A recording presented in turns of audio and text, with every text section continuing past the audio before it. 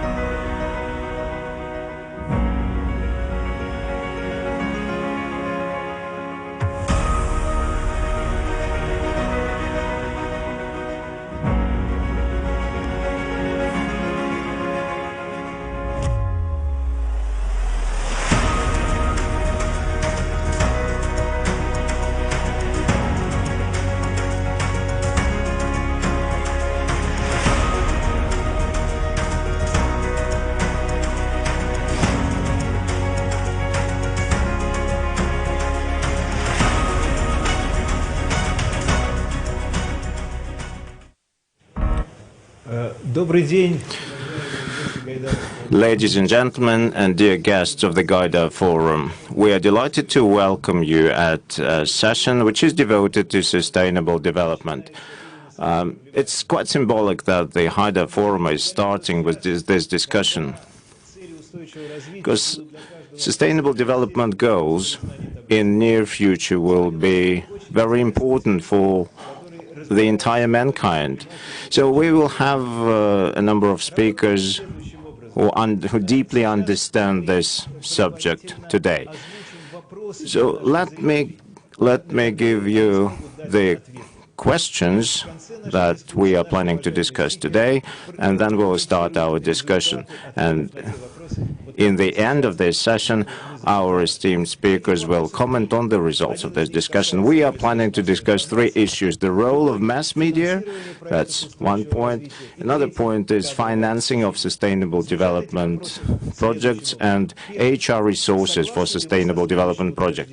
Do you agree with the following statement? We have to enhance the role of mass media in increasing awareness about sustainable development goals in Russia. Many people believe that there is no need to do this because everyone, virtually everyone, knows about sustainable development goals, but probably you have a different opinion on that. Another point, or another question.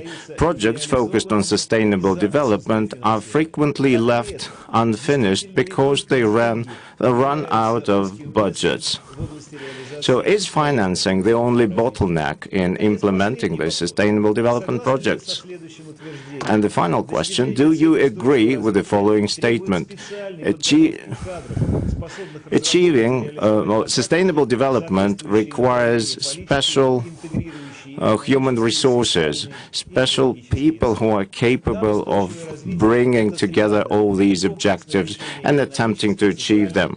Yes, sustainable development is about comprehensive development, and do we need to develop our pools of talented people in order to ensure achievement of these objectives? So please answer these questions online, and we'll start our session now. And I'm delighted to give the floor to the laureate of the Nobel Prize of 2007, Rai Kwon-chun, a professor from South Korea, a person who is doing a great deal in order to make sure that every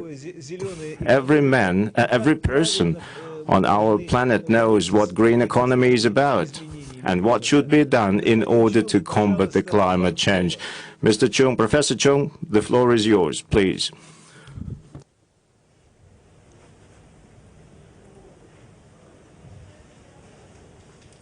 Опа, звук.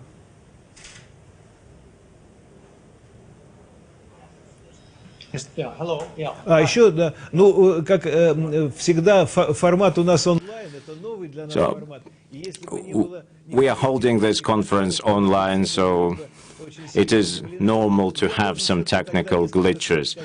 So whilst Mr. Chung, but whilst Professor Chung is getting online now, I would like to say a few words about him. He agreed to assume the post of the head of Sustainable Development section of our academy, and Professor Chung is very highly positioned among academia, and he has visited Russia several times to speak in front of our students.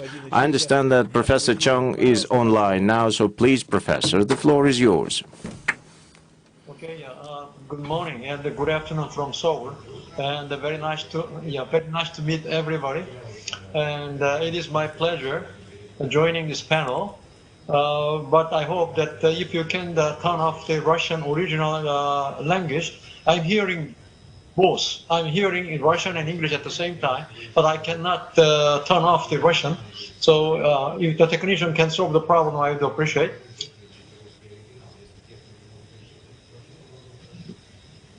Yeah. Okay. So since the time is very short, I will be very brief and directly coming into my main point. There's no question that we are facing climate crisis, and because I don't want to explain about it, because everybody is already feeling it, and all countries are already suffering from climate crisis, including Russia, including Korea, and all other countries around the world. The question is, what is the reaction from the countries around the world? As you have heard from American President-elect Mr. Biden, he already committed for carbon neutrality by 2050. Together with the European Union, Japan, and many other countries are joining this carbon neutrality and net zero 2050 initiative. And the Korean government also announced to join net zero 2050 target, which is a very significant move from the previous positions. Countries have been very reluctant, and they were not very sure, and they were very scared about accepting the carbon neutrality target by 2050. But now the trend, the global trend, is changing. Many of the governments around the world, the major economies around the world, already has chosen to respect carbon neutrality by 2050. Then the question is, what this means for Russian economy as well as some of the developing countries? What will be the impact of this carbon neutrality and net zero 2050 for Russia and other countries? As Russia is an oil and gas exporting country, I think it is a major challenge how Russia can transform itself from fossil fuel energy exporter to new renewable energy or new energy sources around the world. For example, hydrogen will be a new form of new energy that can be supplied from Russia to the countries around the world, because hydrogen is something that Russia can be most competitive in producing within Russia and exporting it, just like the gas Russia has been exporting so far. So this is a very important challenge, technical as well as a financial challenge for Russia. Of course, Russia alone cannot solve the problem. I think it has to be some kind of global arrangement. For example, like Korea or European Union or some other countries can have some kind of agreement to import hydrogen from Russia as a new form of energy. This will be a very important new challenge for all of us around the world. But as my second question is, how we can promote the green growth?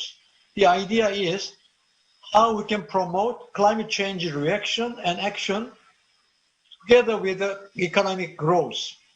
So if I translate this question in the context of carbon neutrality, the question is, we can reframe the question as like this: whether carbon neutrality and the net zero 2050, can it stimulate economic growth of Russia, economic growth of the global economies? The question is whether the answer is, my answer is yes. Carbon neutrality and net zero 2050 can be a new driver of economic growth. Many countries are concerned that carbon neutrality or net zero 2050 might be a big burden for Russia or Korea or European Union, and they are thinking that it might be a damaging economic growth or it will be a huge financial cost. That has been the concern for many of the countries around the world. But it depends on how you look at this. If you look at it from a different angle, it is a new opportunity for economic growth and job creation. So it depends on how you look at it. If you look at it from positive side, it is a new opportunity for investment, new opportunity for technological innovation, and so it can stimulate even employment. So I would like to present the idea that carbon neutrality and the climate crisis is not just a burden and economic cost, but it can open up new opportunity even for Russia to become a new leader of new energy exporter, which can be like hydrogen or the clean energy like solar power, wind power, and even hydraulic power from water using hydraulic dams. So it is presenting a new opportunity not only for other countries but also Russia. Then the question is how we can make this opportunity turn into a reality. Many people are thinking that is it just a matter of money and technology? And many people think that, oh, we don't have money, we don't have technology, so this is very difficult and we cannot make it a reality. In fact, I'm arguing that it's not just a matter of money and technology. It is a matter of policy choice, public policy choice. It's not just a matter of market choice. I don't think a market, the private company, cannot deliver transformation towards a carbon neutrality. It has to be pushed by the public policy from the government. So if the government comes in and create a new policy environment, such as, for example, changing the tax system, fiscal incentive, which means if we provide incentive for hydrogen and renewable energy while we introduce carbon tax, which will make fossil fuel and CO2 emission a lot more expensive and making hydrogen and renewable energy more cheaper. If we have this kind of public policy choice, financial fiscal policy choice, then money and technology will be flowing for new innovation and it will create a new market. So it is not just a matter of money and technology, but it is a matter of public policy choice. But for that, of course, it is not easy because all government are afraid of raising carbon tax because they are afraid of increasing short-term economic burden. This is the problem. The short-term burden might be increasing while the long-term benefit will take time to come true. So there is a time gap between the short-term economic cost and the long-term economic return. So this is the role of the government, how the government can bridge with the financial and the fiscal support so that this time gap can be bridged. And in the meantime, also we have to make the people to understand it, that in a short term or a short period of time, it might make our electricity cost more expensive, or our power bill or heating might be more expensive. as we introduce carbon tax. But in the long run, it will deliver new opportunity for even employment, the new economic growth. So it is the very important point regarding the question of education. Yes, what the main message for education for the people is that simply the message that climate crisis is serious. So we have to do something. I don't think that is enough. That message is not enough. We have to tell our people, we have to pay for the transformation in the short run. And you have to understand it.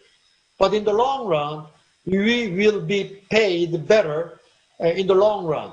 So people have to understand that in order to solve the problem of climate crisis, we have to understand that we have to pay the price in the short run.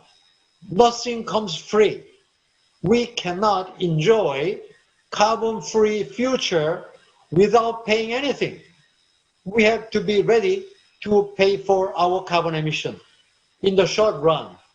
Then later, in the long run, it will create a new future where the new energy sources, new energy economy, like a hydrogen economy, renewable energy economy, will open up new economic growth and a new employment. So we have to make this message clearly understood by the education and by the media to the people to understand it. Also, the industry has to understand it so that they can accept short-term cost and they're ready to pay for it and then work together for a long-term carbon neutrality and carbon-free future. Okay, thank you very much. I will stop here.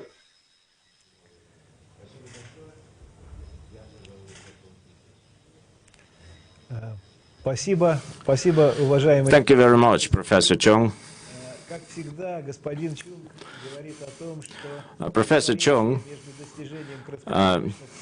keeps mentioning that there is a certain contradiction between the short-term interests and long-term objectives. Winston Churchill once had to ask a question, what is the difference, to answer a question, what is the difference between a politician and a statesman? A politician thinks about the upcoming election, and a statesman thinks about the future generation. And from that perspective, Professor Chung is a statesman, because he always looks deep into the future, and he looks at the long-term perspective.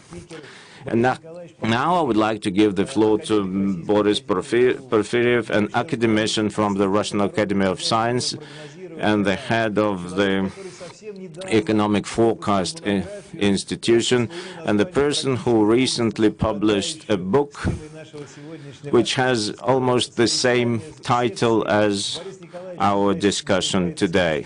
Mr. Porfiriev is a very interesting speaker, and he would share the results of his recent research with us. Please, Mr. Porfiriev, the floor is yours. Dear colleagues, good morning to you all. And we are discussing sustainable development today, and Professor Chung has given a very detailed and a very comprehensive account of how this problem needs to be tackled, and Professor Chung has put this issue in the context of the economic growth and green economy. Sustainable development is a multifaceted issue, and it is not just focused on green technologies. We face a tremendous challenge. I mean the COVID-19 pandemic. And this challenge sets very important problems in front of us. And pandemic has underscored the uncertainty that we had to face all of a sudden. So investors and politicians today, they have to make decisions amid all this uncertainty. So, pandemic poses huge health risks, and the virus keeps mutating, and we know that. And these mutations set new challenges in front of our healthcare institutions. The spread of the virus is the virus keeps spreading. However, we still have questions. We have questions about the data coming from different parts of the world, because we have official statistics published across different countries, and we have data collected in other forms, and these data and these numbers, they do not match, and that means that we need to approach this problem. We need to tackle that from the planning perspective.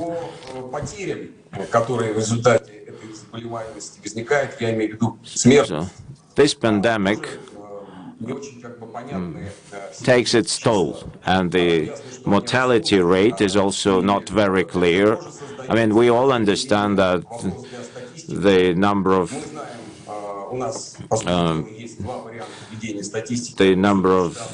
mortal cases is mounting.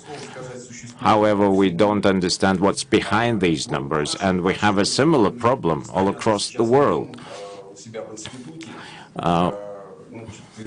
We keep tracking these numbers, and we try to put them into the economic perspective and into the economic context in order to quantify the loss that will be, or the burden that is put on the economy by this pandemic.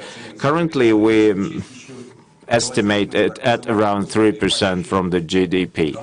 Taking into account the indirect losses, and indirect losses come from the fact that those who recovered from the disease, they do not get back to work immediately. So the total burden of the pandemic is estimated at the rate of 5% of GDP. And the national healthcare systems that are supposed to react to that. They do react as they develop vaccines 4 times as faster as compared to previous times in history. Nevertheless, it brings some more problems. Well, I'm not talking just about the certain restrictions or obstacles such as we face in connection with Sputnik V. But there are other difficulties in a number of countries, as lots of procedures related to the implementation of the vaccine inoculation procedures. All this creates real difficulties for vaccination procedures, and sometimes they're lagging behind. I'm not talking about difficulties related to production. There is another uncertainty, however, related to the solution, whether there should be a lockdown, a total lockdown, or some kind of voluntary restrictions. We, all of us, are aware of the consequences of the first wave. Now we are living through the second wave, which is revealing new contradictions and new challenges. It is clear that these measures have slowed down the economic growth, but there is an opinion that the lockdown will probably contribute to better economic growth in the future, but there are different status in this respect. And as regards the aftermath for the world economy and the national economy, we face an uncertainty in terms of the supply chain on the one hand and the demand for goods and services on the other hand, which is not clear until today. So the aftermath of this uncertainty for the economic policies. First of all, there are certain difficulties in terms of adapting the economy to the current situation. We know that the GDP has dropped compared to the 2008-2009 crisis more than twice, and as for drop in the income, per capita income, 20% drop in Europe, 8% in Russia. But there were certain there was a decline in the living standards during the previous stagnation as well, but we need to deal with this issue somehow so that people could not just recover as fast as possible, but also get back to normal. There are also serious obstacles to economic policies pursued by the governments. In the United States, there's a group of universities who have come out with some calculations. The decision-making process took 27 days in the previous years. Now it's about 50 days. Which has affected the situation adversely and creates uncertainty and lack of confidence among investors. That's why the investment has slowed down as well. And of course, there's a problem of confidence in the governments in certain countries. It is not by chance that they use the term 90%, 95% economy, taking into account what they have in mind, that the growth rates, which will be roughly 5% low compared to what should have been without the pandemic. There are certain difficulties also related to the prospects of development, because there are some kind of accumulated problems, and on the other hand, there are certain challenges that we are facing right now. On the other, so nevertheless, I want to join Ms. Chong's opinion that the general direction of economic policies in conditions of uncertainty is quite clear. Because first of all, the economic problems such as the stagnation, decline in incomes, and so on and so forth, are linked to the same factors: structural and technological backwardness, investments, slower investments, and in these conditions we need a transition to the sustainable development strategy, which is supposed to harmonize all these components. First of all, talking about the development of healthcare and social protection systems, no doubt development of science and education that are supposed to support this, providing strong support for healthcare and medical science, and of course investment in structural and technological upgrade and the economic, which is the economic component of the development. As for the green component, as Dr. Chung has mentioned, I can subscribe to this view, although there are certain, private opinions which we will be able to discuss in further panel discussions. Thank you very much. The subject of investment and the uncertainties among the investors is this focal point in many discussions today. But, well, at least there is a slight hope that we will be able to list these kind of investments among the so-called mandatory investments, when people are sure that this will be related to our security on the whole. So now, talking about investments, let me go over to the next presentation. Mr. Fogel, Vice President of the World Bank for Sustainable Development. And of course, he's will be speaking online. It is a recorded message. We understand that it's night time in Washington, D.C. right now, but anyway, we'll listen to Mr. Fogel, who has a great expertise in the area of sustainable development and food security, which is also connected to the problem of sustainable development. Please, Mr. Fogels. Thank you for inviting me and the World Bank to this very important seminar. Sustainable development is a vital part of what we do at the World Bank. It is essential to our twin goals of eliminating extreme poverty by 2030 and boosting shared prosperity for our client countries around the world. Today I want to focus on climate change, how it affects sustainable development and the urgency of addressing it. I want to look at how Russia can strengthen its climate change leadership globally, and more specifically how Russia's agriculture sector can be adapted to achieve its climate goals while also improving domestic and regional food security. Right now, commitments made by countries under the Paris Agreement, as you all know, are not enough to avoid the worst of the climate crisis. This means that the severe impacts we are already seeing are going to worsen. If we don't act effectively and soon, we estimate that climate change will push at least another 132 million people into poverty over the next 10 years. In Russia, you can already see some of the effects of climate change. Climate change is bringing warmer temperatures and increased dryness. In some cases, and we have seen this, effects may very well be positive. For example, agriculture growing seasons in Russia's northern areas may become longer, are becoming longer, accompanied by higher precipitation. It could bring energy savings during winter and even open new maritime transportation routes. But we I think, also can expect that some of Russia's main crop growing areas in the south will become hotter and drier, driving down yields. As the climate warms and the snows retreat, there is the growing risk of wildfires and permafrost melting. The effects of ecosystem changes are unpredictable and may have severe consequences. Pests and parasites spreading, fires consuming ever larger areas of Russian forests and iconic species and ecosystems under increasing pressure. As more and more economies decarbonize, the demand for carbon-intensive goods will drop. Russia may lose markets for fossil fuels in the short run, but this could also create incentives for the economy's modernization, and we're seeing this already. Russia's challenge is therefore maximizing the potential positive impacts of a changing climate, which is clearly there. Canada and Russia are two key countries where there will be positive, not only negative impacts, while minimizing the challenges to the economy. And if Russia acts now, it can really become one of the global leaders on climate action while realizing important economic benefits. Decarbonization will require the world to undergo transitions in three major areas, everywhere. This is energy transition, transport transformation, transition, and a food system transformation. These transitions will affect every country and have the potential to stimulate innovation, improve productivity, and increase growth in new sectors.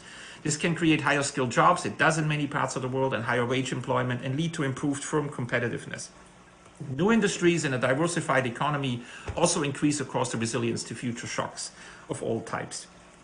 In Russia, one of the sectors that is already transforming due to climate change is the agriculture and food system.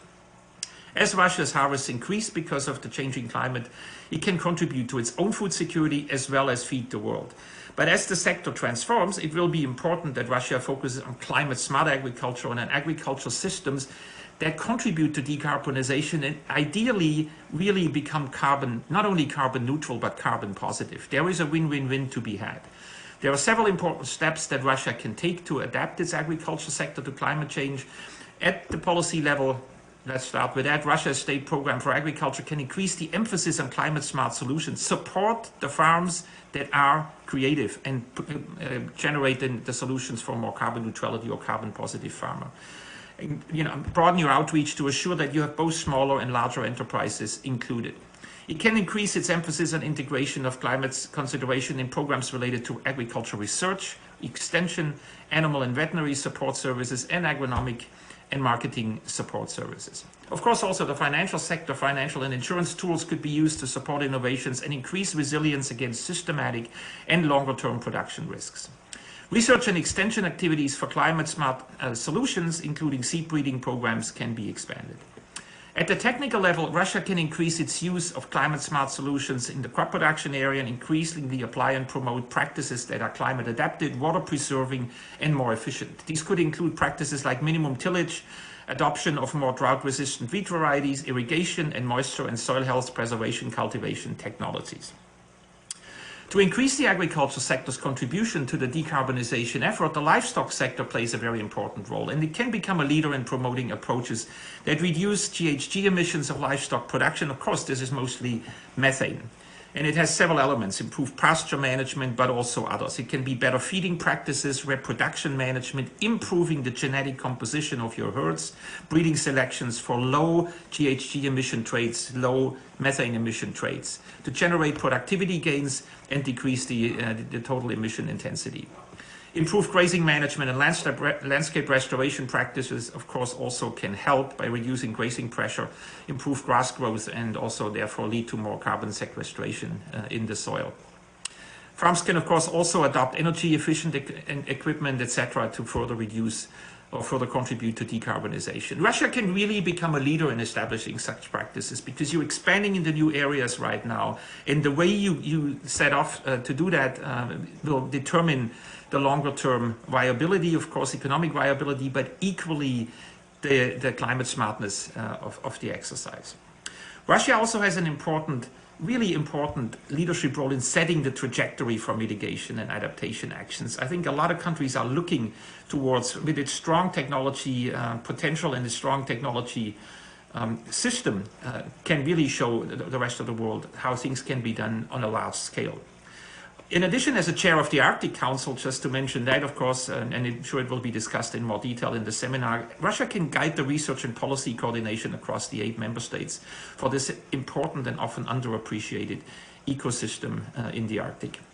As the country with the largest share of the world's forest areas, Russia's leadership is absolutely critical in setting out the vital role of forest management for carbon sequestration and adaptation to climate change. Russia's forests are quite unique, maybe a little bit similar to Canada's, but quite unique. And forests, unlike tropical forests, are not all the same. There are some areas in Russia where different forest management will get better results than others. So this is not a one-size-fits-all in terms of what is the ideal forest management when it comes to climate change, adaptation, and mitigation. And finally, as we said, Russia really has an increasing global role in contributing to global food security, expanding in many of its crops and in the livestock, and this will continue. So I think it's very important for Russia to act now to expand its global leadership on climate, and the long-term benefits for the Russian economy will be very significant, we believe. And Russia will be able to help avoid some of the worst impacts of climate change around the world. We at the World Bank, we stand ready to continue to support Russia to seize the opportunity to develop a vibrant, green, and resilient and more climate smart economy and society. Thank you very much, and good luck with the seminar.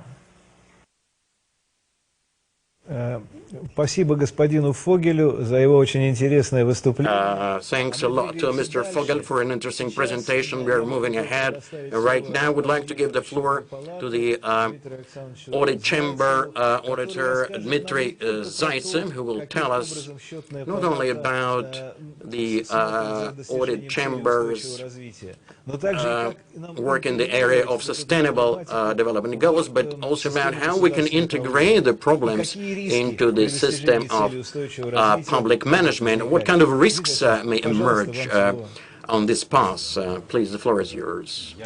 Thank you. Let me start probably with the perfect, with the subject actually, the real prospects and the perfect picture. We are talking that the real prospects are somewhat farther away from us right now due to the pandemic and to the situation in the world right now, but we have to think that the main thing on our agenda until 2030. So I think that the SDGs, among the SDGs, not only the subject of environment protection, but also I think maybe a new approach towards public management, which is yet to take place in all the countries as they pursue this agenda. Unless they do something about this, we won't be able to achieve this ideal, this perfect picture of the world. So we have to talk about a new social contract, social agreement that has now emerged in the context of 2030 agenda. I'm not talking about globalism, but about a new phase in the development of state management. And what is really important at this point is this, as it was declared in the agenda 2030, is the activity of people for people, and of course in the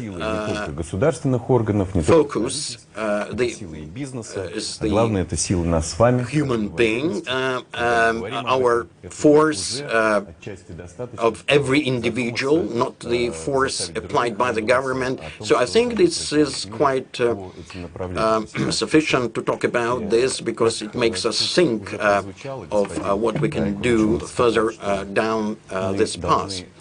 As Mr. Chung has already mentioned, we are supposed to balance and perhaps to sacrifice something in our current consumption, as we know what kind of prospects are in store in the future. So we have to think about the activities of the public administration, I mean the sustainability in their actions and their activities. We have to understand that the people who are ready or who will be sacrificing their consumption habits, the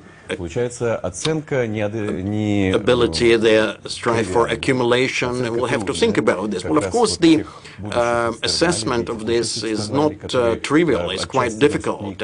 Talking about the external factors of not economic character, rather sociological character. So we try to consider what's going on in terms of public management in the audit chamber, and we see that it's quite hard to evaluate what's going on to the Sustainable Development Goals. Well, first of all, it's a balance-based approach towards everything. So we cannot think of certain problems as the main problems without thinking about how it's going to influence the environmental and other problems. So I think that is what we lack, not only in the Russian Federation, but in many other countries, and there are always some imbalances. The people are centered on the economy, or sometimes they are much too centered around environmental issues. But we tend to forget at this point that sometimes implementation depends on people. The social factor is also has a role to play. So when the governments work on their programs, the implementation of Decree 474 about the national development goals, we understand that the interaction between agencies and the government is not smooth sometimes. But right now, I think we managed to sort it out somehow, to level out. And in December last year, the government issued a lot of regulations regarding the interaction between ministries and agencies. So interaction between different governmental bodies regarding sustainable development is getting more seamless, and this process was spurred by the fact that entire 2020 was focused on analyzing the structure of the state management in the Russian Federation. And the Russian Federation made a report in UN, in the UN in New York, and we have prepared our own report on the implementation of the Sustainable Development Agenda and the mechanisms we have in place in order to foster this development. So there was all stakeholders of the process demonstrated meaningful reaction and demonstrated meaningful efforts, and that helps to reduce the risks that all countries face. And that risk is an organizational one. In many countries, the government formally records the Sustainable Development Goals and commits to Sustainable Development objectives without having the organizational and institutional capacity to deliver against these objectives. We have a similar situation here in Russia, since interaction between different governmental bodies in the context of sustainable development is not seamless yet. So we face an array of risks here, but when it comes to sustainable development, we have to be innovative. We have to resort to non-conventional ways of dealing with things. We have to think about revolutionary ways of doing things. It comes to state governance, it comes to environment, it comes to the civic aspects of these activities. So non-conventional thinking, creativity, being ready to take risks, and public officials are not known for their eagerness to risk. But we need to make a step forward. We need to step up our efforts, and we need to modify our state governance towards that. That's the point. Thank you. Thank you, Mr. Zaitsev. And I think I can invoke a phrase made by the CEO of Coca-Cola once. He said the biggest risk is not doing anything. So I think we need to look into what you just said. And Mr. Zaitsev has focused on achieving the balance in our efforts to achieve sustainable development objectives. But there are different kinds of balances. There is a balance between the civic society, the government, and the business, and the trust that embodies this balance. So let's move on, and I would like to give the floor to Jean-Claude Kleber, who has extensive experience in the area of sustainable development, who knows Russia fairly well, who has been working in Russia for quite a long time. So let's ask him to share his views upon the topic of this discussion. Country for a while, I still murder the Russian language. I don't want to inflict that on you and on the audience. When I looked at the subject of today's discussion, the sustainable development as a realistic goal or as a dream, I was thinking, well, it's not a dream, it's an ambition, and humanity lives of ambition. So you need to set yourself goals that put you under pressure and make you work a little bit harder. And I think that was the idea behind the definition of the 17 Sustainable Development Goals in 2015. I'm not sure that anybody really thought that we would manage to end wars on the planet or reduce hunger to zero within 15 years. But if you don't set yourself a timeline that is ambitious, you will not do anything. And as you just said, the biggest risk is doing nothing. If we take stock now, only 5 years afterwards, 2020, after 2020 is over, we have to see that the results are quite a mixed bag, and it doesn't look that good after 5 years. Last year was the first year, I think, in recent history that the level of poverty on the planet has actually increased. We see food insecurity on the rise, even in developed economies, an effect also of the pandemic. And the pandemic that fell on our heads as sort of nature's way to reinforce the message that maybe we went a little bit far in abusing the planet, is a challenge that was certainly not factored into the timing of achieving the goals. Unfortunately, the last 5 years after 2015 have also coincided with a global moment that saw a pushback against globalization. The globalization and the multilateral cooperation that we would actually need to get where we want to be in 2015. We saw it in some countries where politicians were elected on platforms that were quite nationalistic, egoistic, one country first without naming it. And important international agreements like the Paris Agreement were put on pause. We see now the first signs that this trend might be reversed. I hope that it will work because being realistic and looking back at my experience in government administration, once our governments will see the final bill of the fight against this health and economic and social crisis and figure out that they need to pay for all that was engaged now. It will be very difficult to find additional money for more ambitious targets that involve, say, development aid in regions that are further away.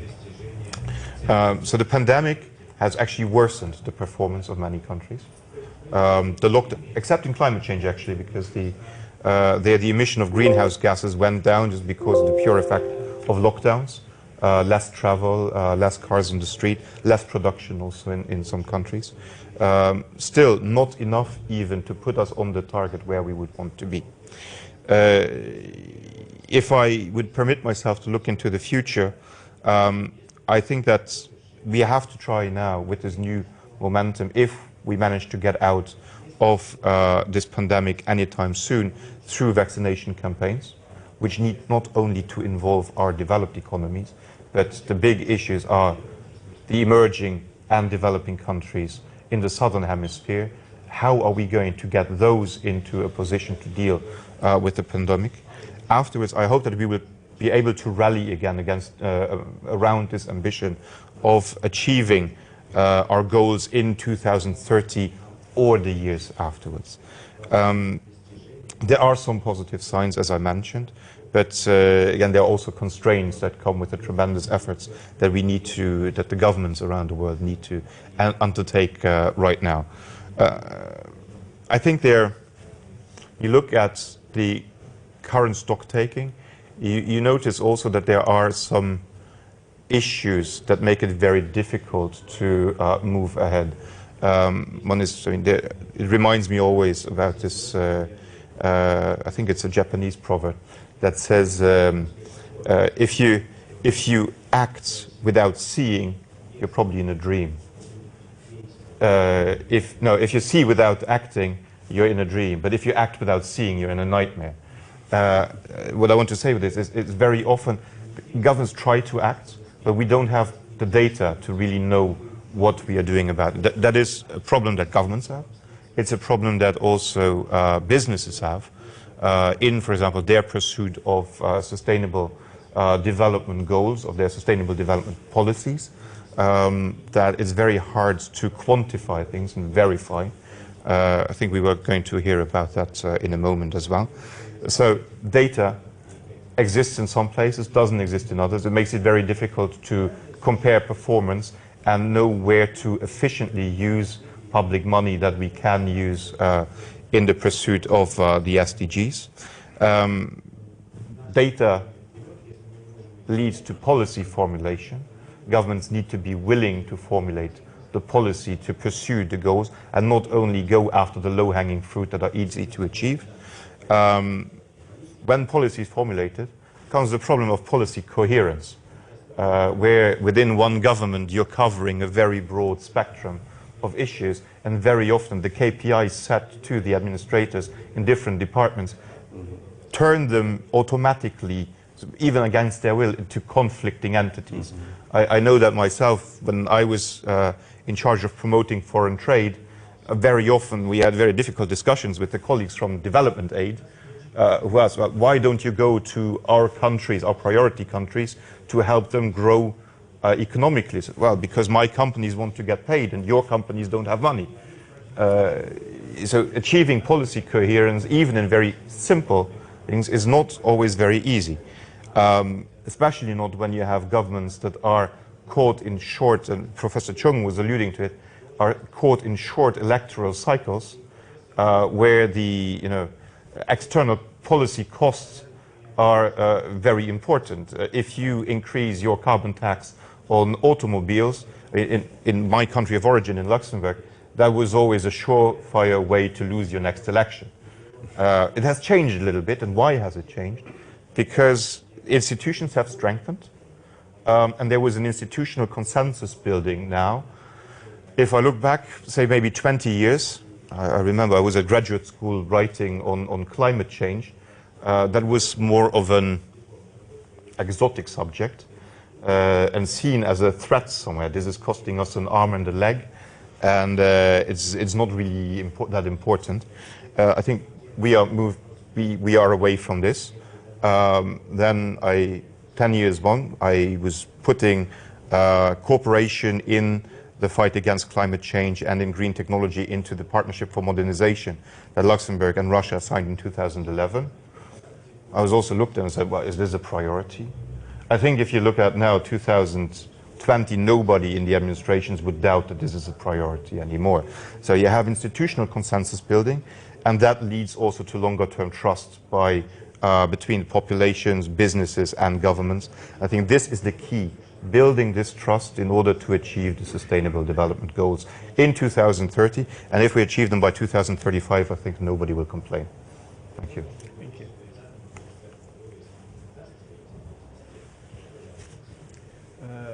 Ну, оптимизм господина Кнебеллера очень хочется разделить. Knebeller's optimism, I'd like to share his optimism, and I think if we can manage to achieve it earlier, that would be even better. So let's continue our discussion. And I find it very easy to moderate this discussion today, because all Russian speakers present here, they're all Dmitris. And our next speaker is Dmitry Grushenkov, who is the General Director of RAEX rating agency. И подчеркиваю, всегда для себя там очень много нового. Пожалуйста, ну поделитесь с нами со всеми, Дмитрий. I tend to read your materials frequently, and I always find a lot of new things in them. So could you please share your view upon this topic? Thank you very much for giving me an opportunity to speak here today. I have been in the rating business for quite a long time. As an analyst, I feel a desire to structure, analyze, to structure things and analyze things. It is not always possible, but nevertheless, I would like to focus on 3 points today. As sad as it is, but there is no ground in Russia to fully implement the Sustainable Development Agenda. And let me explain myself.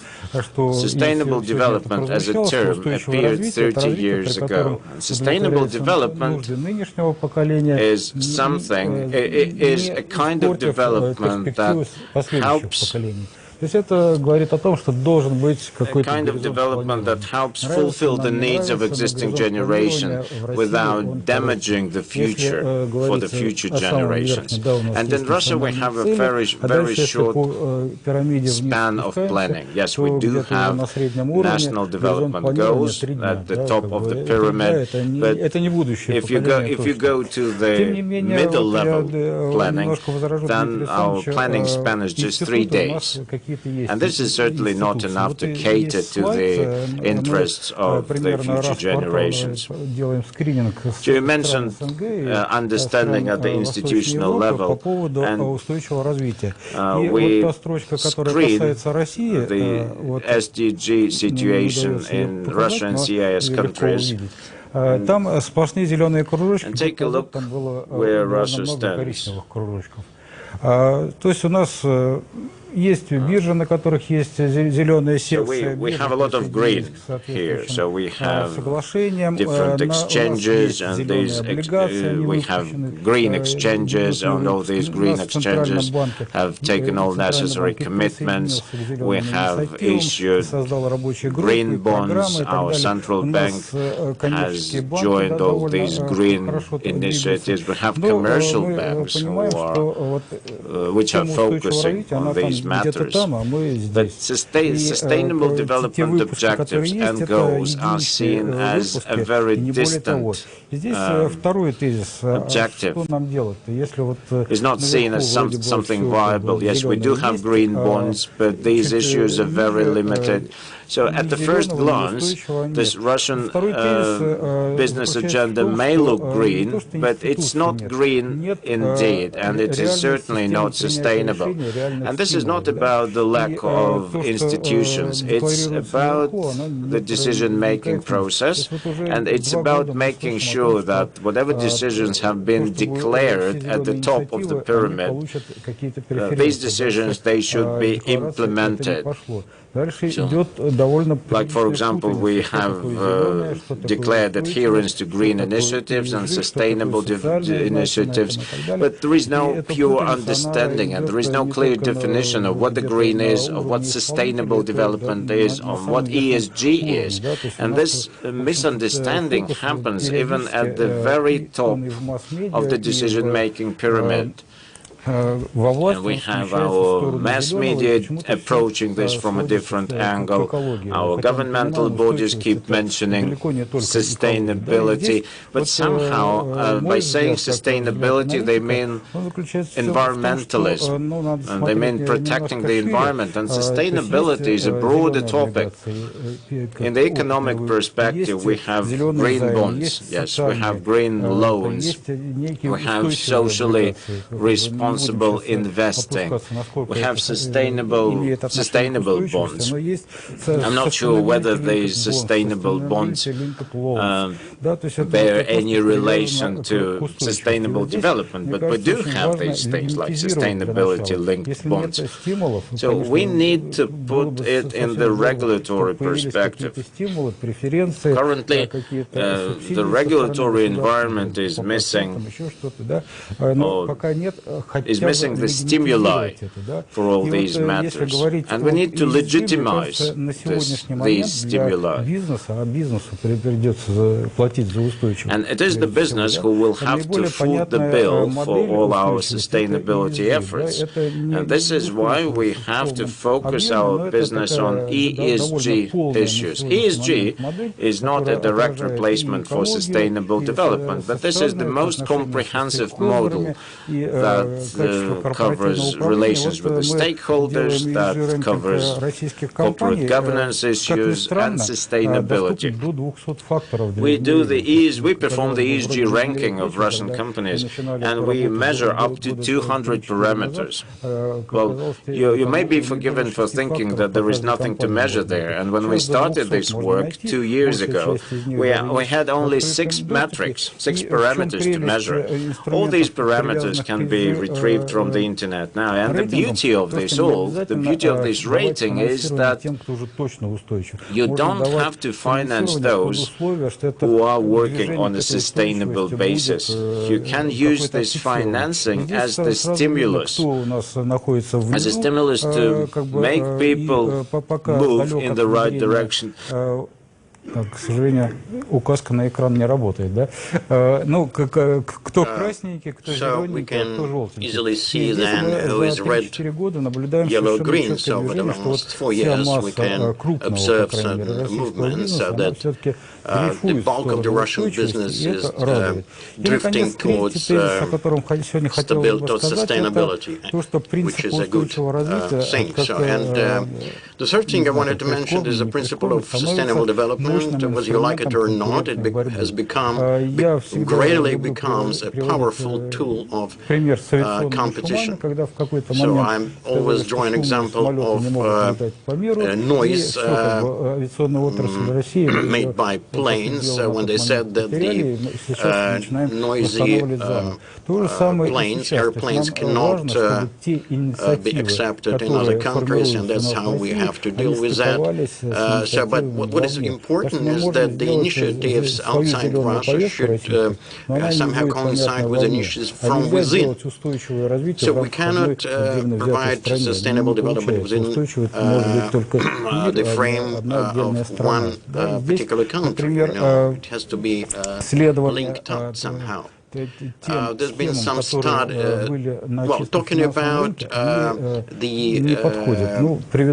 certain schemes, certain layouts on the financial markets. They are not suitable for Russia. We have the Russian fiscal policies, which is somewhat separated from the world policies in this respect. It's quite unique, I should say. There is an agency, a special agency, which is regulating supporting this activity, but as regards sustainability, it does not work here, because there are certain conclusions made for the Russian fiscal organizations do not matter for foreign organizations, because they have different agendas. So we started talking about balances today, but let me say a few words about another type of balance. Reaching a balance using the international parameters, international standards, and of course, there are Russian national interests which have their unique features, But well, perhaps Dmitry number 3 will develop this subject further from the other, in another context. Just a few words. It's a very interesting point right now about institutions. Do you think they are quality institutions or not so? If you look at banks, stock exchanges, insurance companies, we do see that there are certain institutions, but the economists are quite strange people. They can not always agree on basic terms and definitions.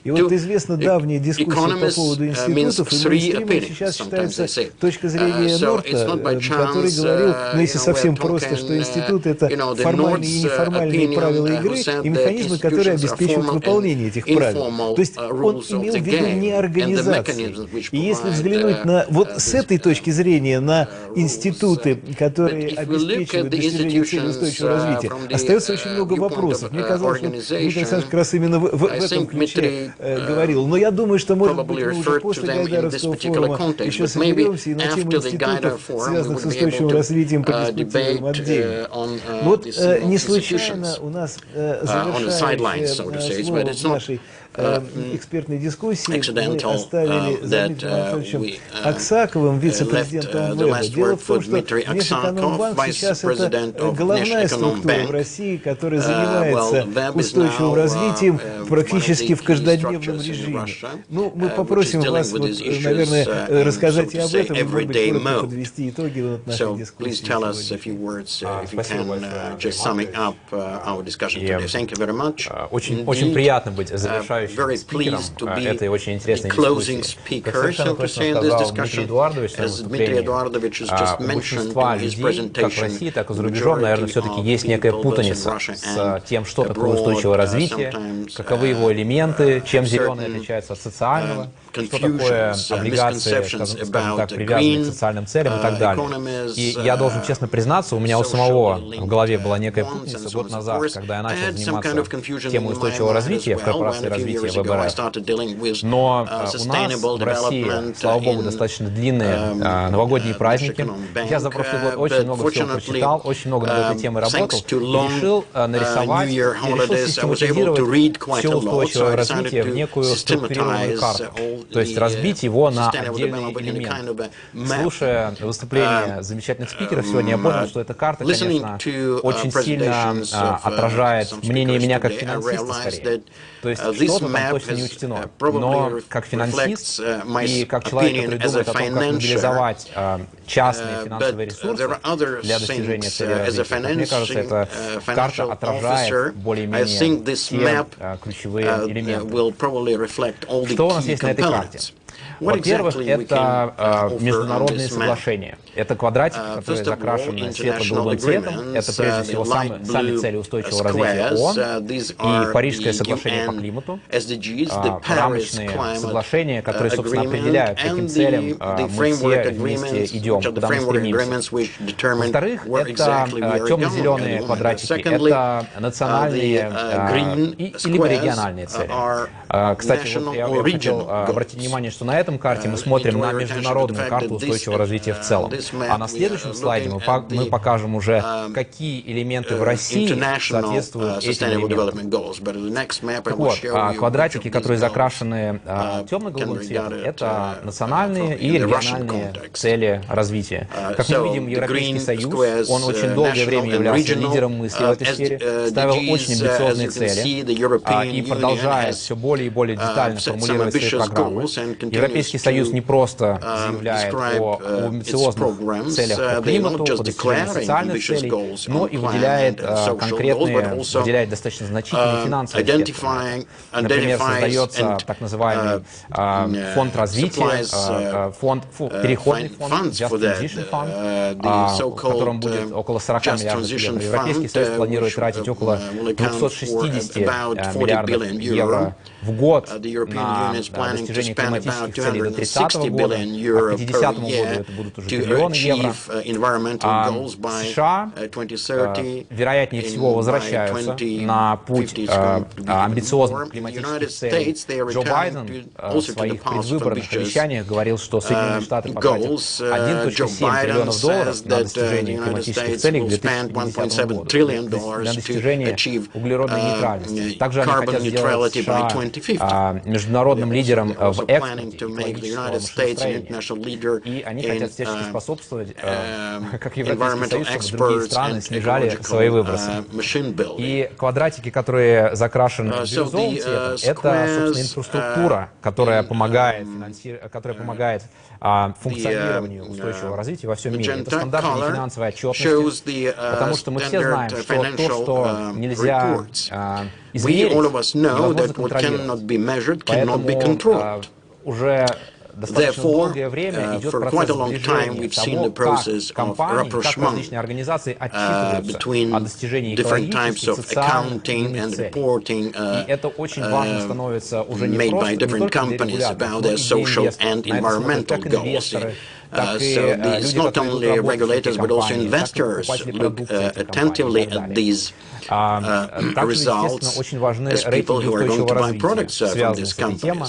Независимые организации, которых стало уже очень много, они оценивают, насколько успешно компании достигают целей устойчивого развития. И это тоже очень важно для инвесторов и для общества в целом.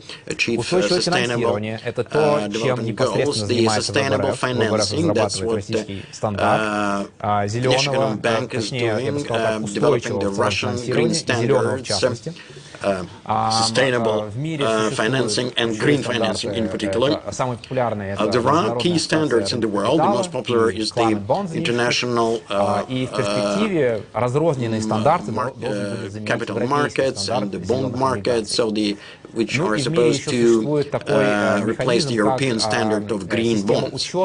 There's also the international system of accounting and trade in carbon components. So the companies which cannot decrease their emissions and but they're planning to go over to new technologies, though they have the right to buy on the international market, continuing their emissions for some time, but they are aware that the screws are tightened every year in this area, and every year it's getting ever more difficult to buy these emissions.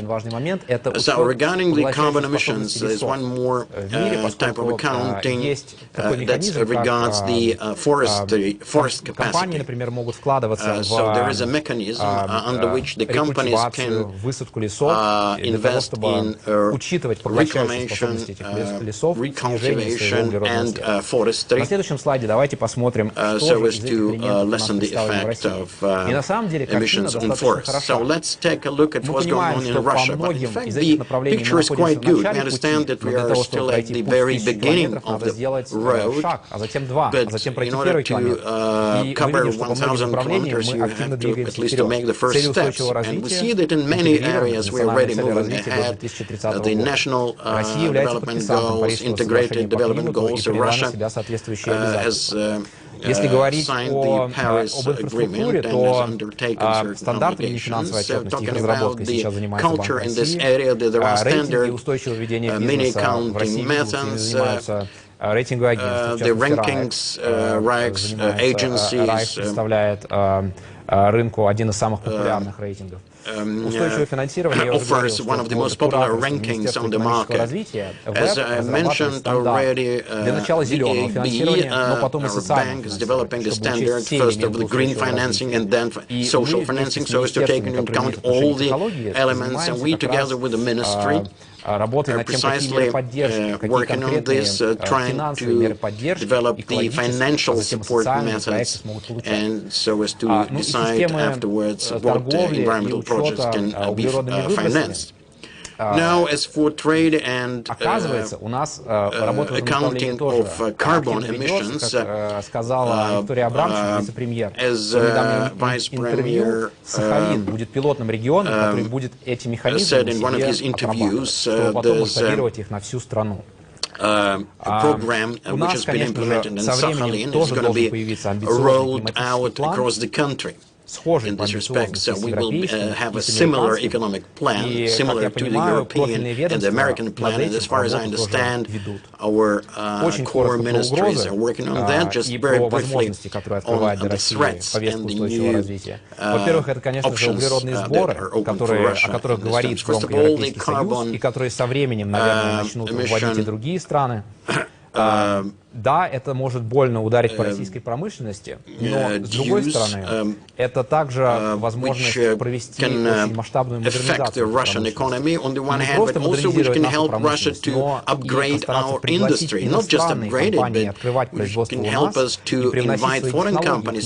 Для этого нам следует создать, конечно же, максимально льготные, максимально привлекательные условия для того, чтобы иностранный капитал приходил в Россию для реализации климатических проектов. И чтобы иностранные компании, the foreign capital to implement this project, so that foreign investors who come here with these projects could account this carbon footprint in their programs. So the second risk, as we see, there are some restrictions in the access to the foreign capital markets. Foreign investors, as I said, they pay a great deal of attention whether they are companies successful in achieving the ESG factors. But many Russian companies are following this route as they try to increase their rankings. Очень много, оказывается, проектов, also, there are quite many projects in Russia which are considered to be quite advanced projects related to the production of goods in low carbon or carbon-free economies, production of plastic decomposition plastics, which is quite an important work for the Russian companies, and the physical risks, the melting of the permafrost, forest fires, pollution of rivers and water reservoirs. But of course, the state is trying to fight this, to do something about this, but we have to do this in a more active manner. The mechanism of green financing, which is now under development in the National Bank, we are expecting that as soon as Russian companies feel more comfortable with the green financing, Russia will be able to attract, to raise about $3 to $3.5 billion per year through the green financing mechanism from the foreign capital markets. And the last slide shows some specific steps, which I have already mentioned. So thank you very much indeed. So we'll be happy to carry on our discussion. Thank you very much. Just remember an old song with the words, we always lack something in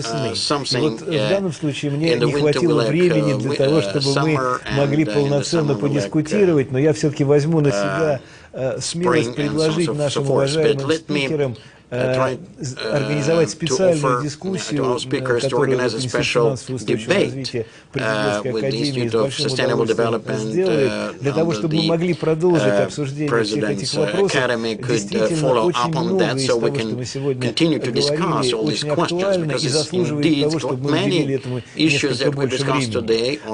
Подводя некоторые итоги сегодняшней нашей экспертной дискуссии, я бы хотел несколько сказать о тех ответах, на вопросы, которые прозвучали. Вот мне их прислали. Там был, напомню, вопрос про СМИ, вопрос про нехватку возможных денег и про необходимость подготовки кадров.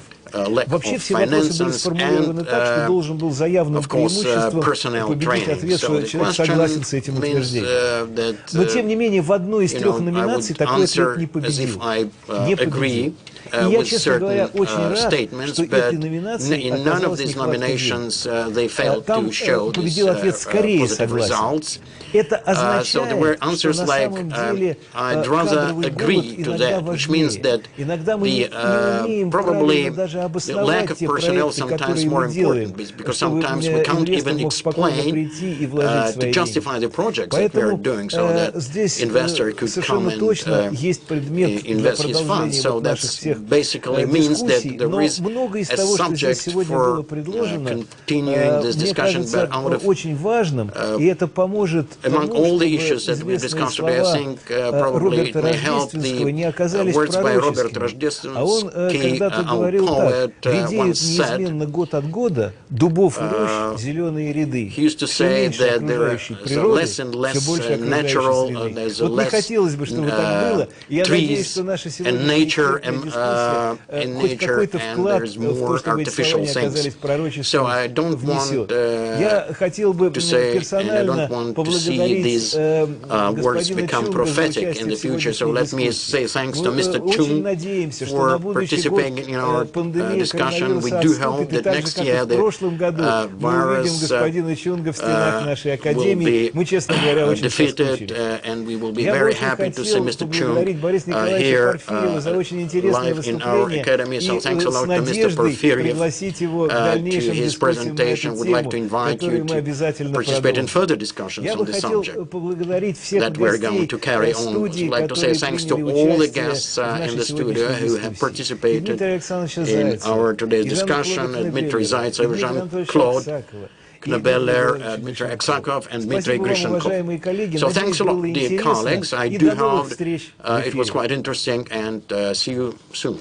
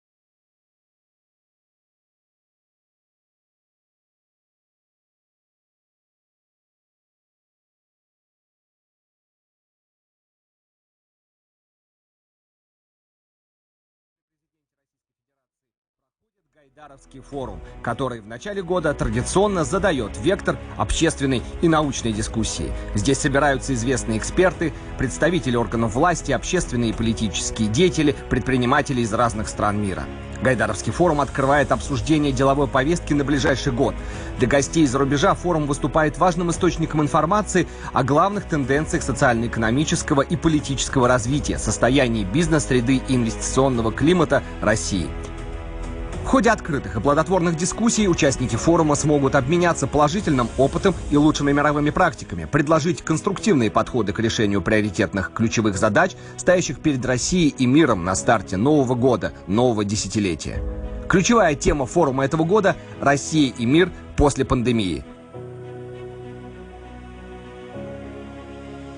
Какие уроки мы извлекли с 2020 года? Что нас ждет после пандемии и как мы можем подготовиться к этим изменениям? Станет ли дистанционная занятость будущей моделью рынка труда? Как ограничения и принятые в условиях пандемии законы повлияют на права и свободы граждан? Кто является реальным бенефициаром пандемии в долгосрочной перспективе, а также глобальные вызовы десятилетия и национальные приоритеты России? Эти и многие другие вопросы будут обсуждаться экспертами форума. Смотрите прямые трансляции 14 и 15 января. «Россия и мир после пандемии». Гайдаровский форум. Не пропустите.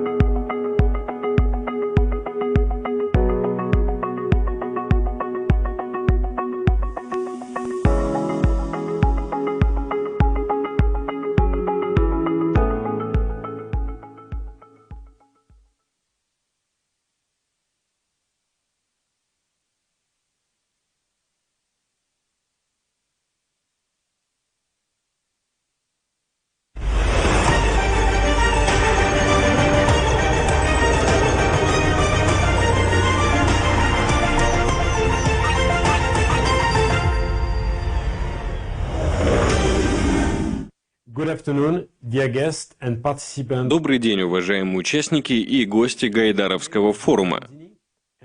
Меня зовут Давид Манзини. Я с декабря 2020 года возглавляю бизнес PepsiCo в России. Для меня большая честь и большая ответственность поделиться опытом и идеями PepsiCo с гостями столь важного стратегического мероприятия. Сегодня мы вместе постараемся погрузиться в немного неожиданную сторону деятельности PepsiCo. Как мы строим работу с местными сельхозпроизводителями, почему это важно для компаний и потребителей, и в чем мы видим перспективы такого сотрудничества. Прежде всего, наверное, стоит ответить на самый популярный вопрос. Какое вообще отношение PepsiCo имеет к сельскому хозяйству? Для многих наша компания ассоциируется прежде всего с газированными и негазированными напитками. Мы действительно являемся одним из глобальных лидеров в производстве и продаже данной категории. Но отличие PepsiCo в том, что наш портфель продукции намного шире. Сама по себе компания PepsiCo появилась 55 лет назад в результате слияния двух совершенно разных бизнесов – напитков в лице The Pepsi Cola Company и закусок в лице Frito-Lay, производителя картофельных и кукурузных снеков. Компания росла и развивалась. Она приобрела ведущего производителя апельсинового сока в США, Тропикана, а также Quaker Oats, производителя различных зерновых продуктов, каш, продуктов для завтрака с более чем 100-летней историей. Сегодня у компании широкий ассортимент продукции, включающий 23 мегабренда, каждый из которых генерирует более $1 миллиарда в розничных продажах. Для производства нам каждый год требуется огромное количество сельскохозяйственного сырья. Это картофель, кукуруза, сахар, растительное масло, мука и многое другое.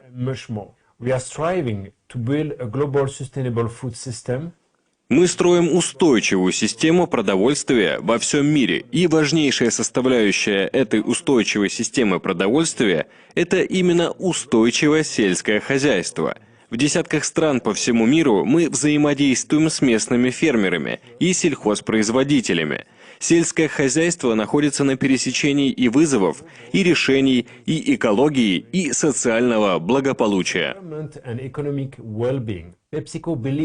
Мы в PepsiCo уверены, что практики устойчивого сельского хозяйства помогут обеспечить растущий одновременно с ростом населения спрос на продукты питания и одновременно помогут сохранить природные ресурсы.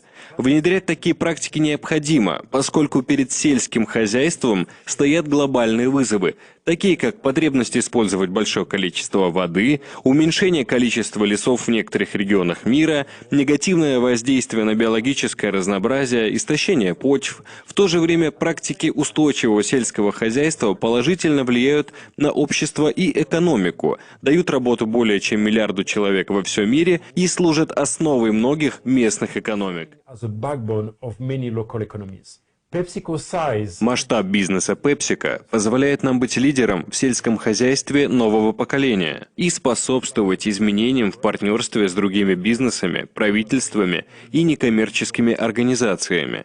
Сделав устойчивое развитие сельского хозяйства своим приоритетом, мы не просто поддерживаем позитивные изменения в обществе, экологии и экономике по всей протяженности своей цепочки поставок, мы тем самым обеспечиваем долгосрочный рост для компании. У нас комплексный подход к сельскому хозяйству. Мы хотим помочь нашим агропартнерам повысить урожайность, улучшить их жизненные стандарты, обеспечить безусловное соблюдение прав человека и при этом построить стабильные поставки сырья. Это часть нашей цели по построению более устойчивой системы продовольствия. У PepsiCo есть глобальная программа по устойчивому развитию сельского хозяйства, и благодаря этой программе мы помогаем своим партнерам, у которых закупаем картофель, кукурузу, зерновые, апельсины и другие материалы, внедрять позитивные изменения в области экологии и при этом развивать бизнес.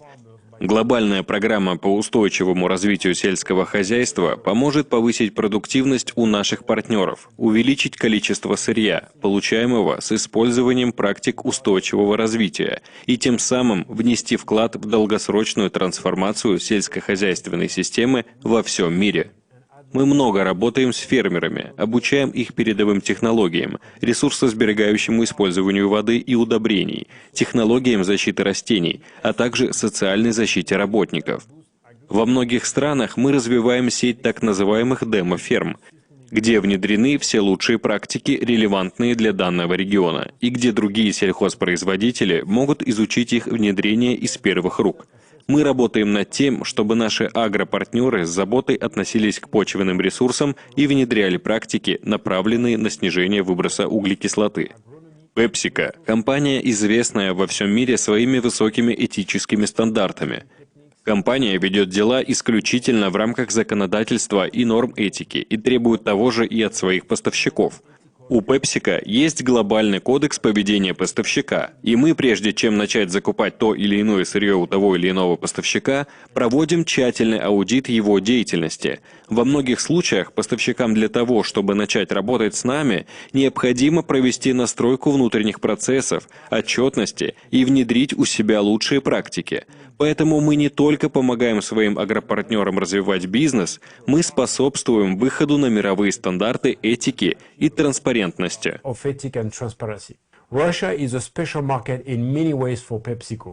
Россия – это особенный во многих отношениях рынок для компании PepsiCo. Наши продукты впервые появились в Москве более 60 лет назад. Во время американской выставки в Сокольниках в июле 1959 года Дон Кендалл, один из руководителей нашей компании, угостил пепси-колой Никиту Сергеевича Хрущева. Советскому лидеру напиток очень понравился. На следующий день фотография Хрущева, пьющего пепси, появилась в газетах всего мира. Спустя 15 лет, в 1974 году, в Новороссийске начался лицензионный розлив Пепси. И мы по праву гордимся тем, что Пепси стала первым западным продуктом, который рекламировался и продавался в СССР. PepsiCo является крупнейшим в России производителем продуктов питания и напитков. Мы производим широкий ассортимент продукции. Это газированные и негазированные напитки, питьевая вода, холодный чай, традиционный квас и морс, картофельные чипсы, сухарики, соки. Но еще одно отличие PepsiCo в России от PepsiCo в других странах мира в том, что здесь мы являемся одним из крупнейших производителей молочной продукции. 10 лет назад состоялась одна из крупнейших сделок на российском рынке, когда PepsiCo приобрела Вимбельдан, и тем самым вошла и закрепилась на рынке молока, молочных продуктов и детского питания.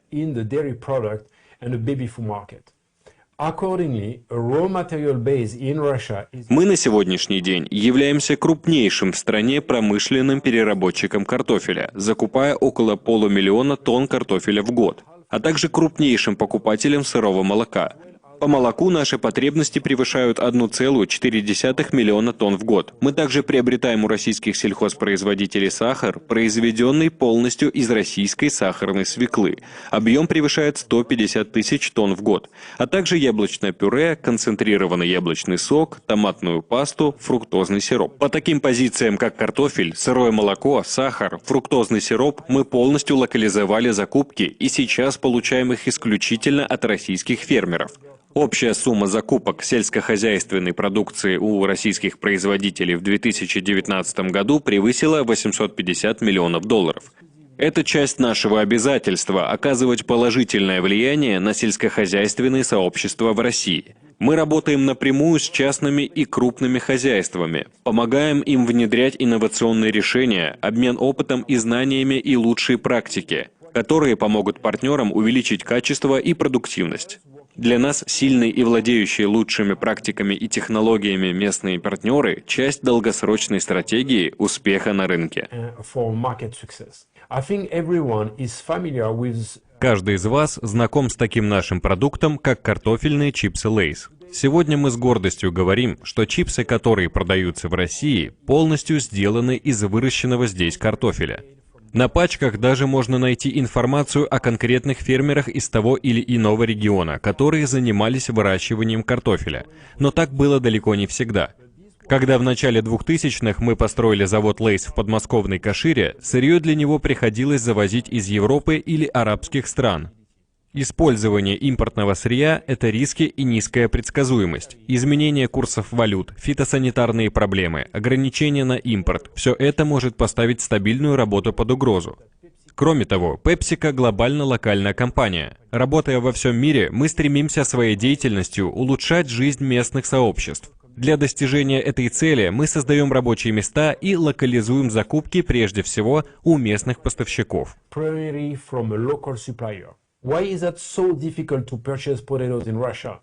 Казалось бы, в чем проблема закупить в России картофель? Ведь это традиционный российский продукт. Однако для производства чипсов обычный столовый картофель не подходит. Для этого используются особые селекционные сорта. В составе картофеля, предназначенного для изготовления чипсов, сахаров должно быть меньше, а крахмала больше. Благодаря большому проценту содержания крахмала, при обжарке картофель впитывает минимальное количество масла. Это не только экономит сырье, но и улучшает вкус картофельных снеков. К тому же структура готовых чипсов получается более плотной, чем и обусловлен их приятный хруст.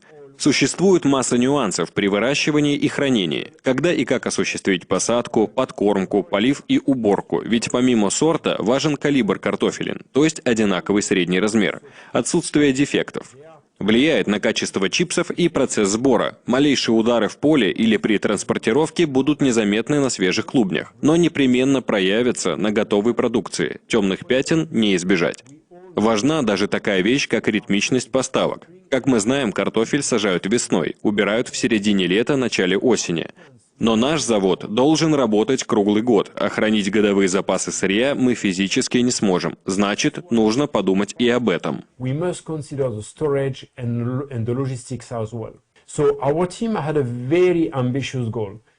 Перед нашей командой стояла амбициозная задача – построить систему взаимодействия с местными фермерами, обеспечив стабильные круглогодичные поставки высококачественного селекционного картофеля таких сортов, которые никто в России на тот момент не выращивал. Первые экспериментальные посадки начались еще до запуска завода в Кашире. Это тоже одно из преимуществ PepsiCo. Мы давно работаем в России и планируем свою деятельность тоже на многие годы вперед. Агроотделу пришлось все начинать с нуля. Мы пригласили британских и голландских специалистов, посадили в Московской области в 1998 году первый участок. И с этого момента началась огромная работа по выращиванию картофеля, соответствующего требованиям стандартов качества для его переработки на чипсы и созданию базы локальных поставщиков.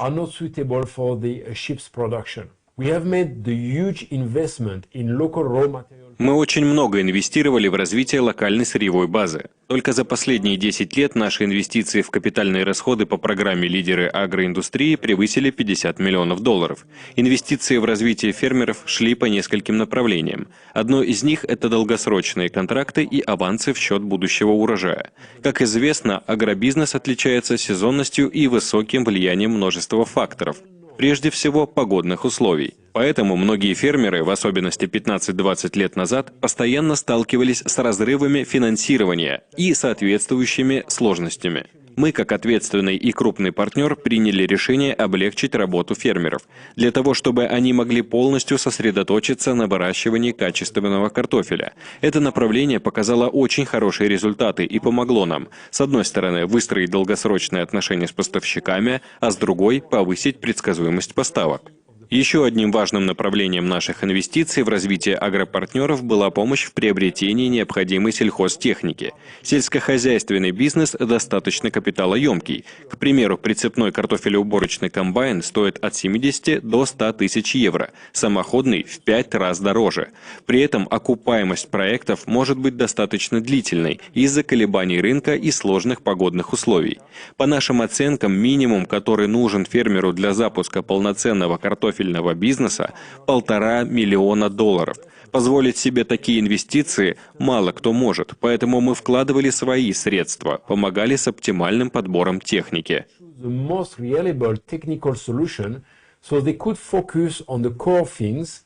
Хранение урожая является не менее важным, чем процесс выращивания. Большие потери чаще всего происходят именно на этапах транспортировки и межсезонного хранения. Картофель, хоть и считается простым продуктом, весьма требователен к условиям хранения и даже капризен. А сортовой чипсовый картофель особенно. Нам нужно было научить своих партнеров не только выращивать новые для них сорта, но и правильно их сохранять и минимизировать потери. Современные овощехранилища с системой правильного хранения – это тоже высокотехнологичные системы, и они тоже стоят очень недешево. Построить и оборудовать картофелехранилище более $1,5 миллиона.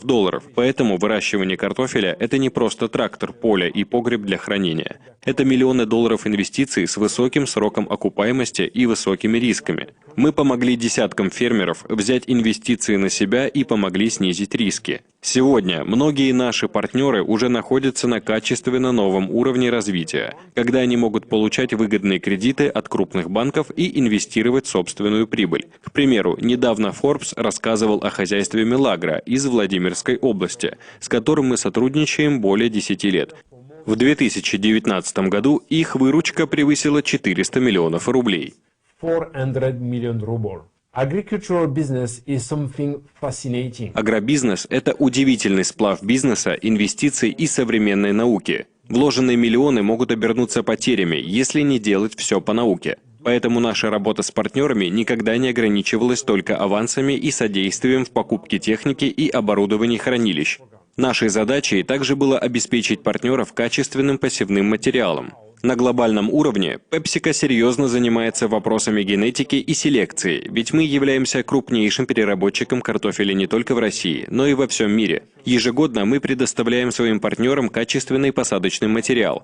При этом мы также вели работу по локализации семенной базы, и я рад сообщить, что с 2018 года семенной материал также практически полностью выращивается в России. Это огромный прорыв. Еще одно из наших ноу-хау – это наличие собственной команды полевых агрономов, получивших серьезную теоретическую и практическую подготовку в России и за рубежом. В течение всего полевого сезона наши агрокоманды находятся в поле вместе с нашими фермерами-партнерами, оказывают им консультационную поддержку и являются связующим звеном между поставщиками и производством. В межсезонье они помогают правильно организовать хранение, снизить потери и обеспечить стабильное качество. Мы постоянно проводим для партнеров обучающие семинары и мастер-классы. Конечно, в 2020 году пришлось из соображений безопасности перенести их в онлайн-формат, чтобы делиться лучшими практиками и отвечать на возникающие вопросы. В результате постоянной консультативной помощи работающие с нами фермеры получают урожайность, существенно превышающую среднюю по стране.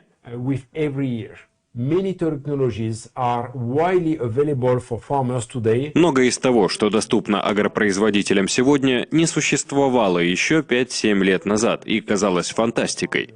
Например, сегодня наши российские агропартнеры используют дроны для контроля полей, спутниковый мониторинг, системы искусственного интеллекта для анализа состояния почвы и расчета ирригации и удобрений. В разы повысилась точность прогнозирования урожайности и анализа состояния посевов. В Европе и в России мы начали внедрение программы Crop Track, которая поможет нашим партнерам существенно увеличить точность прогнозов и сократить текущие расходы на выращивание. К 2016 году мы достигли полной локализации закупок чипсового картофеля в России. В 2020 году мы закупили у российских сельхозпроизводителей почти 500 000 тонн картофеля. Мы работаем с более чем 50 фермеров в 15 регионах страны, и это количество будет расти. Мы уже очень многого достигли. Достаточно сказать, что Каширский завод Лейс в Московской области – это крупнейший чипсовый завод PepsiCo во всем мире. За время существования нашей агропрограммы мы увеличили объемы выращиваемого в России картофеля более чем в 100 раз, но развитие продолжается. Несмотря на все сложности 2020 года, мы начали инвестиционный проект в Новосибирске. Там будет построен завод по производству снеков стоимостью более 12 миллиардов рублей. Естественно, для него потребуется сырьевая база, и мы уже начали взаимодействовать с местными сельхозпроизводителями. Пригласили их в Каширу. Они смогли посетить наши партнерские хозяйства в центре и на юге России. Они начали тестовые посадки картофеля. Работа в Сибири будет во многом более сложной из-за суровых климатических условий. Нужно будет организовать посев и уборку урожая в очень сжатые сроки, когда позволяет природа. Это потребует больше работы и с нашей стороны, и со стороны наших партнеров. Мы постоянно внедряем лучшие глобальные практики в России, и одна из них – это построение безотходной цепочки поставок. В Турции и Великобритании мы начали пилотные проекты по использованию отходов картофеля для производства минерально-органических удобрений и рассматриваем возможности масштабирования этого проекта в России. Кроме того, идет серьезная работа по внедрению практик устойчивого земледелия. В 2020 году мы завершили последний аудит наших картофелеводов и ждем финального одобрения всей базы поставщиков России на соответствие практикам устойчивого развития в рамках глобальной цели PepsiCo.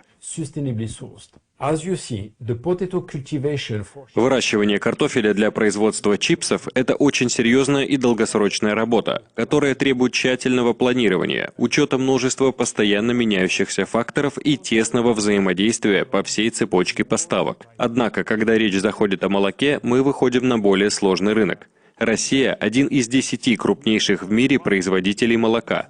Мы гордимся тем, что наша компания помогла развитию этого рынка. 20 лет назад на большинстве молочных ферм не было современного доильного и охлаждающего оборудования, и фермерам было сложно достичь качества и эффективности. Еще до того, как Вимбельдан стал частью PepsiCo, в компании действовала программа «Молочные реки», в рамках которой выстраивалось долгосрочное взаимодействие с поставщиками. В молочном животноводстве до запуска программы государственных субсидий существовали сложности с инвестиционным капиталом. Компания, как один из крупнейших игроков рынка, взяла на себя финансирование и развитие своих поставщиков. Им оказывалось содействие в операционном лизинге доильного и охлаждающего оборудования с возможностью последующего выкупа. В результате внедрения современных технологий наши партнеры смогли снизить потери, повысить качество продукта, а также уменьшить количество выброса углекислых газов благодаря более эффективной логистике.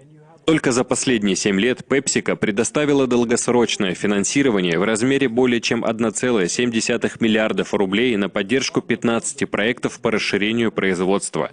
Благодаря этому поставки выросли на 200 тонн качественного молока в сутки. Наша компания на сегодняшний день является крупнейшим в стране покупателем сырого молока. В 2020 году мы приобрели более 1,4 миллиона тонн. Поставки идут более чем со 170 хозяйств из 29 регионов. При этом требования к качеству сырого молока у нас очень строгие. Уже более 10 лет мы реализуем совместно с нашими поставщиками программу по повышению качества входного молока. В рамках этой программы мы проводим аудит и консалтинг наших партнеров с тем, чтобы поставляемое сырье полностью соответствовало нашим стандартам качества, а деятельность поставщиков – требованиям глобального кодекса PepsiCo. Важной частью нашей работы с поставщиками сырого молока являются обучающие программы. В них за эти годы приняло участие уже более 4500 представителей молочных ферм. В 2013 году мы провели совместный проект с Корнельским университетом, чтобы наши поставщики могли осваивать также и международный опыт. Не менее важным является наш постоянный фокус на внедрение практик устойчивого развития. В молочном бизнесе предстоит сделать очень многое. Сейчас в штате компании появились менеджеры по внедрению практик устойчивого развития в молочном сегменте. Мы также начали взаимодействовать с правительственными, неправительственными и академическими организациями для того, чтобы разработать и внедрить в России индустриальные стандарты благополучия животных на фермах и управления здоровьем стада. Это очень важная работа, которая будет реализована в течение нескольких последующих лет.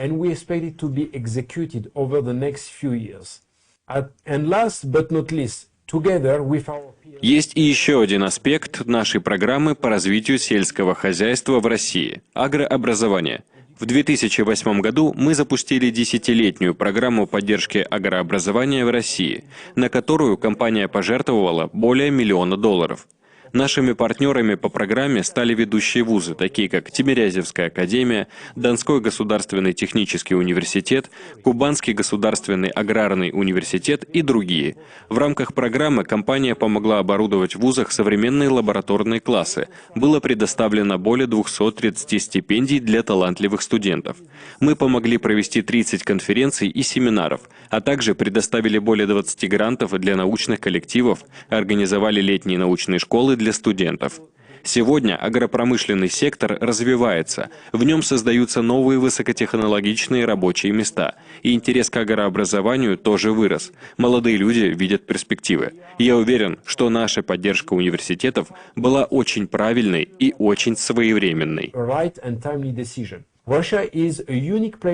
Россия – уникальная страна во многих отношениях. Это не только многовековая история и богатейшая культура. Несмотря на сложные климатические условия, Россия является одной из ведущих сельскохозяйственных держав. У России есть множество преимуществ, которые позволяют наращивать лидерство. Например, такие как 123 миллиона гектаров пахотных земель, наличие огромных водных ресурсов. В стране работает более 36 тысяч сельскохозяйственных предприятий и более 175 тысяч частных фермеров.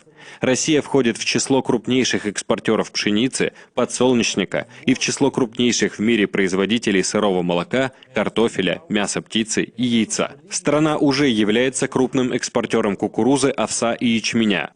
Мы видим, что развитие сельскохозяйственного сектора было и остается одним из приоритетов для государства. В стране созданы благоприятные условия для развития агропромышленности. При этом внедрение практик устойчивого сельского хозяйства в России пока еще имеет огромный потенциал для роста и развития. И мы видим, что должны сыграть в этом свою важную роль.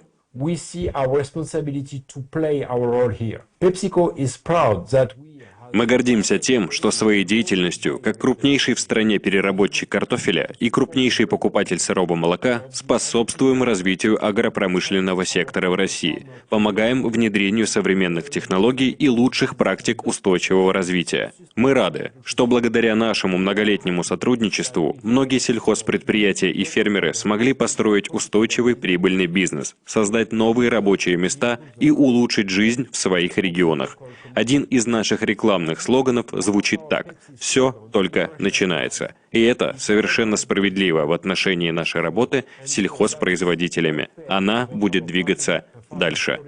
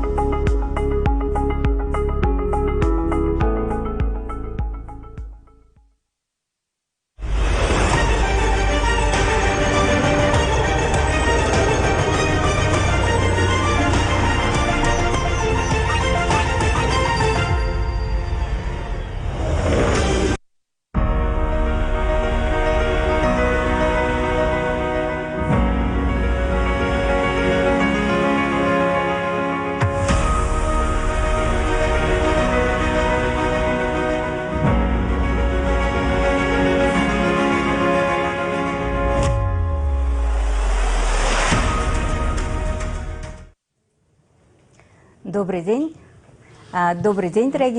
afternoon, ladies and gentlemen, and dear colleagues.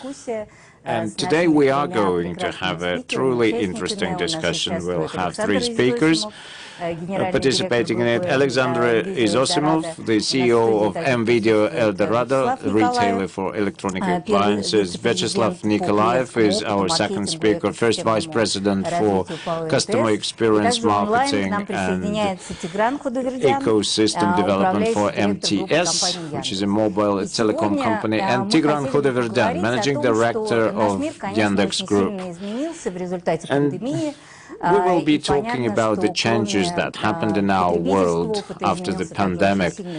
Customer experience has changed considerably. Business experience is changing as well. And one of the considerable factors of this change is the economic recession. But some companies, I think, stand to benefit from this process. So let's talk today about whether there are real beneficiaries of this process, or is this entire online thing a complete bubble?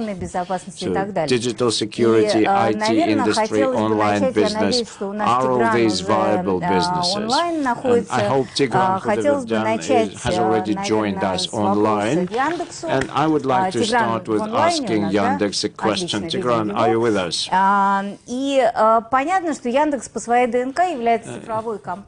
Yandex is a digital company. It's in its DNA, and we have witnessed active development of Yandex business and an increasing number of services provided by Yandex. Tigran, do you think this is a long-term change, or do you think it's just a bubble? So once we get back to normal, this bubble will be popped. What do you think about it? Hello to you all, ladies and gentlemen, and thank you very much for asking such an interesting question. We asked ourselves the same question back in February and March, so right at the point when this pandemic started. At that point in time, we saw an explosive growth for delivery services, and explosive growth for demand for the content. Now we are looking back, putting 2020 behind ourselves. We are looking back at the processes and trends which could be defined in the world for the last 5 years. Online cinemas, online entertainment system, digital trade, e-commerce, all these things gradually made their way into our world, and consumption of all these services grew substantially. People are consuming more content in the online fashion. People are buying more things in the internet now. So I think that the demand growth has accelerated dramatically. It's like packing all the development that was supposed to happen in 5 or 8 years into 1 year, and we have already lived through this year. This year has substantially changed our habits. It has substantially changed the demand from the public for the services and for the services of the digital nature. And all these things happened during the previous year. And if we view this development as a supercharged process, then of course we would say that this is not a bubble. Consumer experience has changed substantially. People are buying a lot more things on the internet. People are buying food on the internet and getting it delivered. This is the experience that we all went through, and this experience is here to stay.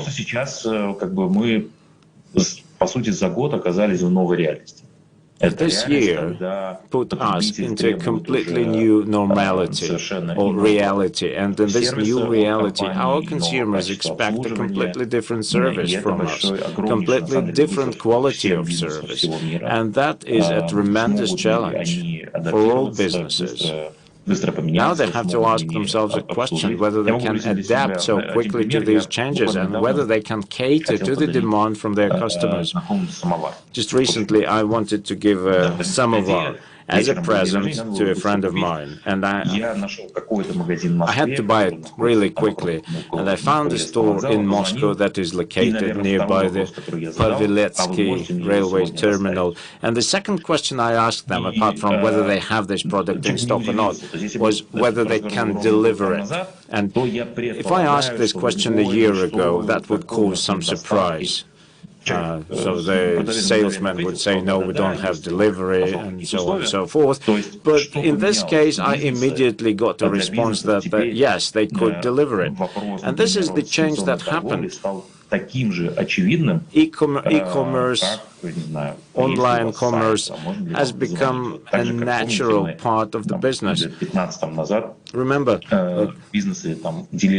15 years ago, businesses were mainly split into two categories: those companies who had a website and those who didn't.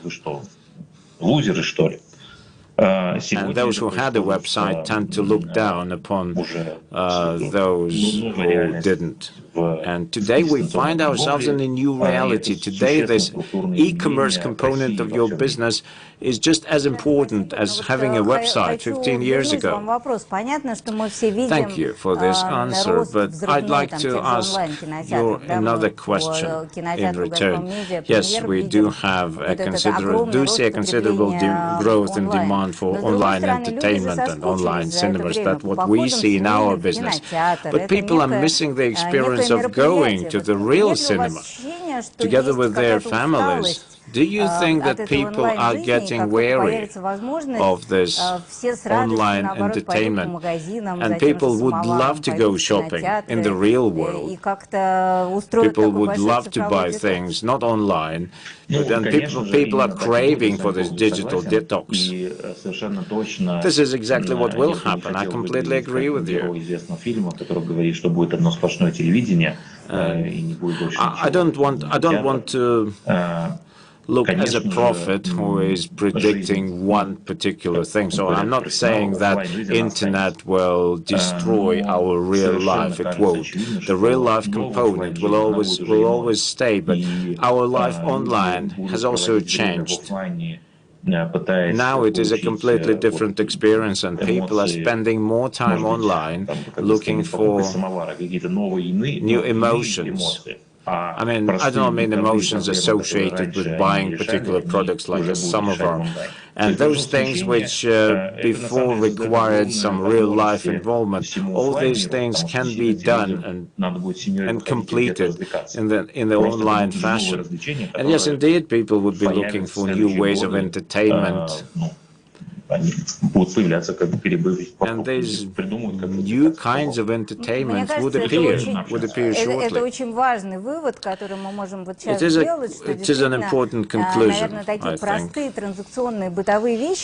These simple transactional things will be completed more and more in the online fashion, whereas emotions and customer experience, these are those things which are valued by our customers. And the offline segment. Спасибо большое, Тигран. Мы тогда дальше. Я хотела бы задать вопрос Александру. Thank you, Tigran. I would like to ask another question to Alexander Izosimov. You have tremendous experience in B2B and B2C sectors. So you have already been working in this area for 4 months. But given all the complications limitations that you faced. It's quite a long time already. Now you're the head of El Dorado. It's an electronic retailer which has a lot of brick-and-mortar stores across the country, and it is currently fighting for the leadership in the sector. Do you think the pandemic has dramatically affected the retail landscape in the country? And what business process do you think are there to stay with us in the new normality? And do you think the changed customer experience and economy of impressions would affect your offline business? I think I would agree with Tigran. I'm thinking about the following metaphor. Like, in the cinema, we sometimes see a kind of a trick when a person is walking down the street, then all of a sudden this walk is accelerated and this person finds him or herself in a different place. This is exactly what happened with our business. It was not a revolutionary change. It is a more intensive evolution. I don't think that we will switch to online completely. No, we won't. There will be a portion which would require real-life involvement, customer experience, and this customer experience would to a certain extent define what our customers do online. A lot of our customers have migrated to the internet, and the number of these customers has increased dramatically when we had to close our stores because of the pandemic. After we reopened, the number of shoppers in our brick-and-mortar stores started to pick up, but we have kept our online share of business. And online sales in our business currently account for 60% of sales. However, the lines, a greater share of customers who bought our products online, they also came to our stores. Because I think they wanted to get some piece of advice from our shop assistants, and we are selling quite costly products, so customers do want somebody to consult them about this purchase. We have 1 billion customers visiting our website a year, and 150 million customers coming to our brick-and-mortar stores. So this brick-and-mortar segment is a vital part of our business, and we'll keep investing in its development. And yes, indeed, there's some transactional business would go online, but other purchases which require substantial real-life involvement will still be made offline. There is another point. Are these changes economically viable? Of course, when we face a crisis, we had to take extraordinary measures in order to tackle this crisis. But whether these changes could be turned into a sustainable business model, that remains to be seen. Whether many retailers can cope with their commitment to deliver in 2 hours after an order. 90% of our sales come from the stock, from the in-store stock. So this is why we can easily ensure that you can get your purchase 2 hours after you make your order. New players will struggle with building the same logistics structure. It will be cost prohibitive. So new players will keep looking for ways to settle in the offline. But we have grown, mostly in the offline segment, and now we are making our way into the online segment. So we are changing our model. We will become a hybrid business. So we will reap the benefits of online search that our customers are doing, and we'll keep the benefit of our brick-and-mortar stores, including the cost benefit of this. Amazon, if I'm not mistaken, is also making its way into the offline segment. Do you think it is easier for a digital player to start offline business or other way around? It's a very difficult question. I think it depends on the category or on the sector in which you would like to trade. Amazon is doing a lot of pilot projects with offline retail, like Amazon Go. These are the stores where they do not have people or shop assistants. You just walk in, grab what you want and go.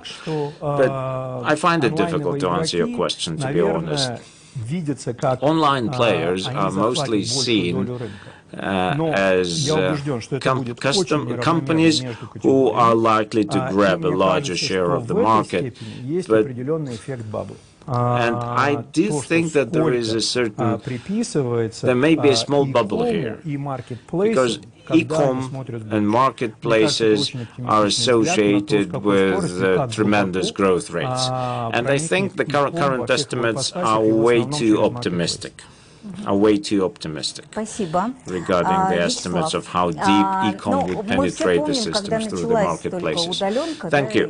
Vyacheslav, we all remember the time when lockdown was imposed and all telecom operators all of a sudden faced the need to cope with a lot of traffic.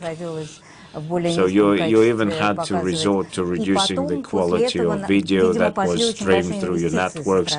And I guess you had to invest considerable amount into expanding your capacity to transmit data. And this investment was made in hope of getting future dividends from that.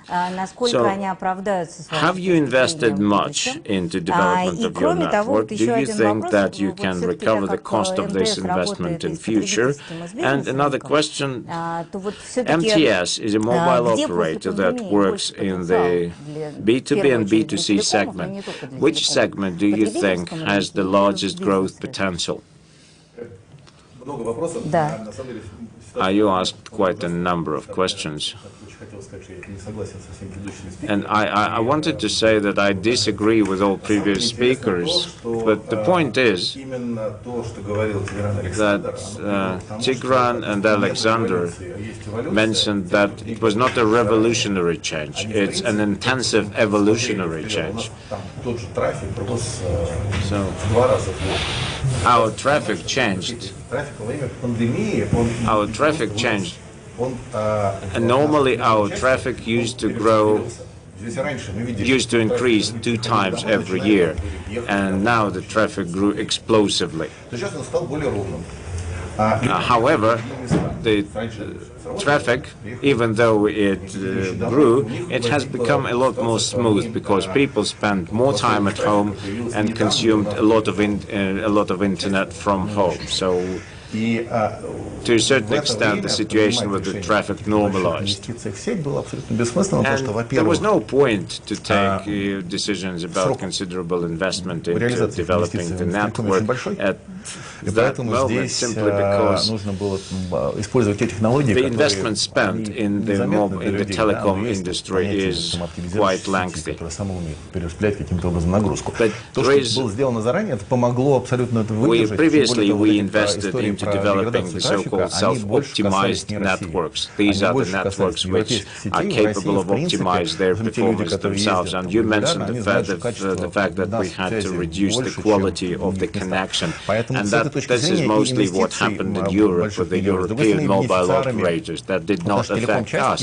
So we did not have to invest much into our networks at that point in time. And who benefited from the pandemic? I mean, if the word benefit is the right word to be used in that situation, well, I think mobile operators or telecom operators have not benefited a lot from this pandemic. And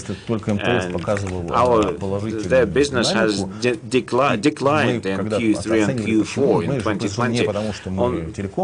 Our business was growing actually, but that growth was determined by previously made investments and by the efforts that we previously invested into other areas of our ecosystem, including the entertainment segment.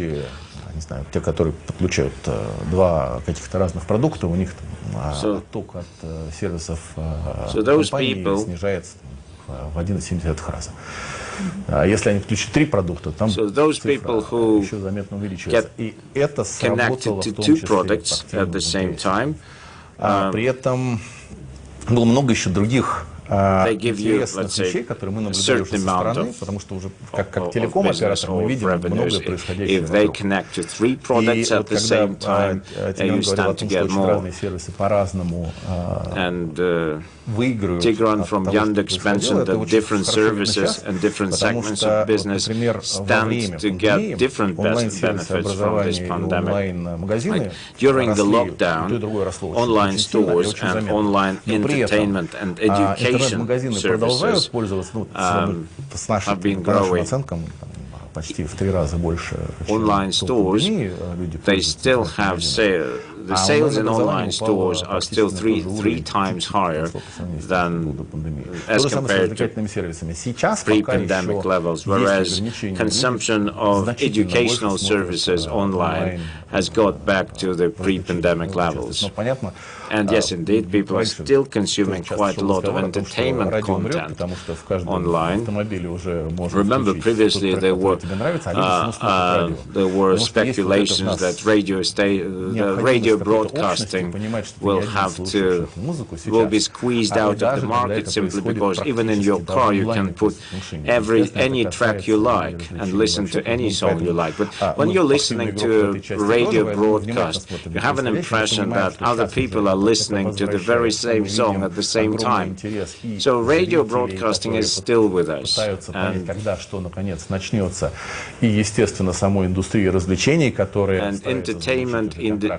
entertainment industry and players in the entertainment sectors, in the entertainment sector are currently signing new contracts for radio broadcast, including radio broadcasting.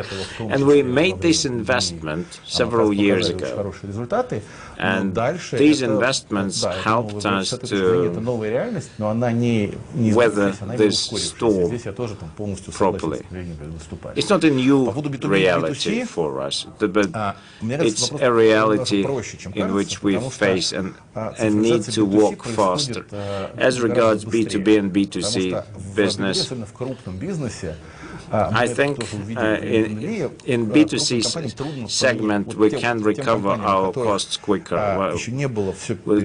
In B2B segment we have big companies who are our partners who struggle with transforming their business in the digital perspective. Yes, they started doing certain things electronically.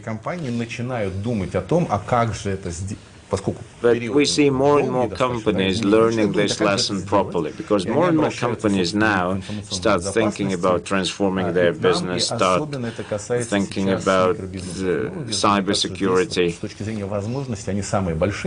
I think the area of SMEs give us the biggest opportunity here. We have, for example, we worked out 7 straightforward and clear-cut services for small and medium enterprises, and these services particularly have nothing to do with telecoms. Like, if you take the US, all startups have access to information resources. They use these resources extensively, and they add their services to what they already have in place. And we stand to see the same change here. It was quite interesting that in the first part of our discussion we were saying that we saw some radical changes. In the meantime, a joke has become quite popular in recent time when somebody asks who is the most successful director of digital transformation in your company. The answer is COVID-19. So there's a kind of an assumption that COVID всю компанию. Но при этом мне хотелось бы Александра попросить ответить на вопрос. По цифрам, если мы смотрим на российские компании, по оценкам, около 8% всех российских компаний имеют высокий уровень цифровизации. Вот как вам кажется, все-таки сейчас это будет резко ускоряться или наоборот, если будет возврат к какой-то более такой привычной нормальности, то процесс наоборот стагнирует, потому что в общем денег не очень много может быть у бизнеса, в который надо инвестировать в эту цифровизацию.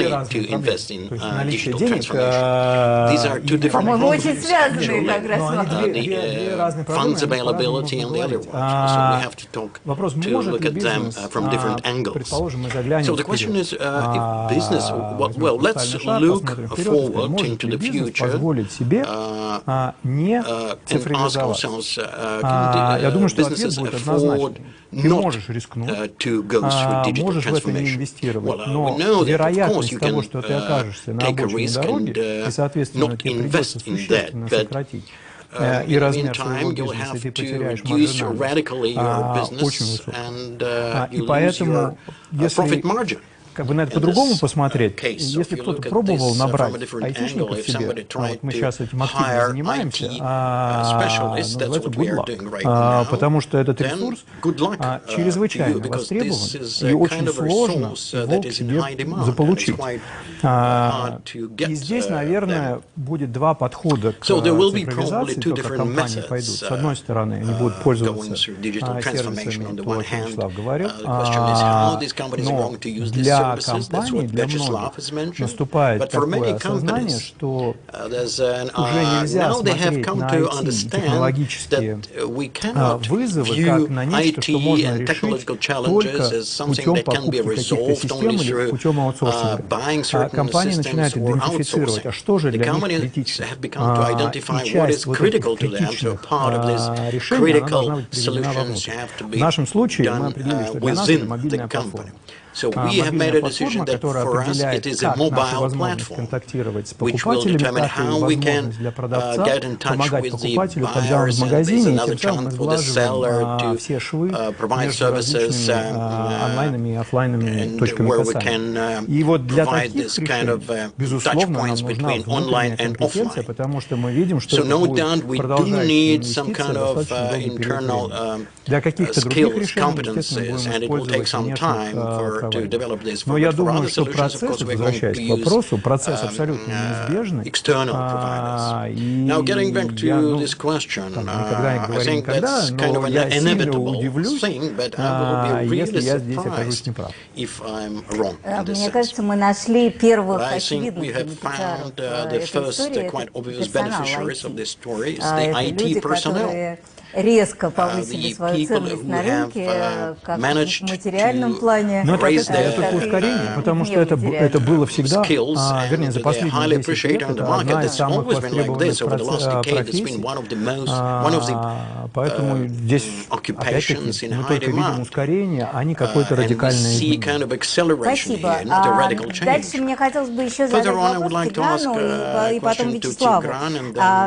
Понятно, что сегодня очень многие онлайн-сервисы, они нацелены на расширение базы пользователей. Да? И вот идет эта гонка за пользователем, построение модных ныне систем, и при этом с экономической точки зрения в лучшем случае в рамках этой системы 1-2 сервиса являются на самом деле такими донорами, оплачивающими все остальное. Вот как вам кажется, это та самая долгосрочная бизнес-модель, что в общем строится действительно система, в которой удерживается пользователь, там является кэш-кау 1-2 сервиса, а все остальные являются убыточными, но позволяют держать сервисы внутри этой системы. Или все-таки бизнес-модель долгосрочно поменяется каким-то образом? Тигран, можно вам адресовать этот вопрос первым? Вас не слышно. Тигран. Ой, извините, пожалуйста, я запутал своими. Да. Сейчас слышно? Да, сейчас слышно. Now, just would like to argue with you a little bit, but before we do that, would like to offer my definition. What exactly we identify as a system? I think it's a kind of a buzzword that can mean anything. But let's imagine in abstract terms that the system is a kind of integral integrity, product integrity, wholeness. We consume, we use different goods. So let me draw an example. So for example, you have a card on the Yandex service, which is tied into cab service, so in 2 years you use another service, for example, using this card to book something or to order food.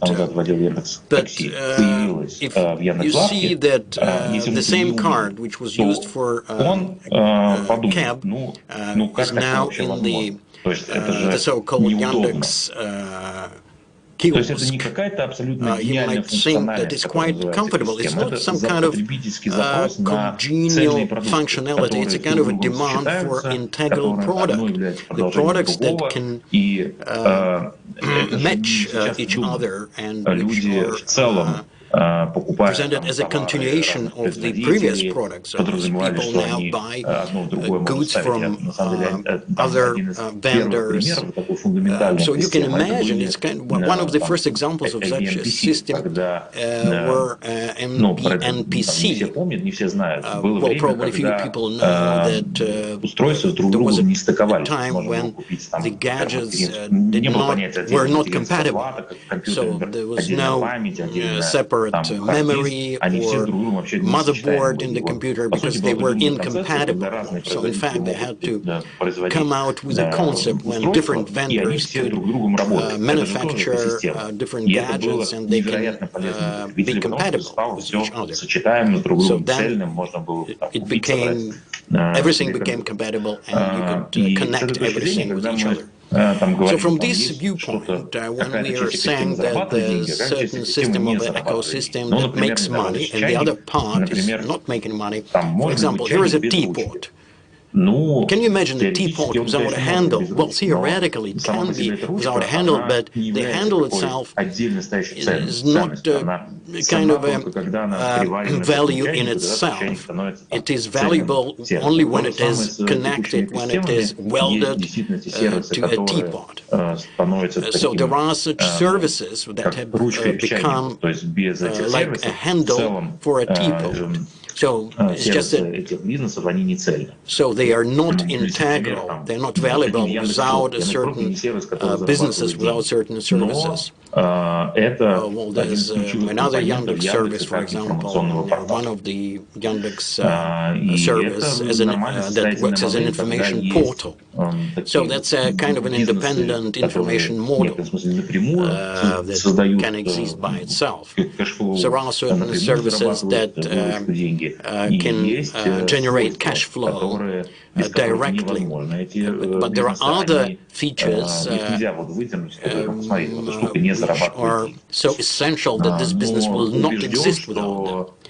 But I'm quite convinced that with time, the majority of the components that are used in the systems, in Yandex as well, will make money and they will be quite profitable. So let me draw an example. 10 years ago, only 2% of Yandex revenues were generated not from non-search engine services. Today, they account for almost 50% that they generate from search engine business. So not from search services. So I think in 10 years from now, so this profits, the income in Yandex will be generated from other new components that are beginning to appear today. Thank you, Vyacheslav. Just let me add a few words here so we understand from the viewpoint of the revenues. in this context talking about profit margin. So yes, it's quite interesting indeed. As regards proceeds and income, it's sometimes might be easier, but as for profit margin, the question of transition to ecosystems in businesses, when we think about this, you believe that certain services generate cash and other services bring more loyalty, give you more loyalty from your customers. So it's quite an interesting technology. We have learned how to identify spammers, people who call from certain numbers, and it wasn't such an expensive service, so when we provided it, when we offered it to people free of charge, so we realized that it's really good because people really irritated by some spam telephone calls. But that's just the first stage of the service. It's most important at the next stage, or the second stage, when you start looking not at products individually, but at your clients, because different clients, as they are located in different geographical locations, so depending on your interaction with your different products, you can offer him different services. So in this point, there are certain advantages of this system compared to marketplaces, because in marketplaces it's hard to do that.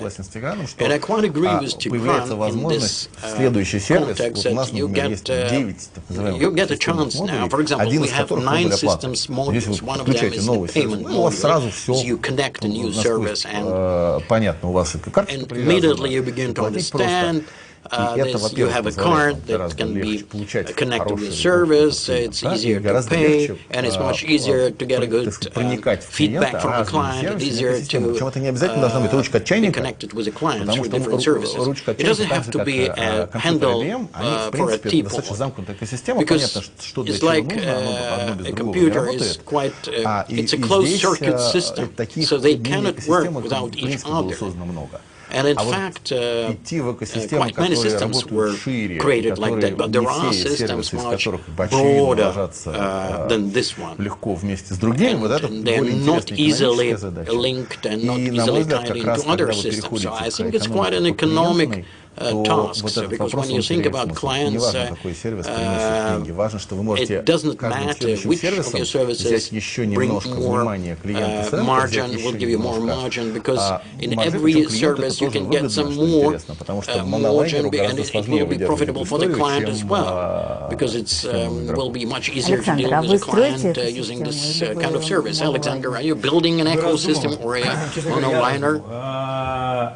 We are still thinking about that. В английском называется on the fence, потому что экосистема для меня это достаточно широкая вещь. Сейчас как бы все себя называют экосистемами. Их очень много, и я не понимаю, как бы, в какие экосистемы человек может жить. Обычно, если в природе мы смотрим на экосистему, да, то есть, ну, она достаточно замкнутая и определяет там твой ореол. Здесь же мы говорим о каких-то более широких наборах сервисов, которые взаимосвязаны, у них есть общий знаменатель, который это дело объединяет. Но чем такой более широкий набор сервисов отличается от экосистемы, и чем одна экосистема отличается от другой экосистемы, конкурируют эти экосистемы между собой, или они друг друга дополняют, у меня пока нет ответа. И мне кажется, что пока, наверное, мы фокусируемся больше на том, что вот у нас есть определенная категория, у нас есть определенный набор наших клиентов, которые очень лояльны к нам и которые к нам идут с определенным запросом. И наша задача – запрос максимальным образом удовлетворить.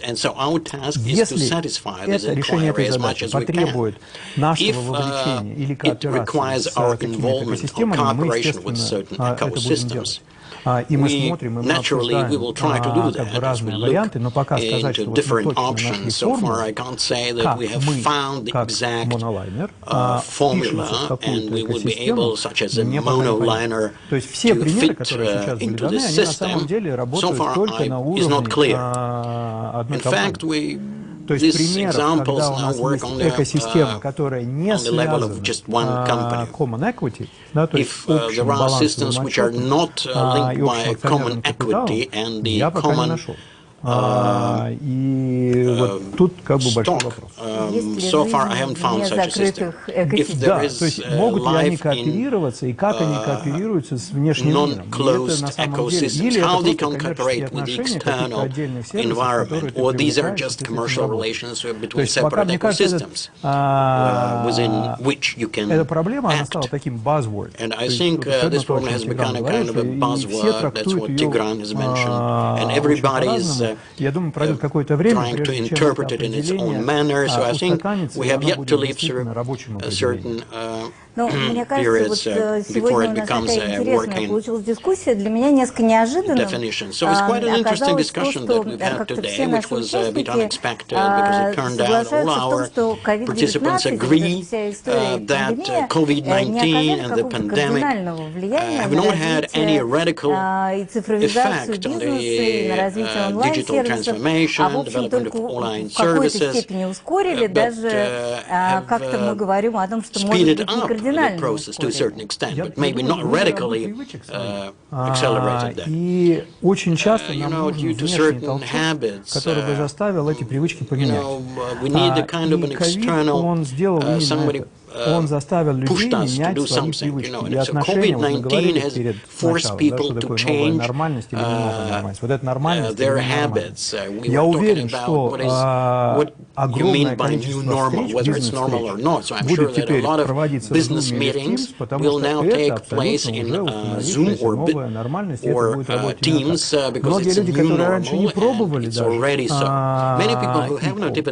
они теперь абсолютно нормально в этом будут себя ощущать, и какая-то часть, естественно, так перейдет. То есть изменение поведения людей, вот это то, что ковид дал. А то, как компании на это реагируют, но они к этому готовились, и просто должны идти немного быстрее. Знаете, мне хотелось бы завершить такой уже моей любимой цитатой из Дарвина, что в эволюции выигрывает не самый сильный вид, не самый умный, а самый способный к адаптивности, да, самый адаптивный. Поэтому мне кажется, что действительно мы находимся в той новой нормальности, когда самый адаптивный бизнес будет выигрывать. И, наверное, что произошло в связи с ковидом, что скорость, с которой надо адаптироваться, и те изменения, кардинальность этих изменений, которые нужно очень быстро делать, они, конечно, очень ускорились. Поэтому, вот, наверное, хотелось бы завершить именно этим, что да, те бизнесы, которые смогут адаптироваться, конечно, выиграют и, конечно, будут бенефициарами. Но сделать это не так просто, и для этого нужны и финансовые ресурсы, и смелость менеджмента для того, чтобы выиграть в этом процессе. На этом мне хотелось бы поблагодарить всех наших участников. Спасибо вам большое. Мне кажется, у нас получилась вполне, я надеюсь, интересная дискуссия. Спасибо. Мы на этом прощаемся.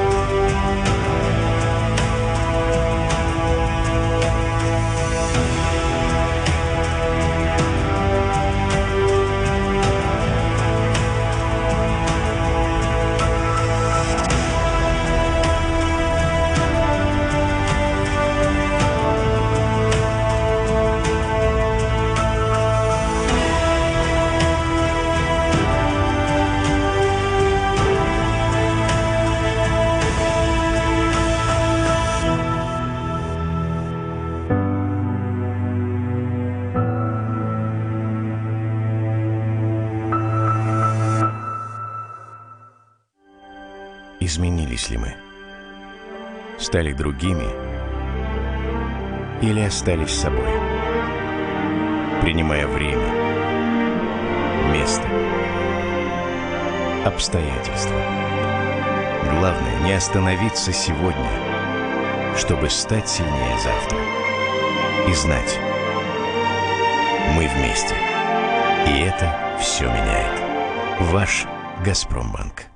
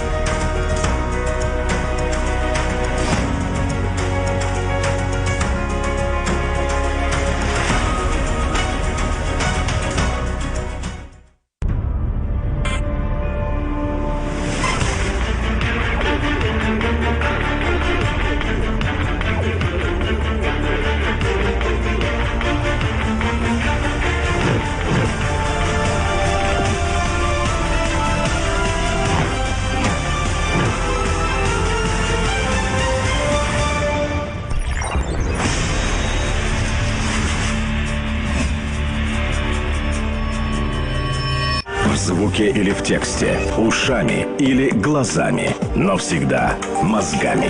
Только по делу.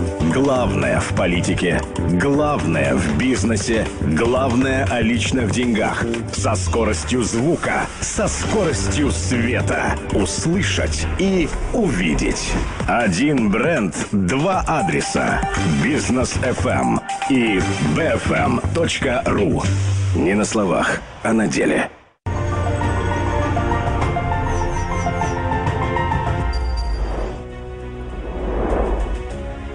В Российской академии народного хозяйства и государственной службы при президенте Российской Федерации проходит Гайдаровский форум, который в начале года традиционно задает вектор общественной и научной дискуссии. Здесь собираются известные эксперты, представители органов власти, общественные и политические деятели, предприниматели из разных стран мира.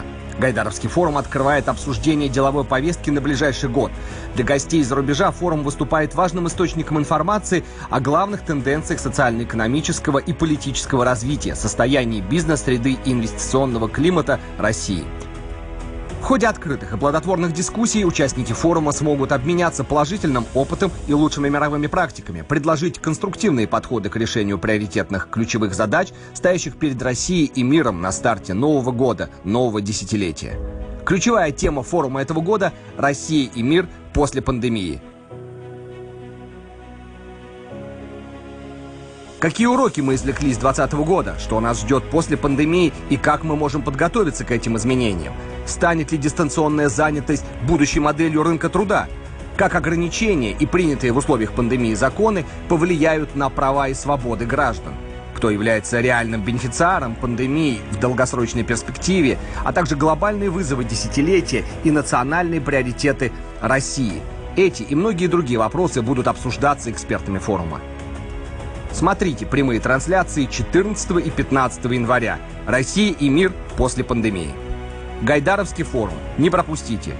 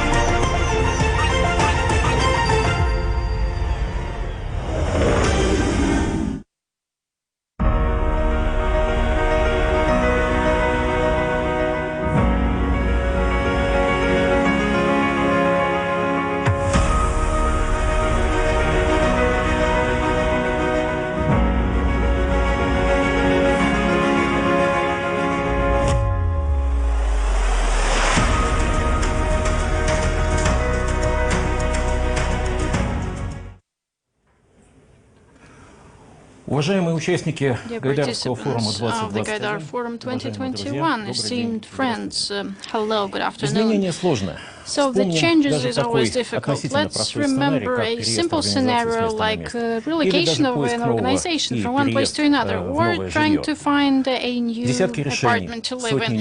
Hundreds of decisions, a lot of aspects, small, minor things that you need to consider, and changes related to digital transformation is even more challenging thing. More factors to consider, more decisions to make, a lot of uncertainty. And about this complexity, we in the Center for Preparation of Leaders of Digital Transformation, we are talking about this in the report devoted to the strategy of digital transformation. And today we would like to speak about the instruments of planning and implementation of strategy that are adequate to this task. And in our studio today is Alexander Zharovsky, Director of Projects in Sberbank. Alexander, hello. Mikhail Petrov, Director for Department of Digital Transformation of the Accounting Chamber of the Russian Federation. Андрей Сельский, заместитель министра спорта Российской Федерации. Minister of Sports of the Russian Federation. And Мария Шклерук, Academic Director of Center for Preparation of Leaders of Digital Transformation and Director General for Center of Prospecting. Более всего, мы бы хотели, чтобы мы встретились с вами в зале. Пока это невозможно, но тем не менее, мы бы хотели, чтобы у нас получилась дискуссия, чтобы у нас получился разговор. И просим поделиться вашим мнением по двум вопросам, доступных для вас по ссылке. Как вы думаете, какой идеальный горизонт планирования для стратегии цифровой трансформации? Это 3 года, это от 4 до 7 лет, или это более долгий интервал, более 7 лет? И второй вопрос. Какие целевые показатели стратегии цифровой трансформации и госуправления вы считаете наиболее важными? Это рост качества государственных услуг, это рост благосостояния граждан, это сокращение затрат на оказание государственных услуг, это рост количества пользователей цифровых государственных услуг, или это положительная обратная связь от граждан. Пожалуйста, поделитесь ответами на эти вопросы, и в конце нашей с вами дискуссии мы обсудим с вами результаты. А сейчас, Мария, я бы хотел спросить, вот за истекший год в очень большой степени изменились требования, изменились ожидания в отношении цифровой трансформации госуправления. И мы предполагаем, что в 2021 году также произойдут изменения. Расскажите, что ожидать руководителям цифровой трансформации, органов исполнительной власти федерального уровня, в регионах, всех уровней. Мне кажется, самое главное, что придется работать еще больше. Я бы не сказала, что... мне кажется, что как случилось за прошлый год, были сформированы в целом такие основные ориентиры. То есть стало понятно, что цифровая трансформация действительно находится в приоритете у правительства нового на тот момент. Мы увидели это в итоге в указе президента, когда цифровая трансформация поднялась на уровень одной из национальных целей развития. Five main goals for development of the country, and indeed over the recent year a lot of revisions were made, the National Program for Digital Economy and others, and at the end of the year I think probably it is not yet formalized completely, but it is a clear prioritization that we're having today, prioritization of what we expect from the public management, public administration. It means fast-track transition to the state services portal and also provision of services in electronic format, what we witnessed during the pandemic, and it boosted the whole process, and the services for social payments and very rapid, even from the standpoint of commercial organizations, I think Alexander can agree, in 5 or 7 days or 3-4 days, the portal offers a new service, or at the end of the year when new payments just came to the cards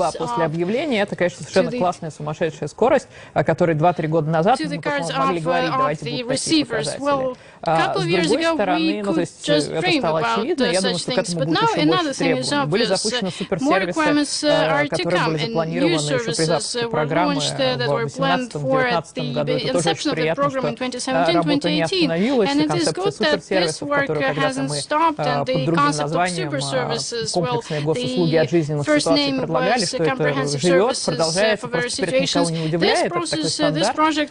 Поэтому суперсервисы, госуслуги быстро, удобно, в электронном виде, все онлайн, это, очевидно, один из приоритетов. Второй приоритет — это искусственный интеллект и внедрение его как в деятельность госорганов, так и предоставление госорганами дата-сетов для разработчиков. Я думаю, что это будет главный флаг этого года.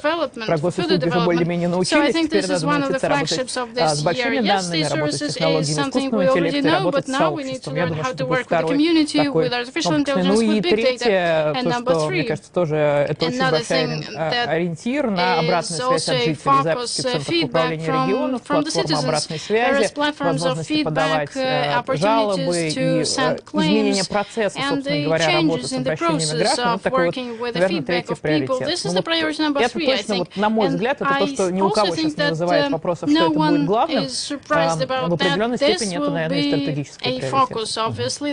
Я бы хотел задать вопрос Михаилу. Мы поговорили о государственных услугах, если говорить о контрольно-надзорной деятельности, перевод в цифру, который осуществляется уже определенное время.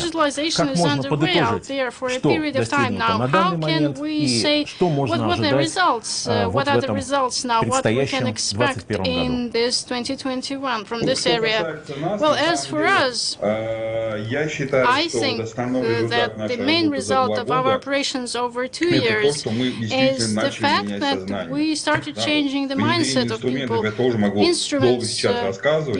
I can give you a lot of details about the instruments we've achieved a lot in this area, but any instrument without its application by people is useless. It is a useless toy, sometimes expensive, sometimes not very much so. But the main thing is that this instrument starts to be applied. People start to use the solutions, the instruments we offer, and through them they now get the result that changes their work, and it makes their work more high quality and less labor intensive, and it gives us the result we are striving for. I mean, a new phase of controlling, monitoring, audit that goes from things, from these deadly factors, as accountants call them, of various commercial activities to modeling and assessment and various systemic points and the development of recommendations for such solutions. Well, that's what I can say about this point. So indeed, digital things start to operate both in analytics and in decision-making. And decision-making for predictions, for making predictions, for forecasting, yes, indeed. We see that in the, basing on the instruments we are offering and developing now, the inspectors start to make analytical products that use мероприятиях, в первую очередь, аналитических, экспертно-аналитических мероприятиях, которые они проводят. У нас уже даже начинает накапливаться некая библиотека этих кейсов, которая становится такой основой базы знаний, на которой будет использоваться всей счетной палаты, которая будет постоянно пополняться, и в этой базе знаний уже очень не один, не два, а, по-моему, уже порядка даже 20 таких вот кейсов есть применения такого рода инструментов и получения результатов. И последний небольшой вопрос. Мы поговорили с точки зрения счетной палаты. А как это ощутят те, кому счетная палата приходит? Также участников вот этой самой цифровой деятельности и участников проверок на другой стороны. Смотрите, я считаю, что здесь они должны ощутить результат ровно в том смысле, как это заложено у нас в стратегии счетной палаты, которую мы принимали уже больше, чем 2 года назад. Там написано, что счетная палата должна стать центром компетенции и в большой степени консультантом по решению различного рода проблем, да, такого рода системных проблем.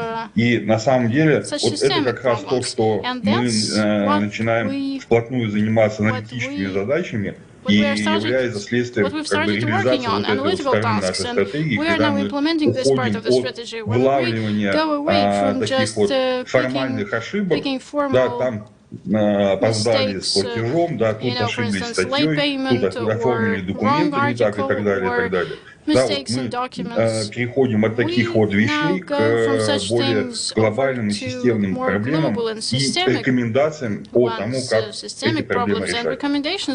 К более сутевым. Михаил, большое спасибо, что вы упомянули слово «стратегия». И в докладе «Стратегия цифровой трансформации написать, чтобы выполнить», мы как раз и начинаем с того, что разработка стратегии начинается с ответа на вроде бы простой вопрос. А где мы находимся? От чего мы стартуем? И здесь, как и в реализации вот этих цифровых изменений, очень много осей координат, очень много измерений. Это и кадры, это и данные, это и цифровая инфраструктура. И очень важно понять, где мы находимся, и опытом, как это делается в Минспорте, я бы хотел попросить поделиться Андрея Сельского практическим примером, как получить ответ на вопрос, где мы находимся в применении не к одной организации, не к одному предприятию, даже не к одному региону, а целой многозначной, сложно устроенной отрасли, такой как спорт. Андрей, пожалуйста. Добрый день, уважаемые коллеги. Спасибо. Для меня, в общем, очень интересно принять участие в сегодняшней дискуссии. Я скажу так, что цифровая трансформация спорта находится на данный момент на довольно начальном этапе, но при этом это та отрасль, в которой есть определенные наработки и на стороне негосударственных организаций, и на стороне некоторых регионов, и в рамках вертикали спортивных федераций, как независимых общественных организаций, которые есть в отрасли. И поэтому на том этапе, когда мы стали формировать видение дальнейшей цифровой трансформации, общефедеральной, мы поняли, что крайне важно понимать, что есть на данный момент, но не просто понимать, но и сделать это упражнение в какой-то степени развивающим для регионов, потому что очень многие вещи могут быть внедрены на региональном уровне с точки зрения цифровой трансформации. И здесь важно, чтобы регионы двигались не противореча нам, но во многом самостоятельно от нас, независимо от нас в том числе. Значит, для того, чтобы реализовать эту историю, мы провели в конце прошлого года анкетирование региональных органов исполнительной власти в области физической культуры и спорта. Анкетирование мы проводили таким способом, с одной стороны, довольно простым. То есть это онлайн-анкета, сайт с множеством вариантов ответа, как бы multiple choice такая анкета. Но, с другой стороны, мы постарались задать максимально строгую структуру, этой анкеты, потому что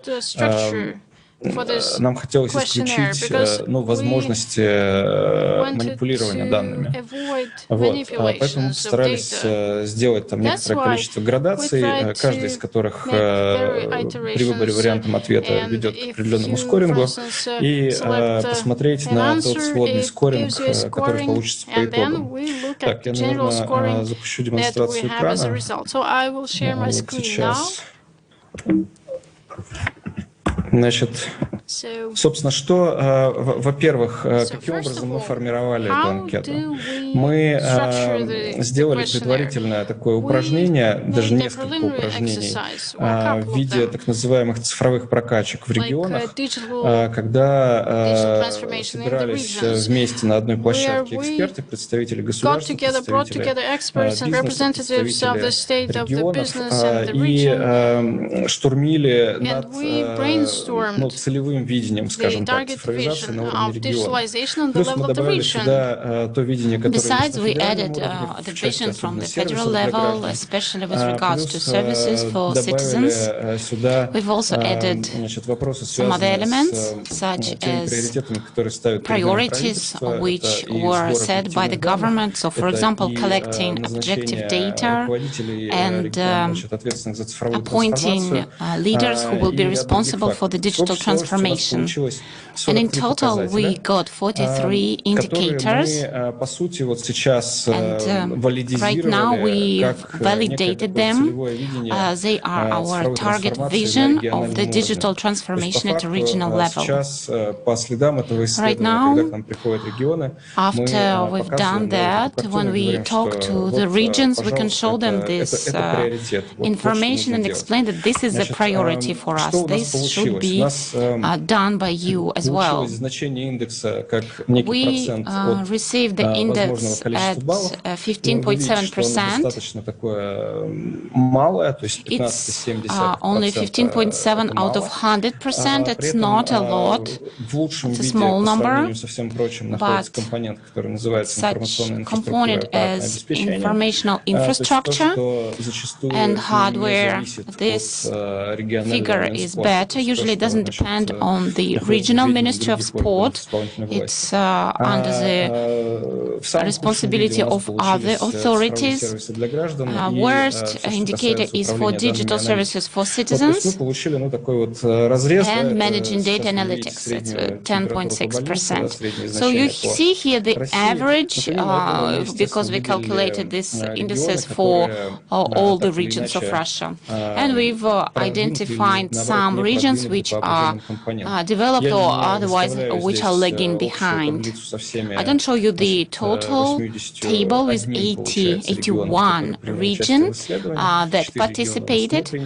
Just 4 regions they didn't participate. And we see that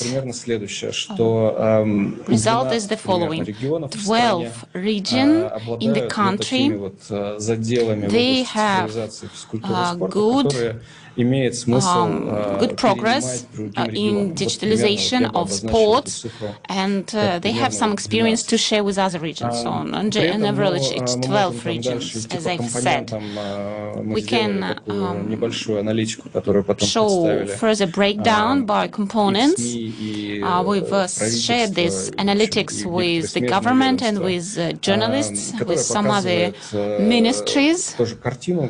So this is the overall picture, which is not favorable for the industry, but it's rather objective. We could understand better our current status. Next step. What are we planning to do? We plan to take best practices that are there and implement them.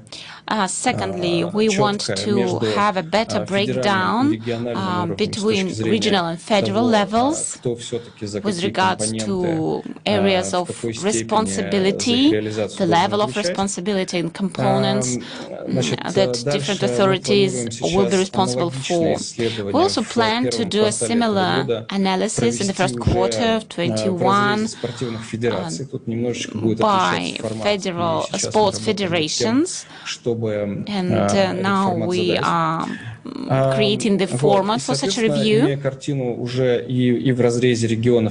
When we have the total picture by regions and by federations, after that we'll keep updating it, because we want to understand whether we have a progress in digital transformation in the regions. And I'll reiterate, we have a number of initiatives that depend on the federal center, but there is also a significant amount of components which could be implemented at the regional level. На самом деле, вот на этом у меня, наверное, все. This is basically it, and I'm ready to answer your questions. Andrei, thank you very much. Transparency, quantitative approach, and assessment of maturity in different components. Thank you. Maria, you also have experience of assessing digital maturity of organizations. What do you think is most important for getting the objective experience, objective results? We actually were doing the assessment of maturity of the accounting chamber together with Andrei. I would like to mention 2 things. You самое главное для нас было, это мы даже проводили специально встречи на всю счетную палату с каждым департаментом, который в первое, что мы делали, тоже самооценку. Это была история о том, чтобы не завышали люди.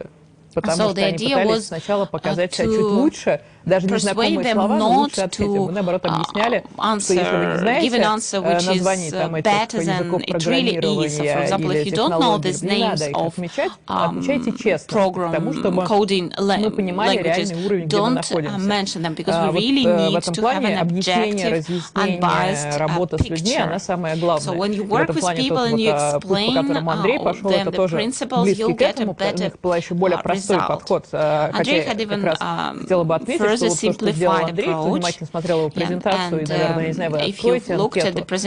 Дело в том, что анкета, вот, которую под цифровой зрелостью сделал Минспорт, она показывала, насколько глубоко они уже погрузились в то, что есть, чего нету, то есть фактически отвечая на эту анкету, сразу понимаешь стратегию, куда нужно идти. То есть если этого нет, надо, чтобы это появилось. В этом плане вот эта большая подготовительная работа, которая была проведена, она очень нам помогла. Мы работали немножко иначе, в том смысле, что мы сделали более сложную систему оценки, и сейчас, возможно, будем ее пересматривать как в более простую, измеримую. Но change it probably because we want to simplify it. At the end of last year, after the end of months of the project, we had an internal meeting, and we also had a very positive feedback because people started to understand better why we are doing that. So I think the most important here is to talk and talk and talk to people, explaining them why we need to do this job, we need to organize seminars and so on. This will help us grow. The Ministry of Sport is a good example, and Andrei's example is mentioned in our new report, and you can read more about it. Coming back to the strategy, there is no unified opinion about the depth of the strategy. Some people think that it should be 3 to 4 slides with main ideas. Some people think it should contain hundreds of pages, including context, limitations, roadmap, and so on. Lots of information. I would like to ask Alexander Zhirovsky about his understanding of this report, which components are necessary, which are mandatory, and what will happen if some of the components are left behind. Good day, dear colleagues, once again. Now you will see several slides on the screen. That's true that while we were writing this report, we wanted to have more information in the report, and at the same time we wanted to keep it simple. But still, we got this picture, 9 components of the strategy, maybe sections of the strategy, and you can't have less. All of them should be there. I will mention them briefly. The focus of the strategy, what is it about? Is it about finances? Is it about human capital? Is it about human transformation? Context is very important. When we do not have context, then we can't talk about anything.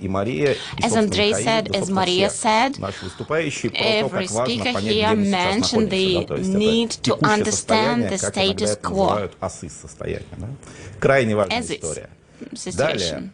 Next, our target state, where we want to go. But we have, of course, a gap between these two states. And we need to understand, we need to feel it, because this will help us understand what we'll have to do on the way. Sometimes we are not doing anything. And let's look at this possibility as well. If we continue working as before, not changing anything, and then we should think about the situation where we are coming if we don't change anything. you can have lots of new ideas from such an exercise. And next component, our portfolio of projects, strategic initiatives, and two more components. Limitations criteria, как мы измеряем и наше движение, наше текущее состояние и так далее. И такой, знаете, самый, наверное, важный, да, самый интегральный компонент — это стейкхолдеры, да, то есть заинтересованные стороны. Те самые люди, для которых мы в конечном итоге делаем эту стратегию, жизнь которых мы хотим изменить в лучшую сторону. Притом хочу заметить, что, видите, это все как плиточки мозаики. Да? То есть, если какой-то компонент выпадет или он недостаточно четкий, да, картинка тоже получится не очень хорошая. А дальше, вот как это обычно бывает, как мы часто наблюдаем. Да, мы наблюдаем такую вот ситуацию эдакого айсберга стратегического. О том, что парочка из перечисленных компонентов, да, вот видите, они вверху написаны, они забывают редко. Ну, то есть в любой стратегии, собственно, они всегда есть. Да? То есть, что мы делаем, да, ну, как мы меряем, да, показатели, KPI. Это святое. Но под водой, как вы видите, зачастую скрываются остальные немаловажные компоненты, про которых либо не задумываются, либо очень поверхностно, да, их проходят, либо, ну, собственно, знаете, как вообще о них, может быть, не представляют, или их скрывают. Да, такое тоже бывает. Вот здесь такой вопрос как раз к открытости, да, то есть и органов власти, и, собственно, объявлению неких своих планов. Ну и вот в своем докладе, да, мы тоже это анализировали. Вот, покажу небольшую там выдержку из доклада, да, это мы посмотрели, а что бывает, если какая-то из компонентов, которых мы там называли, да, испытывает дисфункцию или болезнь. Да, то есть, вот. Получается такая вот весьма, на наш взгляд, интересная таблица матрицы болезней. Ну, то есть, понимаете, как бы отказывает один орган, и существо, человек уже живет неполноценной жизнью. Точно так же со стратегией. Да, то есть, и заметим, что часто это встречается в жизни, да, то есть, у нас полная расфокусировка, то мы непонятно для кого что-то делаем, то, знаете, как в старом анекдоте, летим без приборов по пачке Беломорканала, да, то есть часто такое бывает. К самому большому сожалению, зачастую, знаете, такая полиорганная болезнь, если с позволения медицинскую такую метафору, да, когда сразу несколько, да, компонент отказывают, ну и тогда получается вообще, ну, как бы, в общем, вопросы возникают, но, тем не менее, которые можно решать, которые можно улучшать. Главное, действительно, это люди, как бы основная такая мысль, да, вот, в этой части, что любая стратегия должна быть полна, ну, например, с точки зрения вот этих наших 9 компонентов выделенных. А второй компоненты должны друг с другом дружить, да, то есть то, что называется самосогласованность. Они должны друг другу противоречить, не должны выпадать. Ну и, соответственно, то есть эдакий системный подход и критичное мышление при создании стратегии, это, собственно, залог успеха, ровно как и клиент-центричность, клиент-ориентированность, на который демонстрирует все государство, да, то есть вот здесь вот такой мостик к теме общественно значимых результатов, да, который тоже новизна, да, там, новация прошлого года, как крайне важный фактор рассмотрения. Ну вот, если коротко, Павел, то вот. Александр, большое спасибо. Друзья, я бы хотел подчеркнуть, что приведенная таблица — это цитата из доклада, ну и мы в результате обсуждений предпочли не просто давать какой-то строгий управленческий, академический текст, но и разбавить его определенной долей юмора, место которого есть и в работе, и в жизни. А я бы хотел задать один вопрос Андрею Сельскому по поводу темы разрывов. Когда мы говорим именно о цифровой трансформации, там главное — это то, что параметры меняются не на 5, на 10, не на 20%, они меняются кардинально. Это полное устранение необходимости личного взаимодействия с органами государственной власти при государственных услугах. Это и существенное ускорение, то есть это изменение параметров в разы, в десятки, иногда в сотни раз. Расскажите, пожалуйста, пример какого-нибудь значимого, интересного разрыва, с которым вы столкнулись на старте цифровой трансформации в спортивной деятельности и того целевого состояния, к которому вы хотите прийти. То есть, где действительно предстоит пройти большую дорогу, где предстоит большое изменение, которое почувствуют граждане. эффект низкой базы способен дать if you start from a low base, it can give us radical indicators of changes, and it's not only about a sport, it can be said about any changes in life. So, for example, if you have some data on paper, but you just start digitalizing them, it will significantly improve the situation. But the question is the following: what's our added value of this database? Just creating the database in a digital format, or changing the priority, moving towards AI.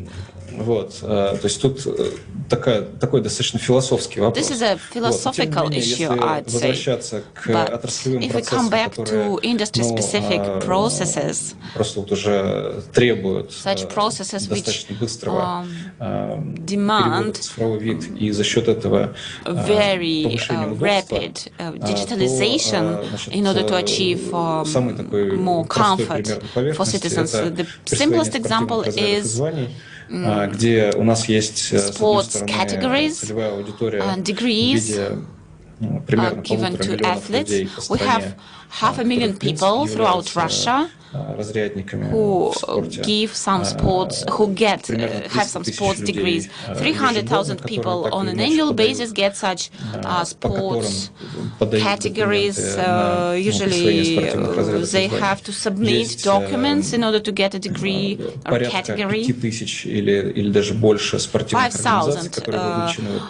sports organizations which participate in this process, more than 200 sports federation for different types of sport. There are regional authorities, so a lot of stakeholders participating in this process. На данный момент он очень сильно на бумаге, и поэтому вот те звания, которые присваиваются. Now this process happens on paper, on a major extent, and it can take lots of time before you get an athletic title.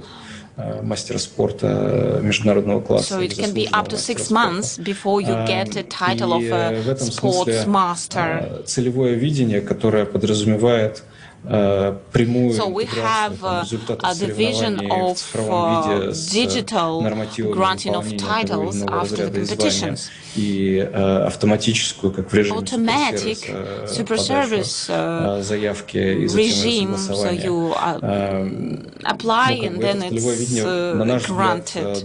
So this is our vision, this is the state where we want to go to, and we think that in such a case people will be getting athletic titles in just several days. We just need to understand when we start testing this process electronically.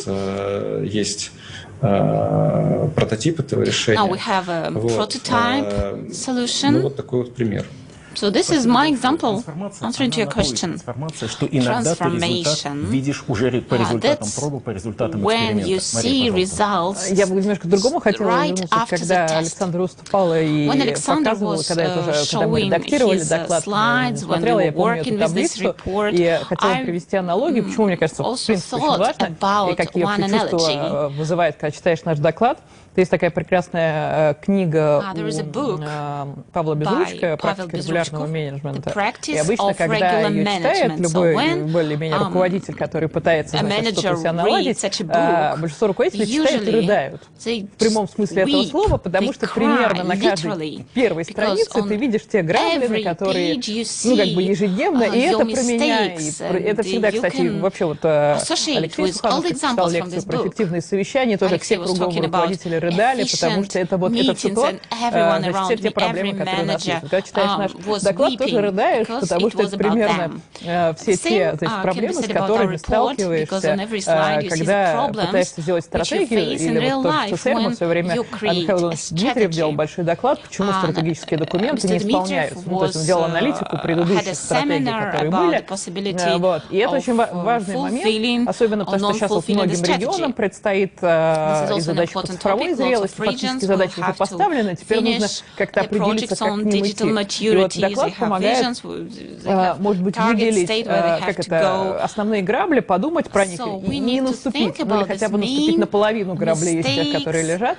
И в этом плане важно то, что рассказывал Михаил Викторович, я думаю, может быть, он тоже прокомментирует, вот, что в счетной палате удается при всех сложностях и прочем, это то, что стратегия остается в фокусе. То есть вот прошло 2 с лишним года уже после ее утверждения, вопрос стратегии все время обсуждается. То есть это не написали, отложили, это последовательное, очень много дискуссий, но последовательное продвижение. То есть прям есть ответственные за каждый, есть обсуждения на коллегиях, есть обсуждения с ответственными. Вот, наверное, не знаю, Михаил Викторович может меня поправить, но вот главная стратегия — это не только вот вопрос доклад очень полезен именно тем, как написать такую стратегию, которая реально выполнить, и изменить что-то, а не просто формально выполнить. Проблема остается в упорстве и исследовании. Вот Сбербанк, кстати, тоже этим славится. И это упорно тот вопрос, который я бы хотел адресовать.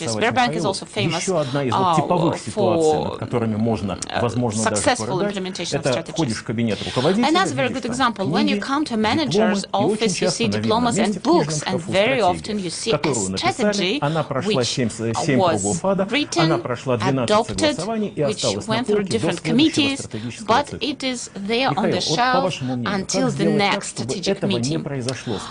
Andrei, can you tell us what should we do to make sure that strategy is not there on the shelf? It's an everyday tool for managers.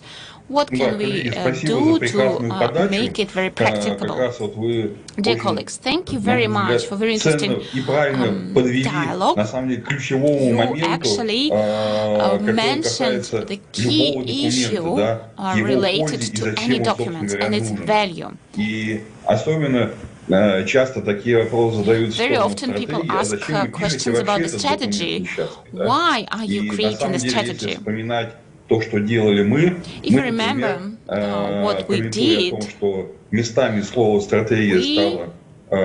didn't want to have strategy as an obscene word, as it often happens. Same with transformation. We discussed what will be done in practice. We don't like the word concept very much, but we decided to use this word, not the word strategy. And coming back to another important issue of making the strategy a working document. Let's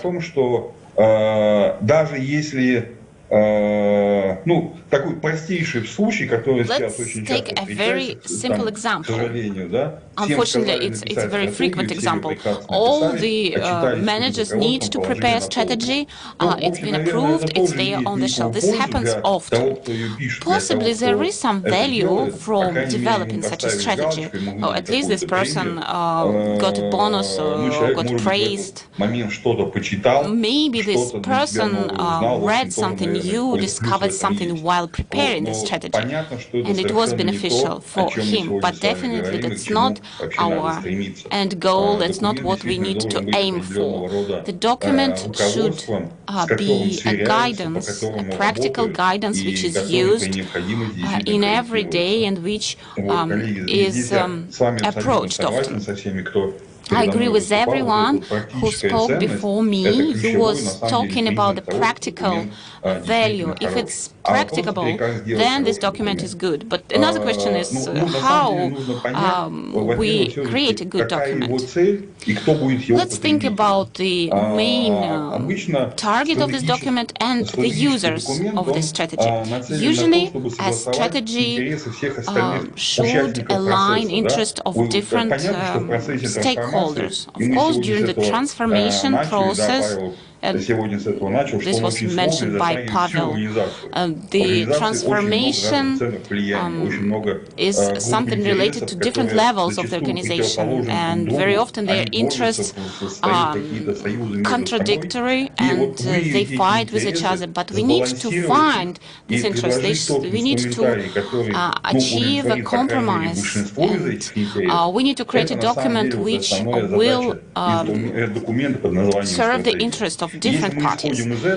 And if we have this as a basis, then the most important part is to understand what we shall do in order to achieve a successful transformation.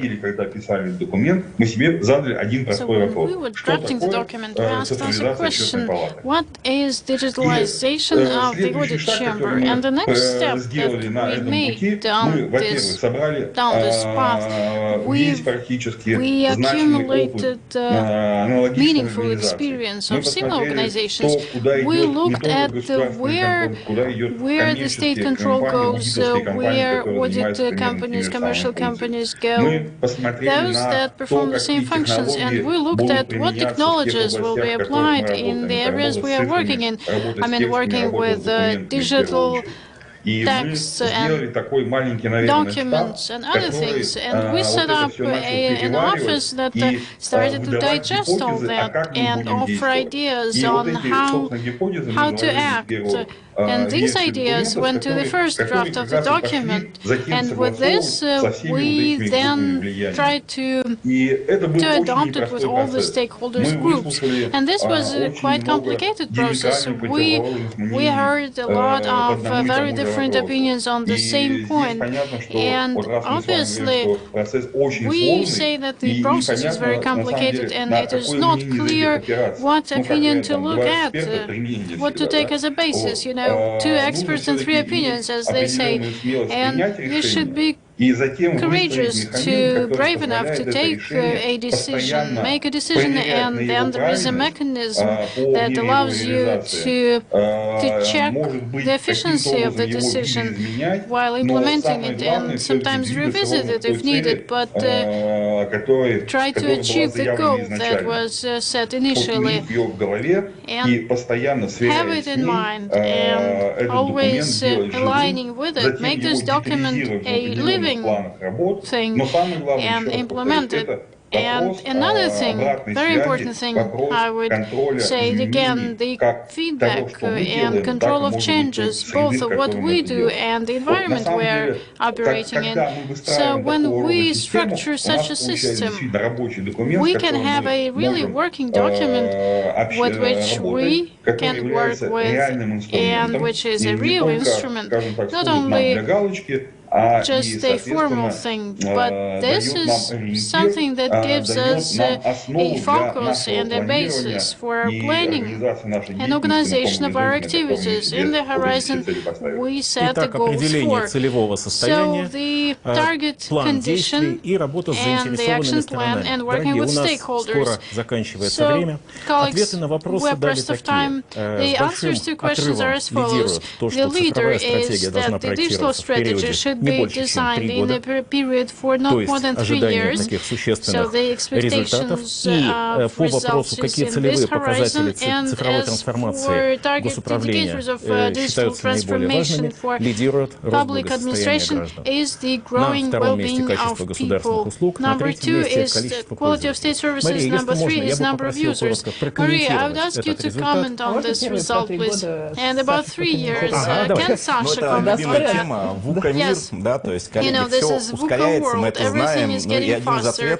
We know all that. One of the answers is to be agile, and it allows you to make things quickly.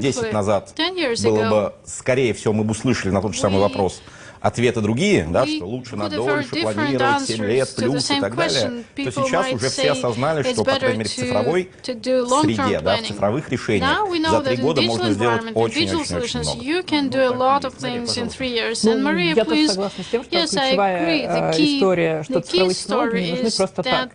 Они должны служить на общую задачу экономического роста, того, чтобы это чувствовал каждый человек, там, меньше тратил времени на что-то, чувствовал, что это помогает ему улучшить доход. Вот последний, скажу, мы с Рострудом делали хакатон, на котором одной из задач было, это, собственно говоря, разработчикам натренировать модели значит, машинного обучения для того, чтобы подсказывать, с каким, вот, если у человека есть резюме и навыки, на какие вакансии он может претендовать, может быть, даже про которые он не думал. То есть тем, чтобы он получил зарплату больше, чем сейчас, на действительно больших массивах данных. Вот это главное. То есть, если у вас есть доступ к данным, если вы этим занимаетесь, вы должны думать не только про то, как быстро оказать услугу. Человек пришел за работой, например, нашел работу, а как он может сделать какую-то карьеру и начать зарабатывать больше, чем зарабатывать, пройдя какие-то курсы, переобучение, прочее. Вот это, мне кажется, Роструд сделал огромный к этому шаг. Вот, и раньше мы в этом помогали, и будем помогать дальше, и поэтому я тоже согласна абсолютно с этим ответом. То есть в центре цифровой трансформации ценность для человека, ценность для гражданина. Уважаемые участники Гайдаровского форума, большое вам спасибо. Присоединяйтесь, знакомьтесь с докладом, давайте обратную связь. Report and give us feedback, and we are open for discussion. Strategy CDTO. In strategy CDTO. CDTO Strategy будет выложен наш доклад, открыт сегодня, сразу после вот этой нашей премьерной сессии. Большое вам спасибо. Всего доброго.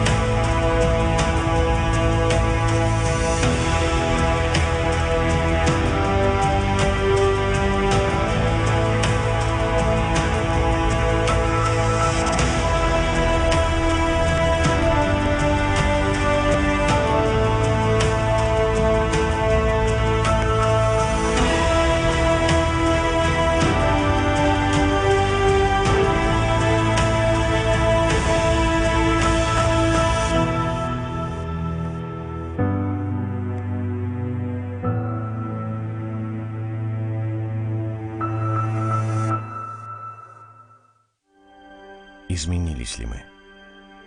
Стали другими или остались собой? Принимая время, место, обстоятельства. Главное не остановиться сегодня, чтобы стать сильнее завтра. И знать, мы вместе. И это все меняет. Ваш Газпромбанк.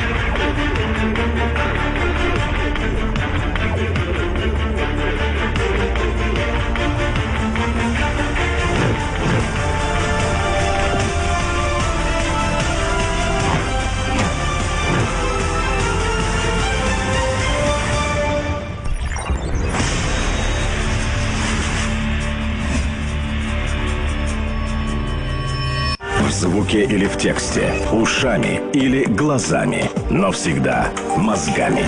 Только по делу. Главное в политике, главное в бизнесе, главное о личных деньгах. Со скоростью звука, со скоростью света. Услышать и увидеть. Один бренд, два адреса.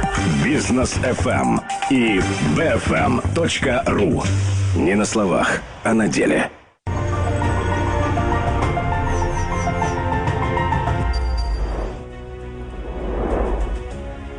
В Российской академии народного хозяйства и государственной службы при президенте Российской Федерации проходит Гайдаровский форум, который в начале года традиционно задает вектор общественной и научной дискуссии. Здесь собираются известные эксперты, представители органов власти, общественные и политические деятели, предприниматели из разных стран мира. Гайдаровский форум открывает обсуждение деловой повестки на ближайший год. Для гостей из-за рубежа форум выступает важным источником информации о главных тенденциях социально-экономического и политического развития, состоянии бизнес-среды и инвестиционного климата России. В ходе открытых и плодотворных дискуссий участники форума смогут обменяться положительным опытом и лучшими мировыми практиками, предложить конструктивные подходы к решению приоритетных ключевых задач, стоящих перед Россией и миром на старте нового года, нового десятилетия. Ключевая тема форума этого года – «Россия и мир после пандемии». Какие уроки мы извлекли с 2020 года? Что нас ждет после пандемии и как мы можем подготовиться к этим изменениям? Станет ли дистанционная занятость будущей моделью рынка труда? Как ограничения и принятые в условиях пандемии законы повлияют на права и свободы граждан? кто является реальным бенефициаром пандемии в долгосрочной перспективе, а также глобальные вызовы десятилетия и национальные приоритеты России. Эти и многие другие вопросы будут обсуждаться экспертами форума. Смотрите прямые трансляции 14 и 15 января. Россия и мир после пандемии. Гайдаровский форум. Не пропустите.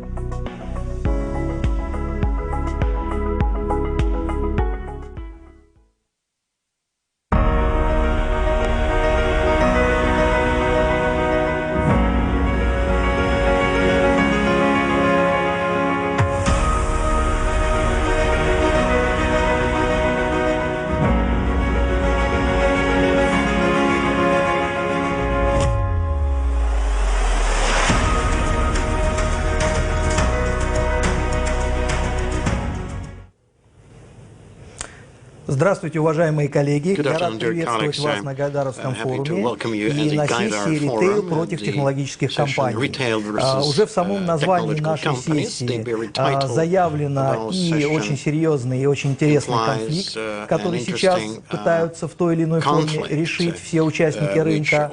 И, с другой стороны, сейчас как никогда сложно провести грань между тем, что такое ритейл и что такое технологическая компания. Да? Мы давно знаем, что тот же Amazon — это больше технологическая компания, например, чем ритейлер фактически. Да? Сейчас внутри российских розничных компаний создаются отдельные подразделения. Да? Можно привести пример X5 Retail Group, которая создала внутри себя отдельный бизнес, практически связанный отдельным бизнес-единицей. Аналогичная история касается того же Сбербанка, в составе которого давно работают технологии. И сейчас у нас блестящий состав спикеров, который позволит нам посмотреть на этот конфликт, на эту проблему, на то, каким образом ритейл и технологические компании будут строить свои экосистемы в борьбе за покупателя, в борьбе за его внимание, за его время, за его доверие, ну и на самом деле за его кошелек. И я с удовольствием представляю участников нашей сессии. Ян Дюнин, председатель правления, президент, генеральный директор ПАО «Магнит», подключится к нам онлайн со своим выступлением. Со мной в студии Даниил Шулейко, генеральный директор Яндекс.Такси, Денис Сологуб, президент сети «Азбука вкуса», и Алексей Аксенов, директор компании «Яком». Сейчас я хотел бы передать слово для стартового доклада в Краснодар. И прошу уважаемых организаторов подключить Яна Дюнинга. Ян, приветствую. Yeah, thank you. By the way, not from Krasnodar. I'm actually, and it's also modern times. I'm actually doing my work currently from Istra, Moscow Oblast, in a scheme of 1 week over here and then 2-3 weeks in Krasnodar to keep connected to the team. Yeah. Thanks for giving me the floor, Michael. Like you already said, and I would like to stop there a bit. Is there a battle? I'm not sure. What I think is what we've seen in the recent history is that it's difficult to forecast. Call it digital developments in the near future. What we do see is a much more call it critical consumer that wants to have more service and more ability to shop the way it fits to him. And I think what we've seen, and I think that's what we see as well in our business, is what we need to do as a company. We need to get loose from thinking in a physical environment, but more into a customer-centric environment. And that leads to, we offer customers more what they actually are looking for, and they've become much more critical. Therefore, do we need an ecosystem? My current view is yes.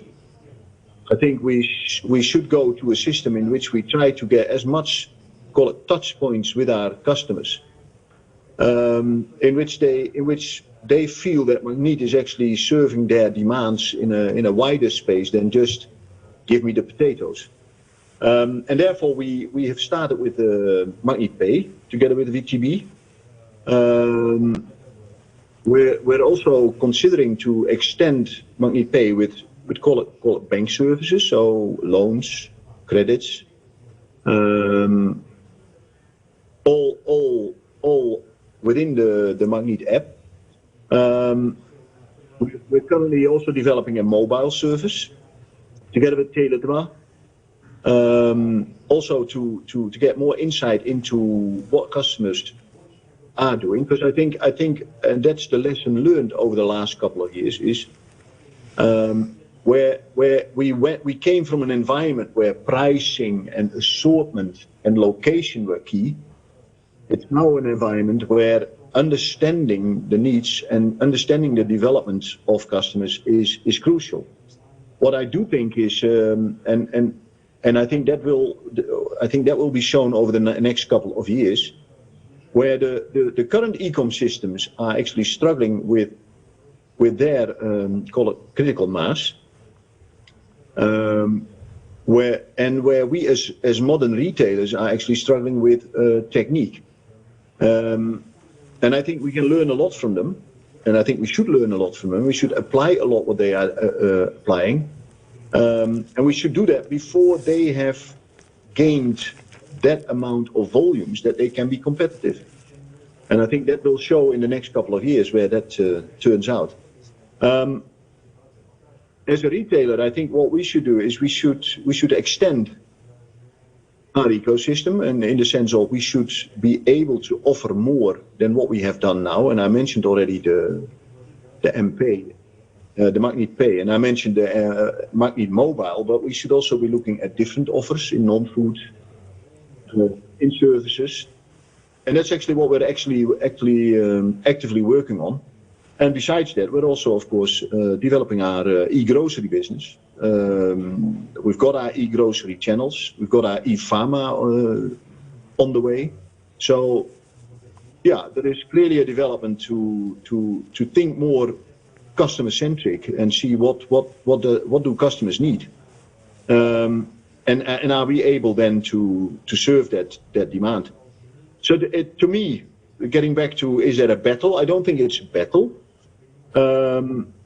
But I do think that we look closely at each other and we know from each other what are the advantages the traditional retailers have versus the tech.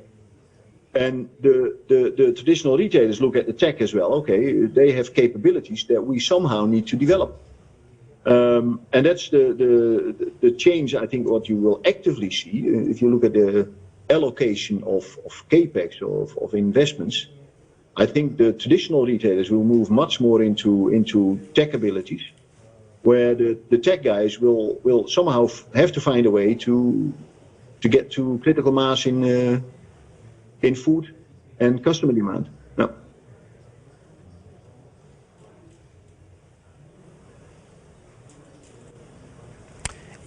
Спасибо большое. Thanks a lot.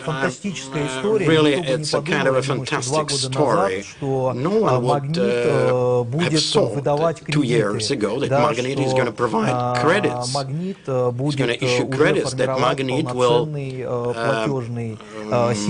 generate full-scale payment service. So that's an interesting story indeed, because this system used to be created by companies with a lot of contacts, online players, mobile operators, the food market players. But there's another question I wanted to ask you before I give the floor to the next speaker. What kind of, where exactly, in which areas you're already present? In pharmacy or foodstuffs? What other areas, apart from financial and mobile services that you mentioned, do you think will appear in Magnet's ecosystem? Now, we're of course trying to develop, call it a Magnet super app. What we are currently having is you could go on our e-pharma and order your pharmacy, so your lekarstvo, and that is currently working since I think the end of September. And we believe that we are well positioned with Magnet Pharma to be one of the market leaders also in the e-commerce business. We have started our e-grocery.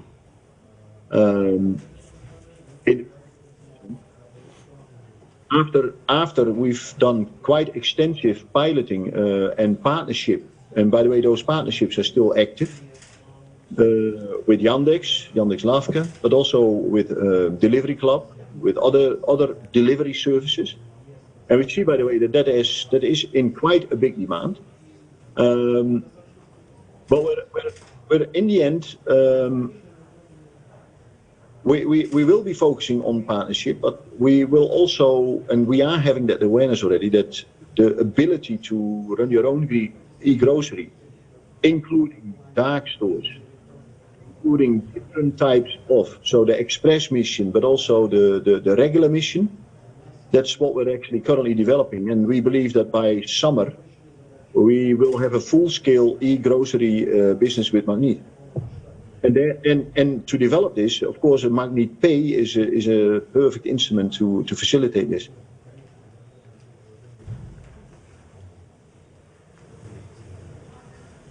Спасибо большое, Ян. Thanks a lot, Jan. Now, it is with great pleasure I would like to give the floor to Daniel Shuleyko, Yandex Taxi. So, what's your take on the situation, the competition in online? Because we are talking about attracting just one user, one consumer, more sales, but the biggest potential is connected with increasing the number of those who are now offline. So where do you see Yandex in this area? Because Yandex is a classical online player. So how are you going to involve the buyers in your ecosystem? So thank you for the question, but in fact it's not that we're doing something special. We do have a marketing story as we launch some new products, but the first thing that we do, we're trying to adapt this product for ever broader masses. So starting with taxi, we started with a well-known service, one tariff, but then as we went deeper, we realized that people have different demands.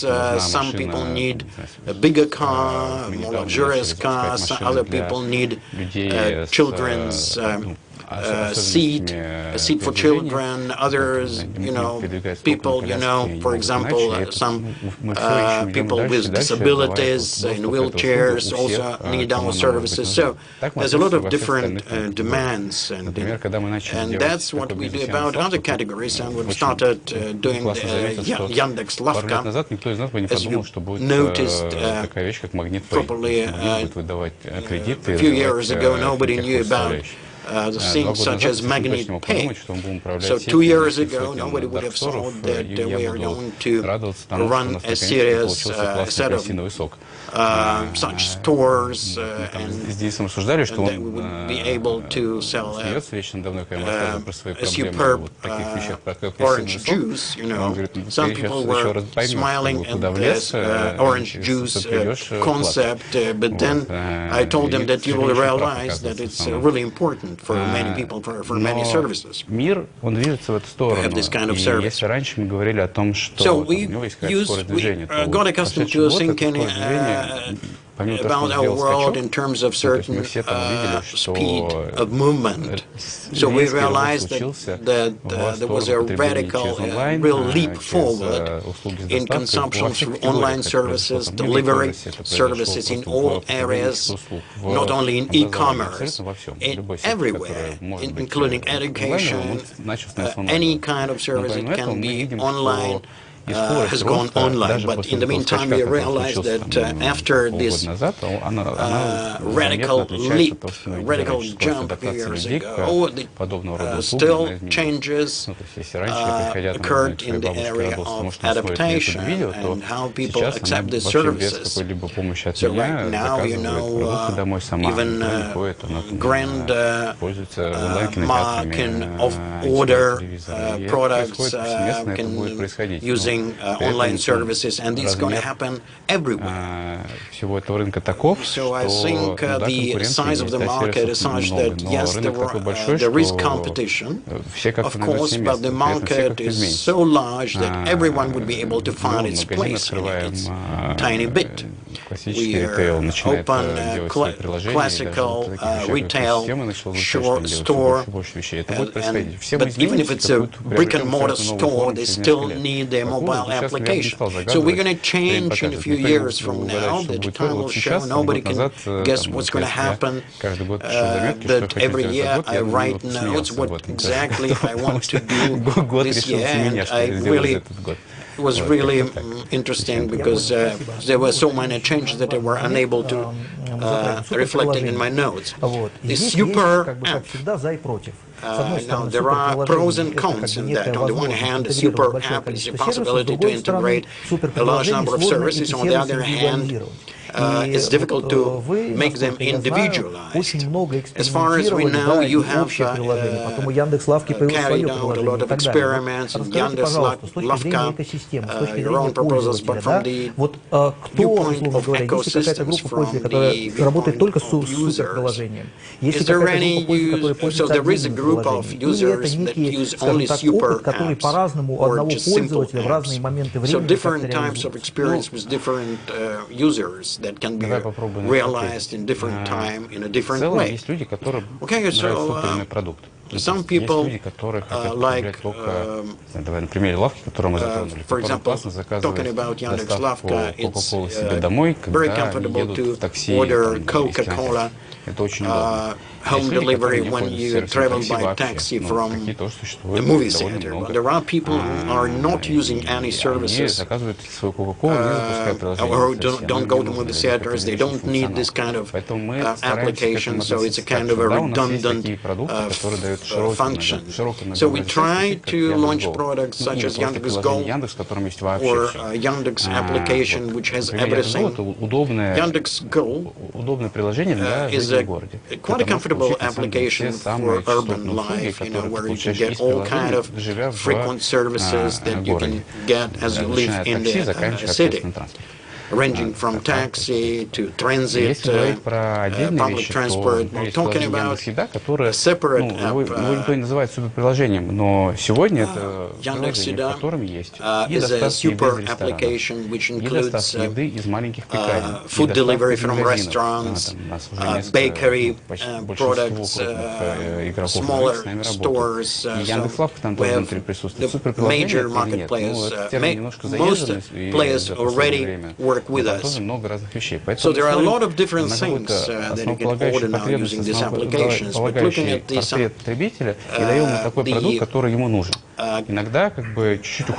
picture of a typical consumer, you cannot always imagine what kind of product he needs. But some people wrote to us, oh, you killed my favorite application, Yandex Taxi.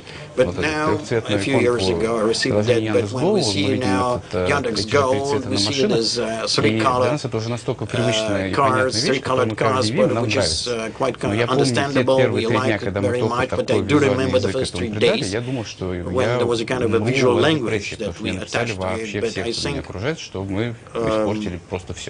But I think people wrote to us that we destroyed everything using that. But we understand that people need a certain period of adaptation. So they see increasingly the products that are now part of Yandex Gold, and we see that most services and products are now gradually entering the Yandex Gold application. But you should understand that there are a lot of consumers who do not like it, and we have to... Спасибо большое. Действительно интересная история. Вот ты затронул вот этот момент, когда брендинг онлайн переходит в офлайн. Да, у нас, в принципе, есть интересные примеры в том же аптечном сегменте, да, где есть сервис e-аптека, и, по сути дела, как бы отдельные аптеки. Давайте мы вместо вывески аптека повесим вывеску e-аптека, потому что она для нас уже будет конкурентное преимущество. И вот в этом плане действительно Яндекс представляет компанию, да, у которой более 40 миллионов пользователей, да, там более 50 миллионов пользователей сервисов Яндекс. Но на самом деле ведь ситуация не исчерпывается, скажем так, да, там определенным кругом крупных игроков, среди которых, там, не знаю, тоже, конечно, Сбербанк, например, там, и так далее. Да. Есть потенциал и возможность, на мой взгляд, и мне кажется, вот, в этом плане Денис сможет об этом рассказать, когда действительно компания может быть нишевым игроком, да, с точки зрения как бы, там, объемов бизнеса, географии и так далее, но ту целевую аудиторию, с которой можно выстраивать комплексное взаимодействие, определенные системы. Ну и опять-таки здесь тоже очень важно, и что это взаимодействие, оно требует And what is important here that this kind of interaction requires a high level of IT technologies. So it's quite an indicative example for retail. Not often that heads of retail companies become IT specialists. That's why it's quite interesting to hear about your expertise, because your audience is very interesting and very exacting, I would say. What exactly are you doing in this area? Can you share with us, because you work with Yandex, so it's quite an interesting set of different interactions. So we have, as retailers, we have invented this definition, this term, ecosystem. I think it was an attempt to bring it down to us, the physical essence of brick and mortar stores that are now in internet space. But I believe that Azbuka is not only brick and mortar stores, because more than 20% of sales are generated due to our own production. So this is that particular part of Azbuka, which I'm proud of, because the quality of products that we bring to the market has analogs. Well, precisely, that's what Danila understands well, that this kind of product is quite interesting, because Yandex Lavka is actively trading in this product. This is our best service in the city, and they are in high demand among the consumers. So it's highly important for us to produce something that is really needed by people. So when the world has started to change around Russia and in Russia, we realized almost at once that we have to adapt to the situation somehow, and even those who didn't want to move, they had to do that. So that's why it's important to reach integration with many other services, such as Samokhat and other delivery stores, because we saw that there is a need for this kind of services. Yesterday I looked at the number of, yesterday I looked at our online sales, and I mentioned that we grew from 3% to 4%. So as of December, our online sales were 5.6%. That's a year-on-year comparison. If we add our sales through partnership channels like Lavka and Samokhat, and if we add our B2B sales to this number, then this number will be bigger. All of a sudden, we have become a meaningful player in the B2B community, because we are selling a lot to companies, because companies are buying food to feed their employees, they're buying good food to serve that as presents. So this business accounts for 3% of our total sales at the moment. And yes, there are other things which are not our core business, like, for example, we have our own farm and we produce excellent steaks. You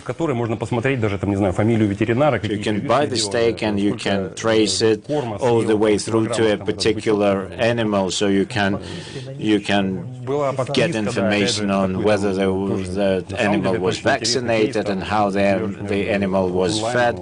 You also had a subscription for this, I think. Yes, we did. These are really, really good ideas. And I do have an IT background, but on the 3rd of January, I celebrated my 20th year in Azbuka of Kusa, so I know retail very well, and all aspects of retail. And yes, indeed, Azbuka of Kusa is not just an ordinary street retailer. We are a dynamically developing company, and our pace of growth has increased over the last year.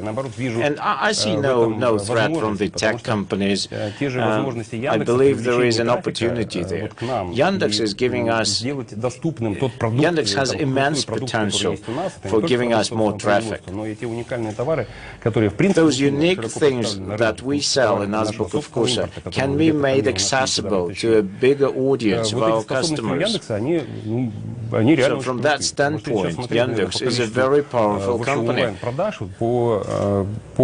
So if we look at the online sales that goes through Yandex from our book of Kusa, I think the amount that we sell through Yandex is much bigger than the amount that we sell through 3 remaining channels.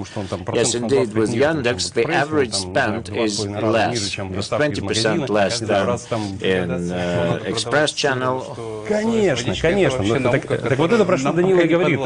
Весь вот этот опыт, он у нас. Причем он там... We have the experience of what is selling with what, like we sell cheese with wine or water and so on.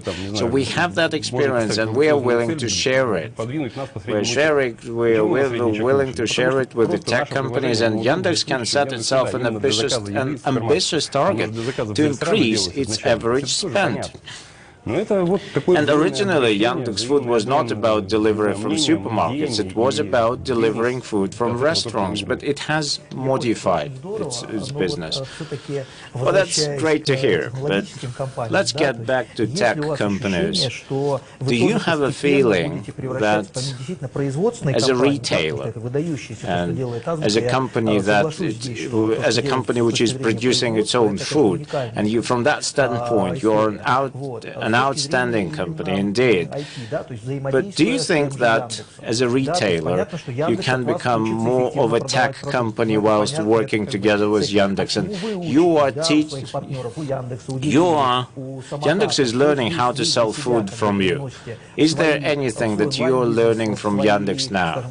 Are you borrowing some aspects of tech experience and are you integrating it into your business?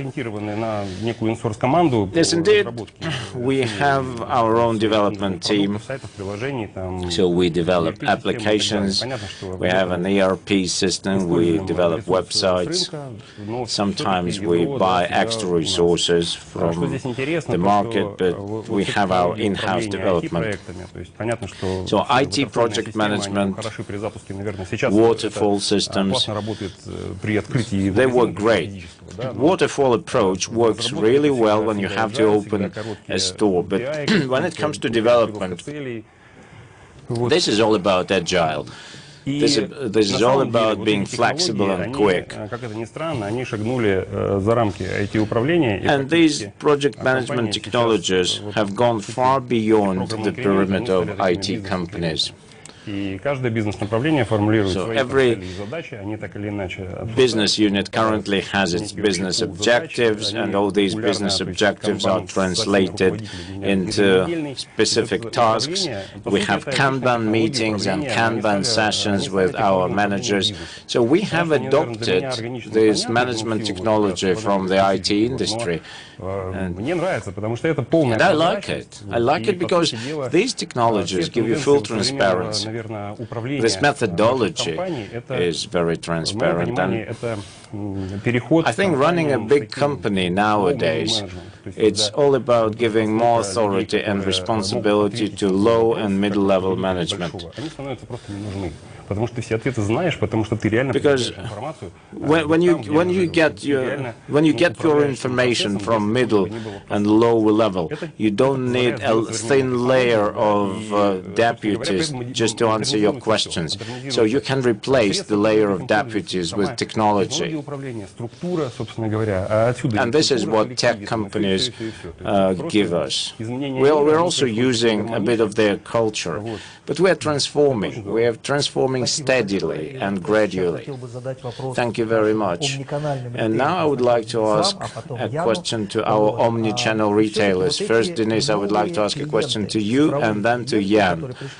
Those digital customers that started dealing with you through digital channels, those customers that you acquired through Yandex and Delivery Club, Do you think that these are truly new customers, those customers which were beyond your reach before? Because you are saying that your online sales have increased dramatically over this year.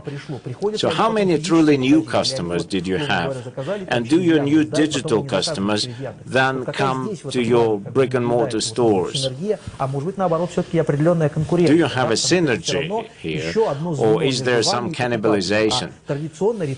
Because traditional retailers, they try to get closer to customers, and in this case, technology works as an intermediary. Yes, we are seeing an increase in the number of customers, and yes, indeed, some customers got to know us through these aggregators. But then they get closer and closer, and they start coming to our stores. But these numbers may be quite misleading, especially the numbers for 2020. I do not think that we can draw this conclusion just from looking at the numbers for 2020. We need to put it in perspective. The most beautiful thing now is that we have one customer record. All our customers have mobile phones, and we merge all their accounts based on the mobile phone, and we can track what our customers do, what they buy, and that's important.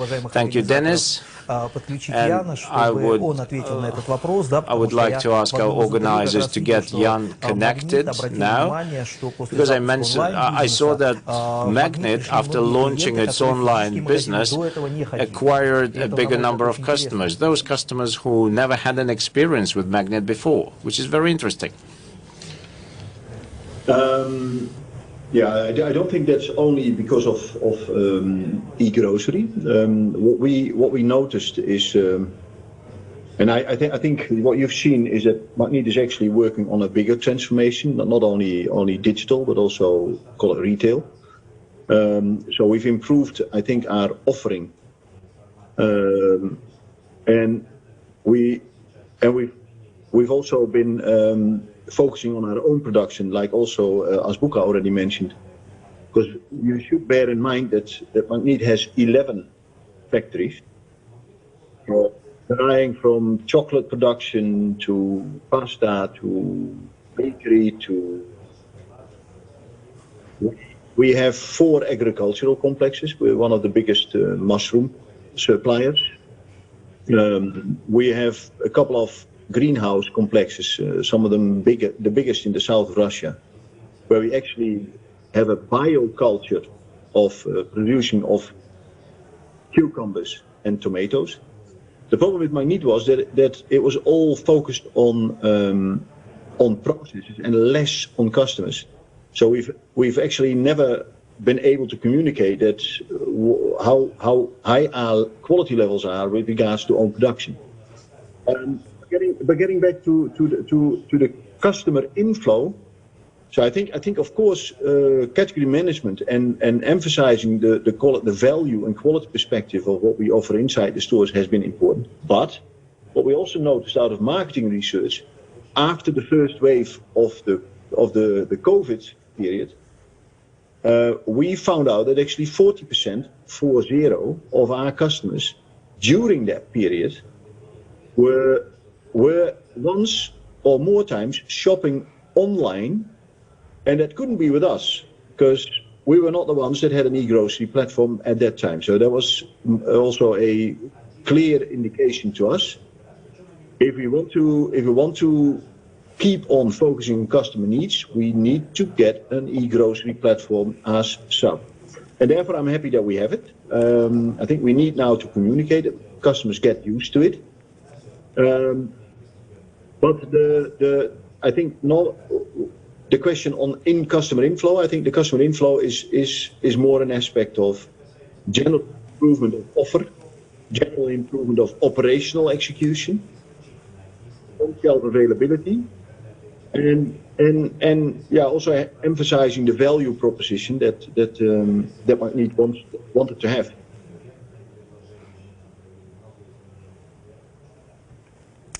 Ян, спасибо большое. Thank you, Jan. And before giving the floor to Alexei, who is our next speaker, I'd like to ask Daniel another question. You worked with many different retailers from many sectors, like pharmaceutical sector, FMCG sector. Then you have a retail business, which is Yandex Lavka, and you have Yandex Food.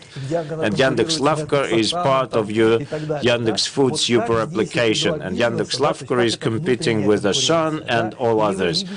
So do you manage it as component so how do you manage this? Do these components compete with each other, or do they interact with each other? And aren't you concerned about the fact that you will increase this internal competition the more partners you connect to your system? Well, if Yandex Lavka does not serve its customers right, then so be it, and Yandex Lavka will be squeezed out of the market. But we have to make sure that we are providing the highest quality service to our customers. And we also have Yandex Market. That's another segment of our business. As a merchant, you can get connected to it and start selling whatever you have to sell. We have thousands of merchants who are subscribed to this platform. And Yandex Market is delivering things from Yandex Lavka. Yes, it's all intertwined very closely, but we're not concerned about competition. It's good to have competition. You should not be concerned about it. Competition results in a better quality product. So I'll give you an example. We have Yandex Plus. That's the thing that we use internally. It's a kind of a subscription loyalty program that we have. So you become a subscriber and you get access to a variety of other services. And until recently, our partners or our stores didn't have access to this Yandex Plus. So those who work with Yandex Food, they can get connected to Yandex Plus, and they can have the same cashback opportunities, and so on and so forth. And that's the way to go. That's the way to move on. And all our partners will have equal access to these features. And that makes competition fair. I'll give you another example. If I ask you a question now, where do you buy your food from? You will not come up with a name of one supermarket, because you go to convenience stores, you go to supermarkets, and you go to hypermarkets, you go to a marketplace to buy groceries from farmers, and you go to gastronomical market as well to get yourself some good food. And the same thing is true about internet. Your needs may vary. You want one thing today, you may want a different thing tomorrow, and we cannot live off selling you the same product all the way through. We have to provide you with the right quality of service. By the way, we are ashamed by the level of service of our service in the end of December. We were hampered by the snowfalls and so on, but that's the way it is. It's good that you touched upon it. Thank you, because I actually wanted to ask this question. So your loyalty program is in fact the center, the core of your ecosystem. So you have to maintain your customers in your loyalty program. And now I would like to give the floor to Alexei, who is representing Ecom, which is a true tech company,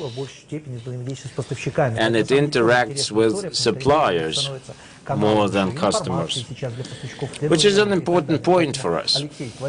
Alexei, what do you think about the current situation? And what strategic opportunities or what strategically important touch points do you see here? Yandex and Azbuk, of course, they are vertically integrated companies, but not all retailers are like that. Well, our company works in the retail market, and we bring retailers closer to our suppliers. We have more than 300 retailers registered in our system and 4,000 suppliers. We work with Magnet and Azbuka Vkusa. And we look at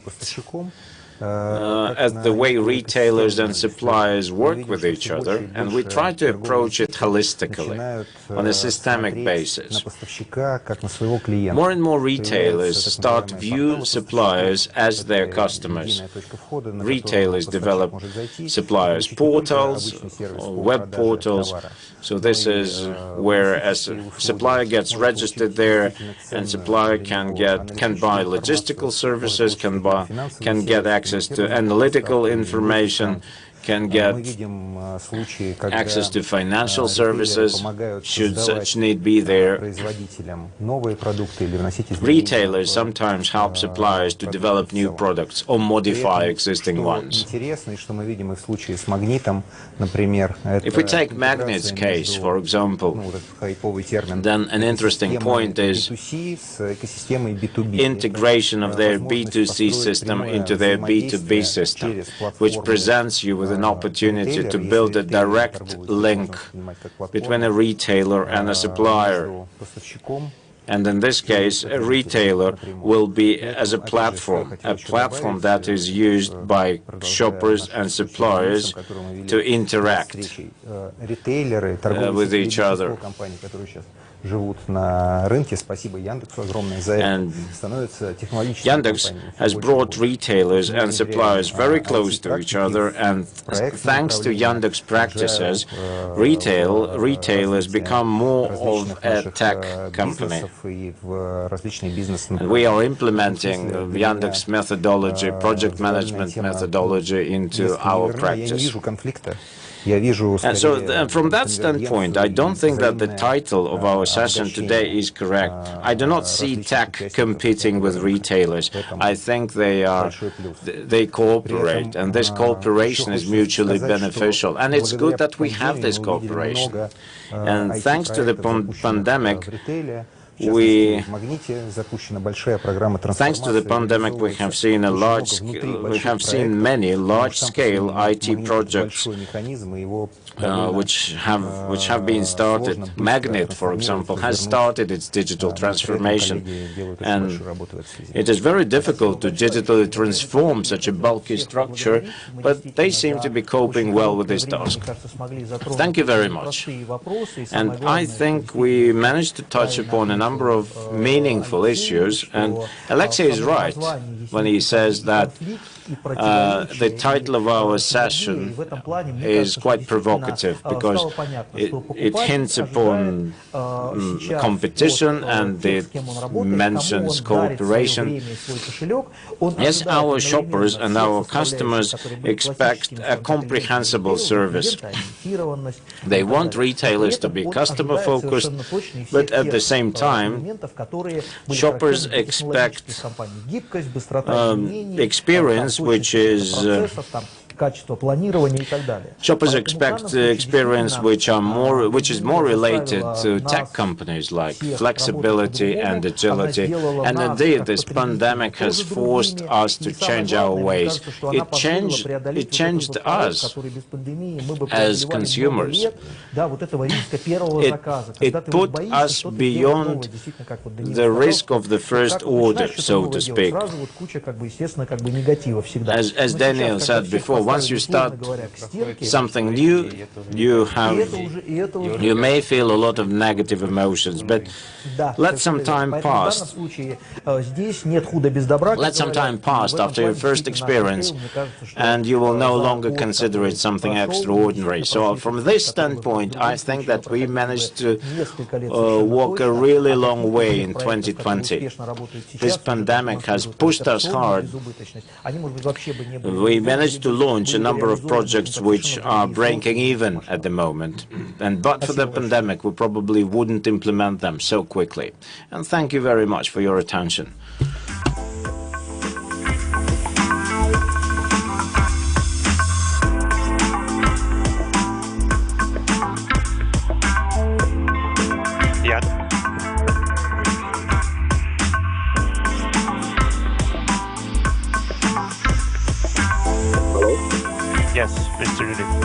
So we're done. Yeah. Thank you very much. All right. Thank you for your time. Yeah. Yep. Have a nice Bye-bye. rest of the day. Bye. All right. Bye.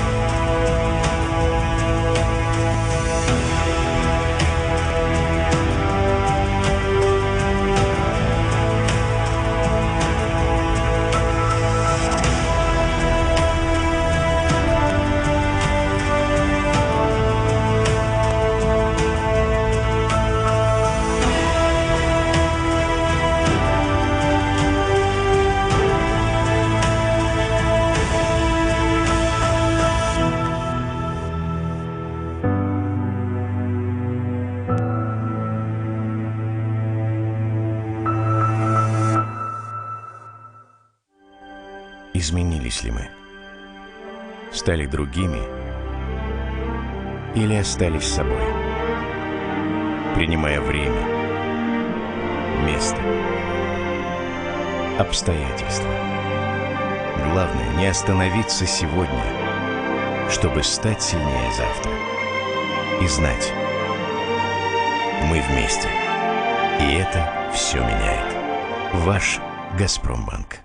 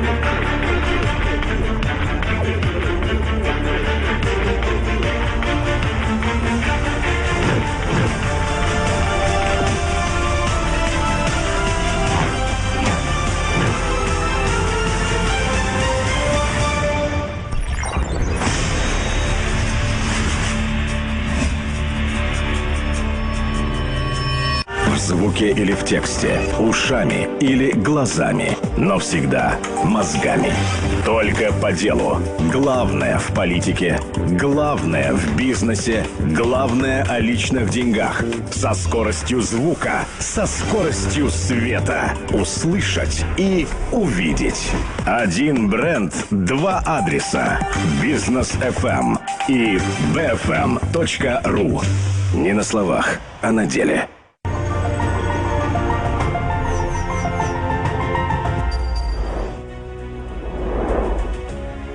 В Российской академии народного хозяйства и государственной службы при президенте Российской Федерации проходит Гайдаровский форум, который в начале года традиционно задает вектор общественной и научной дискуссии. Здесь собираются известные эксперты, представители органов власти, общественные и политические деятели, предприниматели из разных стран мира. Гайдаровский форум открывает обсуждение деловой повестки на ближайший год. Для гостей из-за рубежа форум выступает важным источником информации о главных тенденциях социально-экономического и политического развития, состоянии бизнес-среды и инвестиционного климата России. В ходе открытых и плодотворных дискуссий участники форума смогут обменяться положительным опытом и лучшими мировыми практиками, предложить конструктивные подходы к решению приоритетных ключевых задач, стоящих перед Россией и миром на старте нового года, нового десятилетия. Ключевая тема форума этого года – «Россия и мир после пандемии».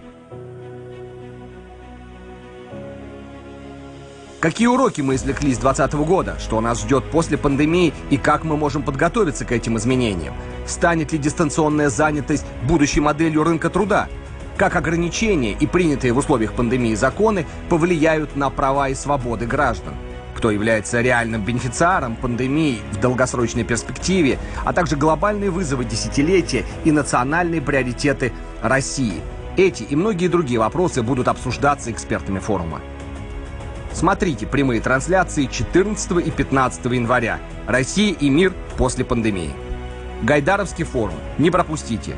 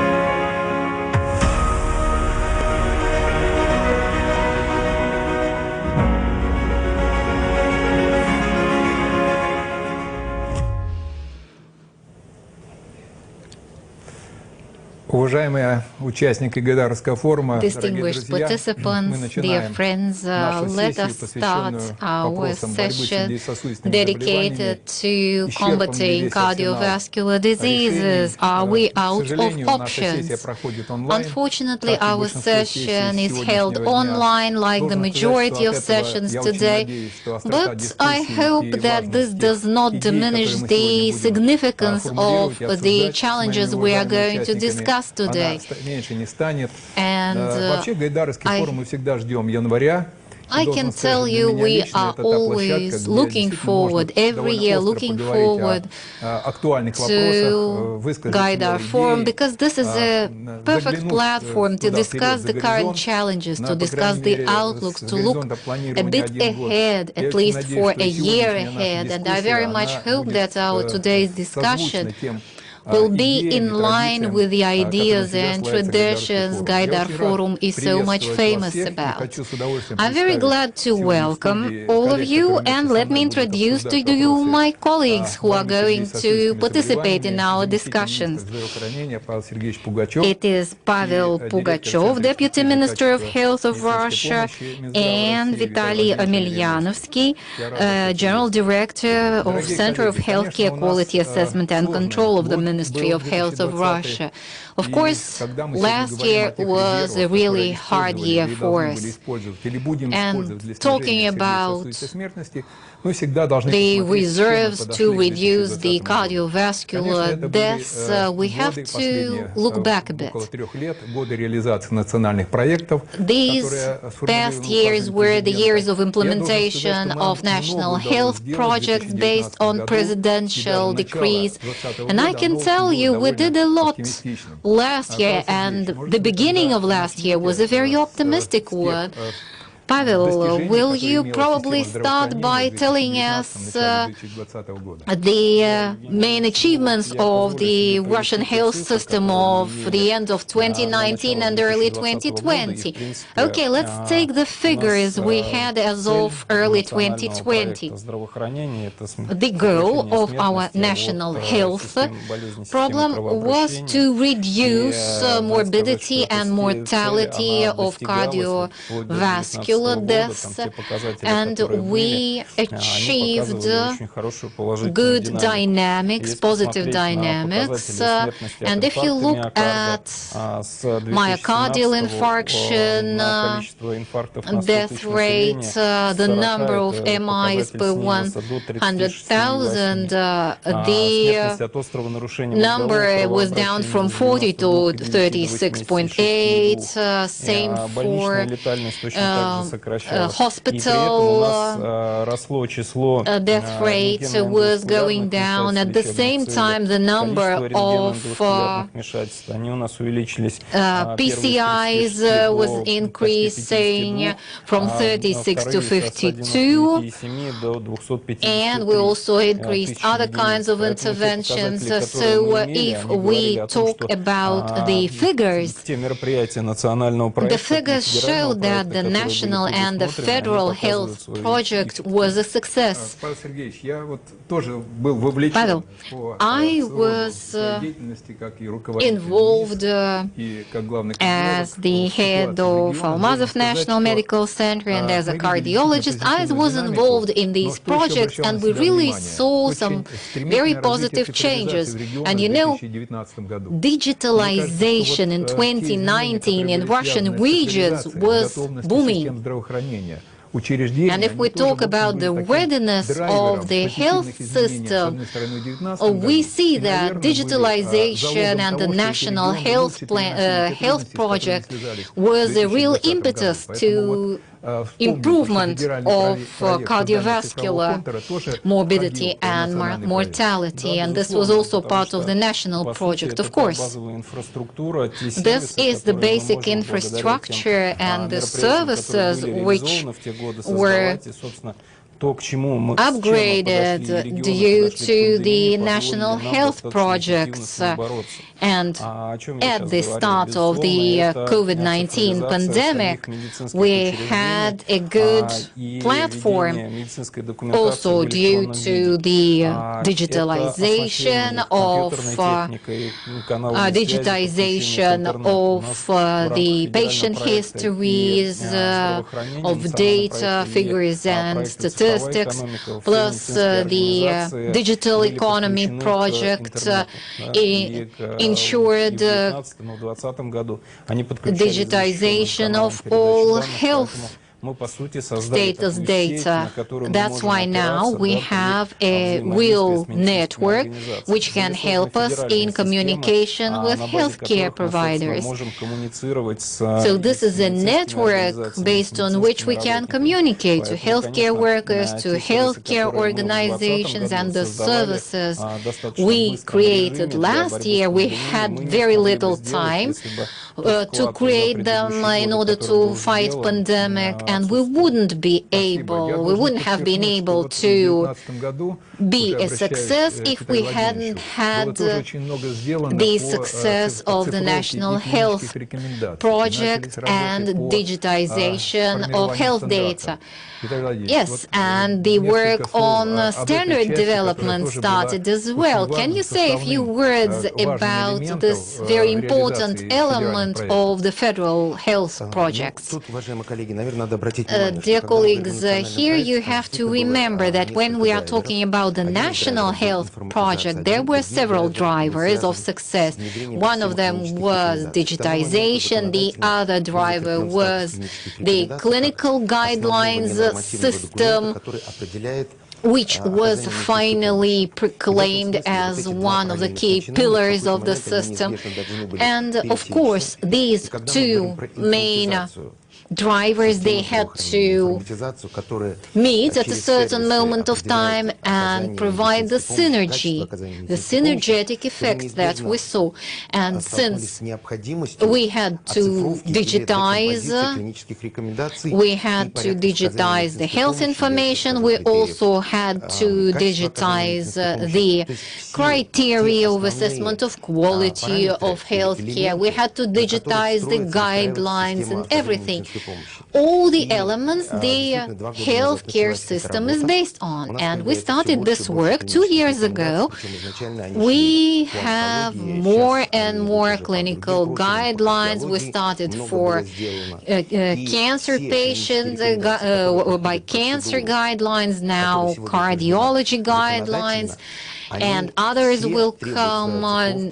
And all these guidelines have to be digitized in order to have a succession of information when migrating from one information system to another one. Now the Ministry of Health is shaping a vertically integrated medical information system. The goal is set. A lot has already been done, but there's still much more to be done.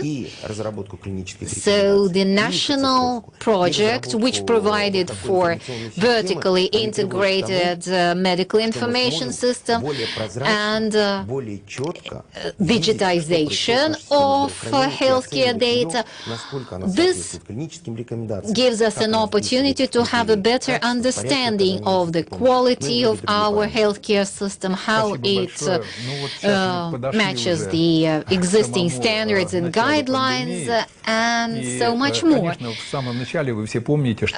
Since we now started discussing the way the pandemic started, you remember that at the very outset of COVID-19 pandemic, we thought it was just a communicable disease, another one. But then we realized that cardiovascular diseases are among the main complications of COVID-19. We realized that later. And we saw that COVID-19 became a disease with unpredictable complications, increasing the myocardial infarction-related deaths and other things, plus isolation, staying at home, less activity and other things. This too increased morbidity and mortality of cardiovascular causes. Because we were so happy that there was such a good reduction in cardiovascular deaths before the pandemic, and then came the pandemic and we had to fully restructure the primary care, secondary care. We had to avoid risk for the patients coming for regular assistance to cardiology units, because people were afraid of going to hospital, of visiting a doctor, a cardiologist. A pandemic is always a hard time, but yet it is a time for innovations, implementation, for growth. And I think that last year, the technologies in healthcare system are booming, right? Because we approached the pandemic with some basic infrastructure we had created in healthcare system, but the speed of digitalization of the healthcare sector was not sufficient for a pandemic. It was good, but not sufficient. And of course, we could not use the existing system we had created by then, a year ago, for the solution of the problems that we faced because of the pandemic. And we had to restructure the training of healthcare professionals. We did not have enough personnel for the intensive care units and the like.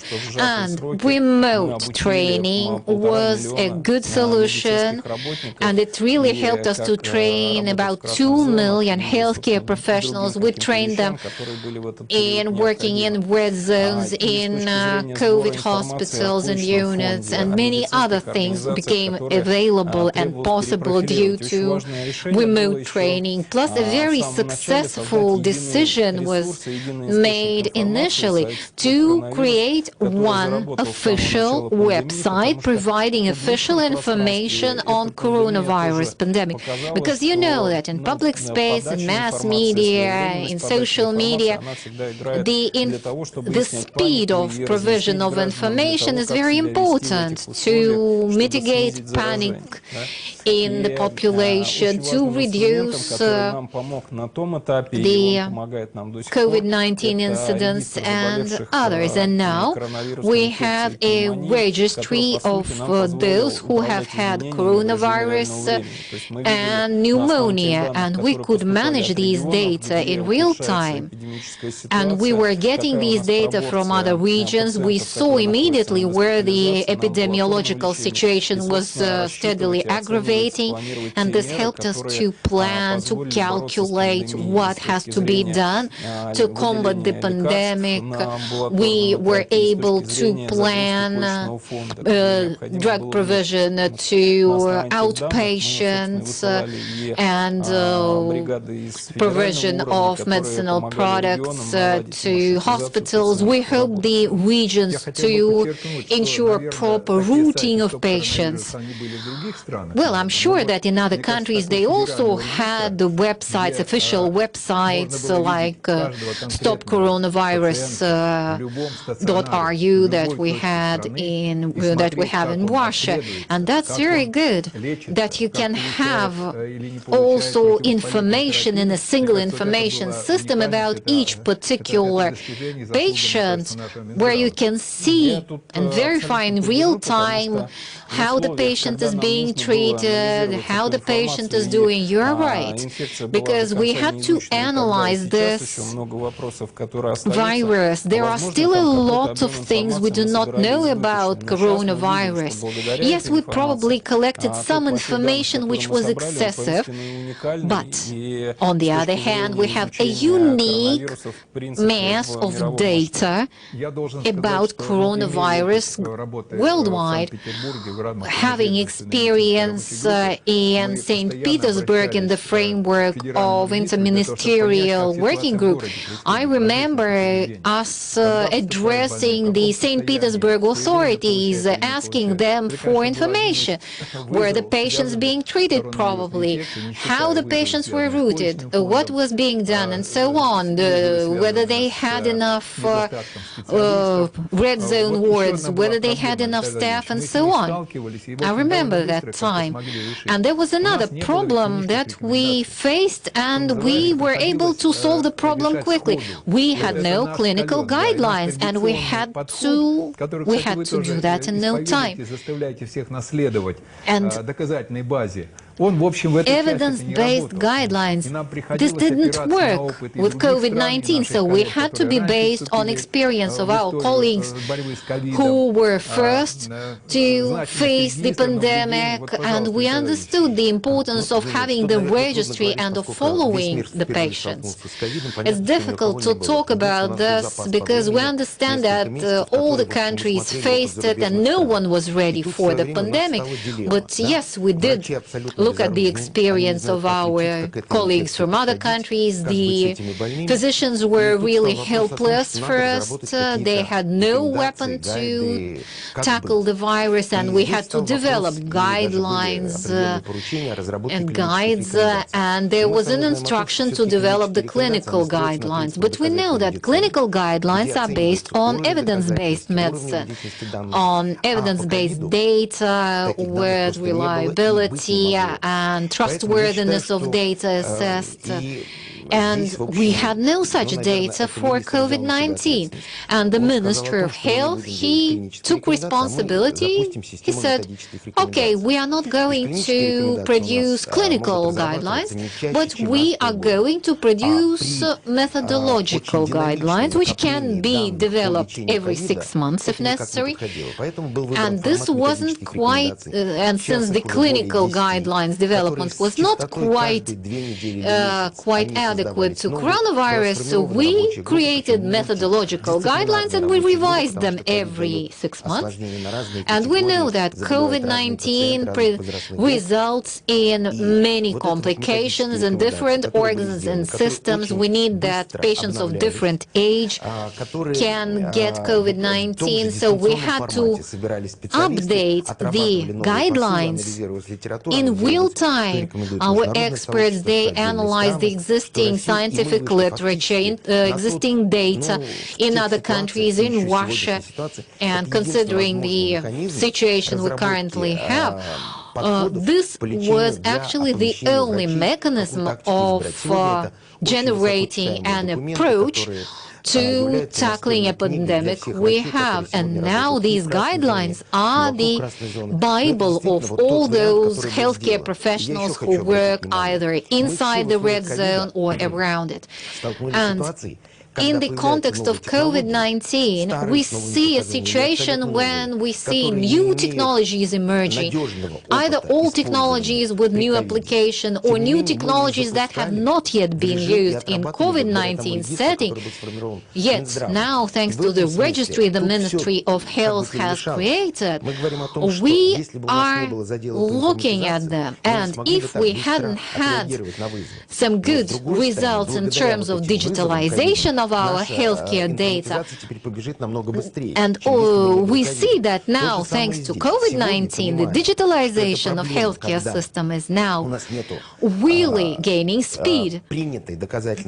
And even though we do not have an approved evidence-based information on COVID treatment drugs, I think that the registry and the database will help us, and this digitalized system will help us get quicker access to all the data we need. Now the whole world is going to run quicker and quicker in terms of new technologies implementation and new solutions generation. And I can also say that COVID-19 changed our attitude to data. COVID-19 made us act swiftly. We had no time to wait, to think for a long time. We had to learn to trust, to collect data, process data, and make decisions. As soon as you understand this is the only way to act, you feel a different level of responsibility for the quality of these medical data. And the regional healthcare organizations, they understand that this is not just statistics for statistics. This is the data that are going to be used in real practice for generating real solutions. Before the pandemic, we had one approach to GCP, good clinical practice, and related issues, while now, based on COVID-19 experience generated solutions, they will be more demanded and more valuable now. I fully agree. I remember that during the generation of clinical guidelines, many experts have been saying since long ago that you have to be more based on registries, on clinical practice, on medical data. Yes, and the registries now are also booming. They have acquired a completely new significance. Right. And a bit later we are going to talk about one more important thing. Because last year's situation showed how important is provision of proper drugs to the patients with cardiovascular complications of COVID-19 infection, for instance, and implementation of the program of free drugs to patients from the high-risk group, for instance. This too is a very important tool. We wanted to learn what the audience thinks about this initiative of the Ministry of Health. Should we probably prolong the program for provision of drugs to the patients with COVID-19 and its complications? So please start voting. Please launch the voting. And now, considering the pandemic, we understand that now in cardiology, for instance, we have fewer wards for cardiology patients. There are still issues in terms of medicinal products provision, plus technologies use has to be accelerated.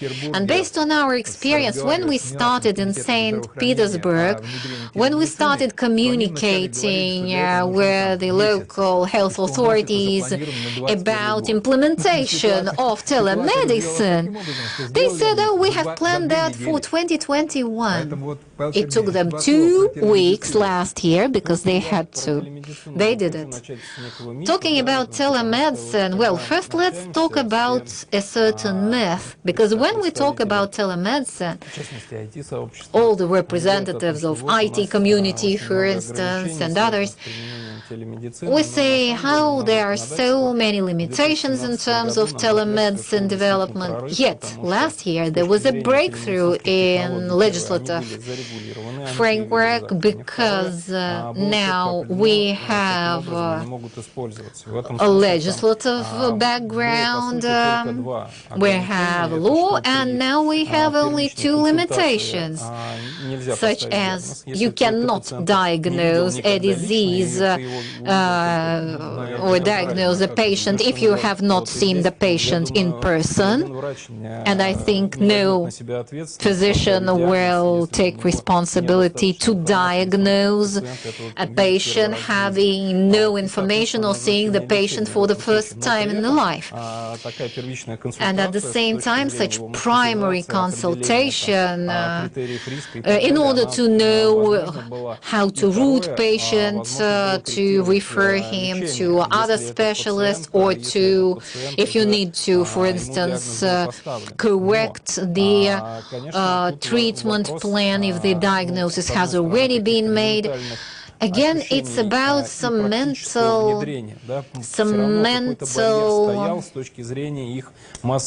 sensations, because there was sort of a block in our mentality, in our mind, as to mass implementation of these principles.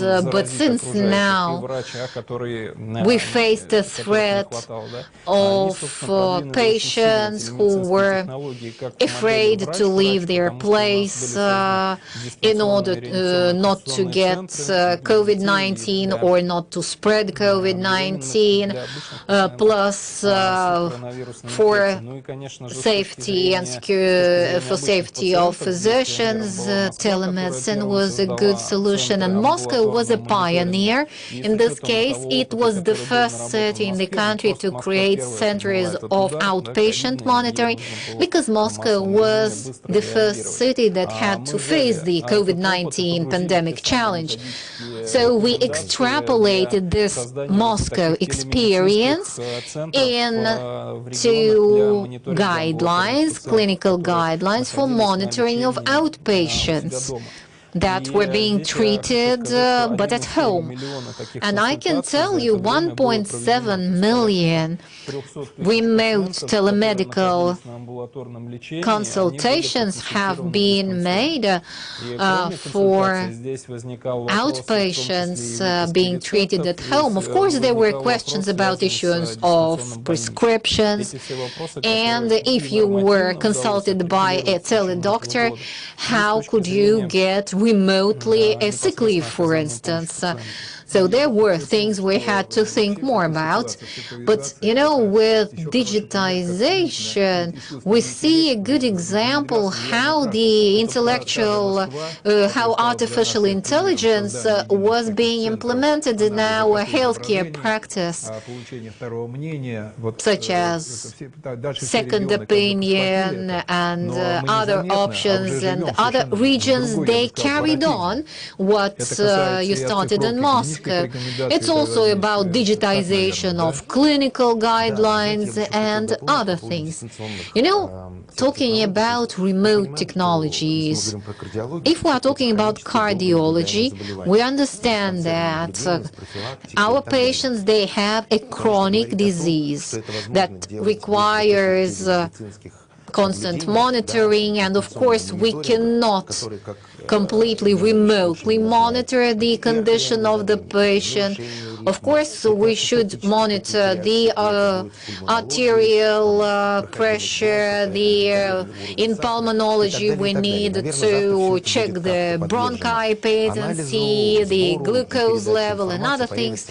Maybe tomorrow we will have these data channeled into one source, and we'll have like a dispatcher system that would collect these data and analyze them, and probably this will require some additional funding, because when we are talking about new technologies, of course new technology is supposed to reduce the costs. For instance, a doctor does not have to come to monitor the blood pressure and other things, but to launch the system that would remotely monitor the patient's condition, we still need to invest in it. Unfortunately, currently currently the system is not yet ready to immediately respond to implementation of such innovations, and COVID-19 will definitely help us to speed up the process. When we look at the foreign colleagues' data, they show that the countries that are most efficient and that are the quickest ones to respond to the that can respond to the challenges, these countries are most successful, and we have to revise the system and the organization of the system and the funding of the system should be revised, because if we do not create the right stimuli and organization for the healthcare professionals, we will not be as efficient as we'd like to be.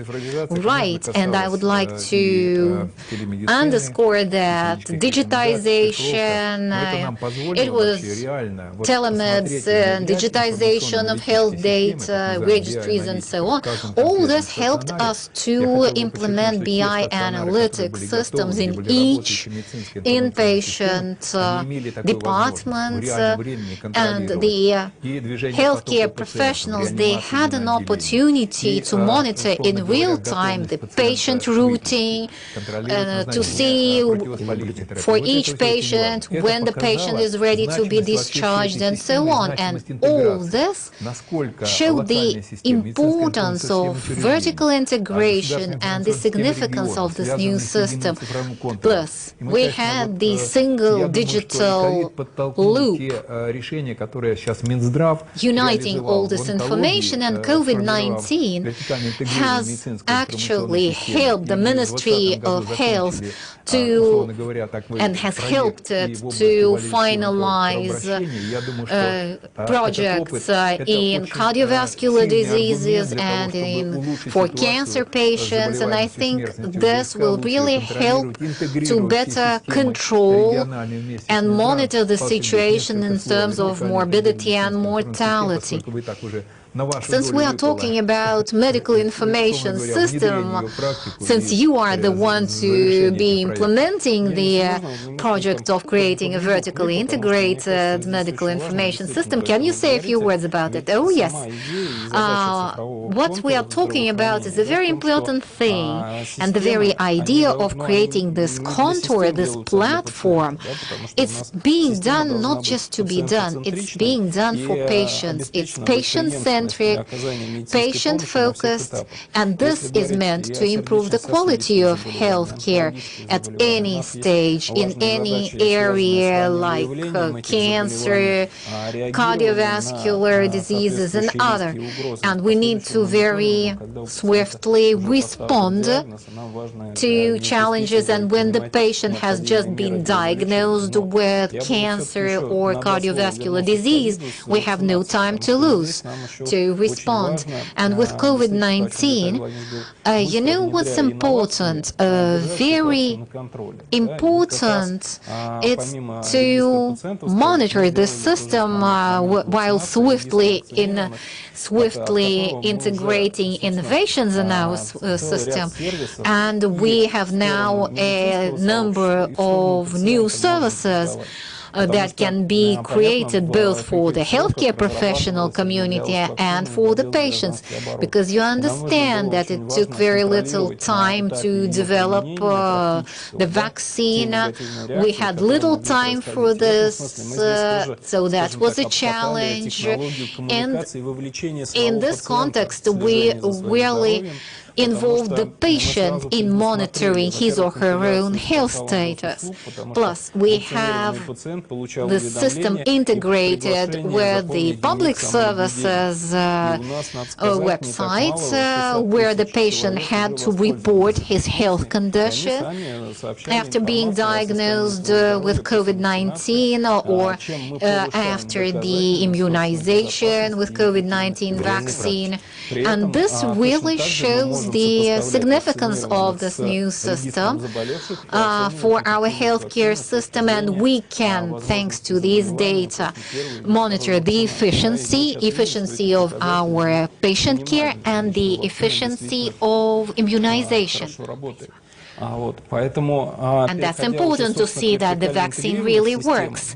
So this transition to a vertically integrated system shows that we first have to promote the best clinical practices so that every physician, no matter in which hospital, district or city hospital, each physician should have access to the latest best practices and technologies and guidelines. Guidelines are meant for everyone to be based on the single practice and approach, and we need these clinical guidelines or methodological guidelines. We need them to be updated based on real-time practices and evidence, and this should be available to every physician like a checklist, which we are all the time updating. We started from oncology, then thanks to you we tackled the cardiovascular diseases, and this is about promotion of digital technologies and digital transformation of the system, of the information system. Plus, it's important to monitor the condition of the health service in different regions to see in which region we have a problem with healthcare establishments, where there is a shortage of healthcare professionals, where there is a surplus of healthcare professionals, graduates, for instance, and so on. Plus, we need to help patients who have had a cardiovascular event, a serious event.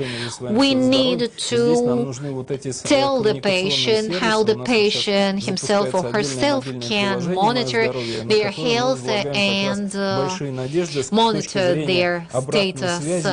And this feedback, this communication with patients is what we are currently launching. That's important. Oh yes, every time we implement something new, we need to understand what will be the result, what will be the benefit of the new solution for the healthcare professionals and for patients. For the healthcare professionals, this means a possibility to ensure seamless integration of all systems. For the patient, it means timely care, timely help. Plus, we will soon, I hope, we will have a digital clone of each patient in our digital database and registries, and we'll be able to monitor and model the development of situation. And it's about what comes first, the egg or the hen. We shouldn't make this digital platform just to make it. So we need to see why we are doing that. If we are talking about the fact that it's client-focused, client-centered, patient-centered, that's what it really means. But in other situations, this tool becomes a driver. For instance, when we start decomposing the goals, when we start decomposing the data, digitizing the data, we understand that to do so, we need to harmonize all the existing guidelines and documents so that Ministry of Health and another public agency would do that without an urgent need. They wouldn't start this, while now all the public agencies are updating the existing guidelines and documents. Now we have more lawyers who are trying to harmonize the existing legislative framework and guidelines. And in this case, this becomes not just a tool, but a launching pad for this process. Well, talking about the COVID-19 legacy, last year a decision was made and a governmental decree was issued on death certificates. That was an important thing, important both for clinicians, for healthcare professionals, and for the patient's family. And this is supposed to help healthcare professionals to code the right way the cause of death. And this really helps to find an algorithm both to document the death the right way and to reduce statistics like death rate of all causes. And now, with the registry we have, with vertically integrated healthcare information system, we will be able to understand where the problem happened, which resulted in fatal outcome. Oh, yes, you are right.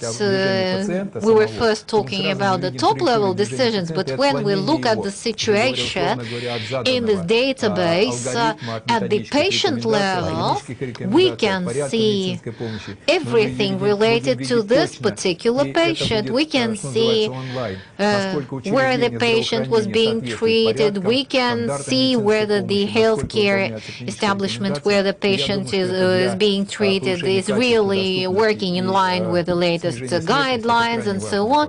And this is important both for availability of healthcare the patient needs and also for digitization of the system. Well, sometimes at a certain age we forget about our health and we do not really pay attention to something being wrong.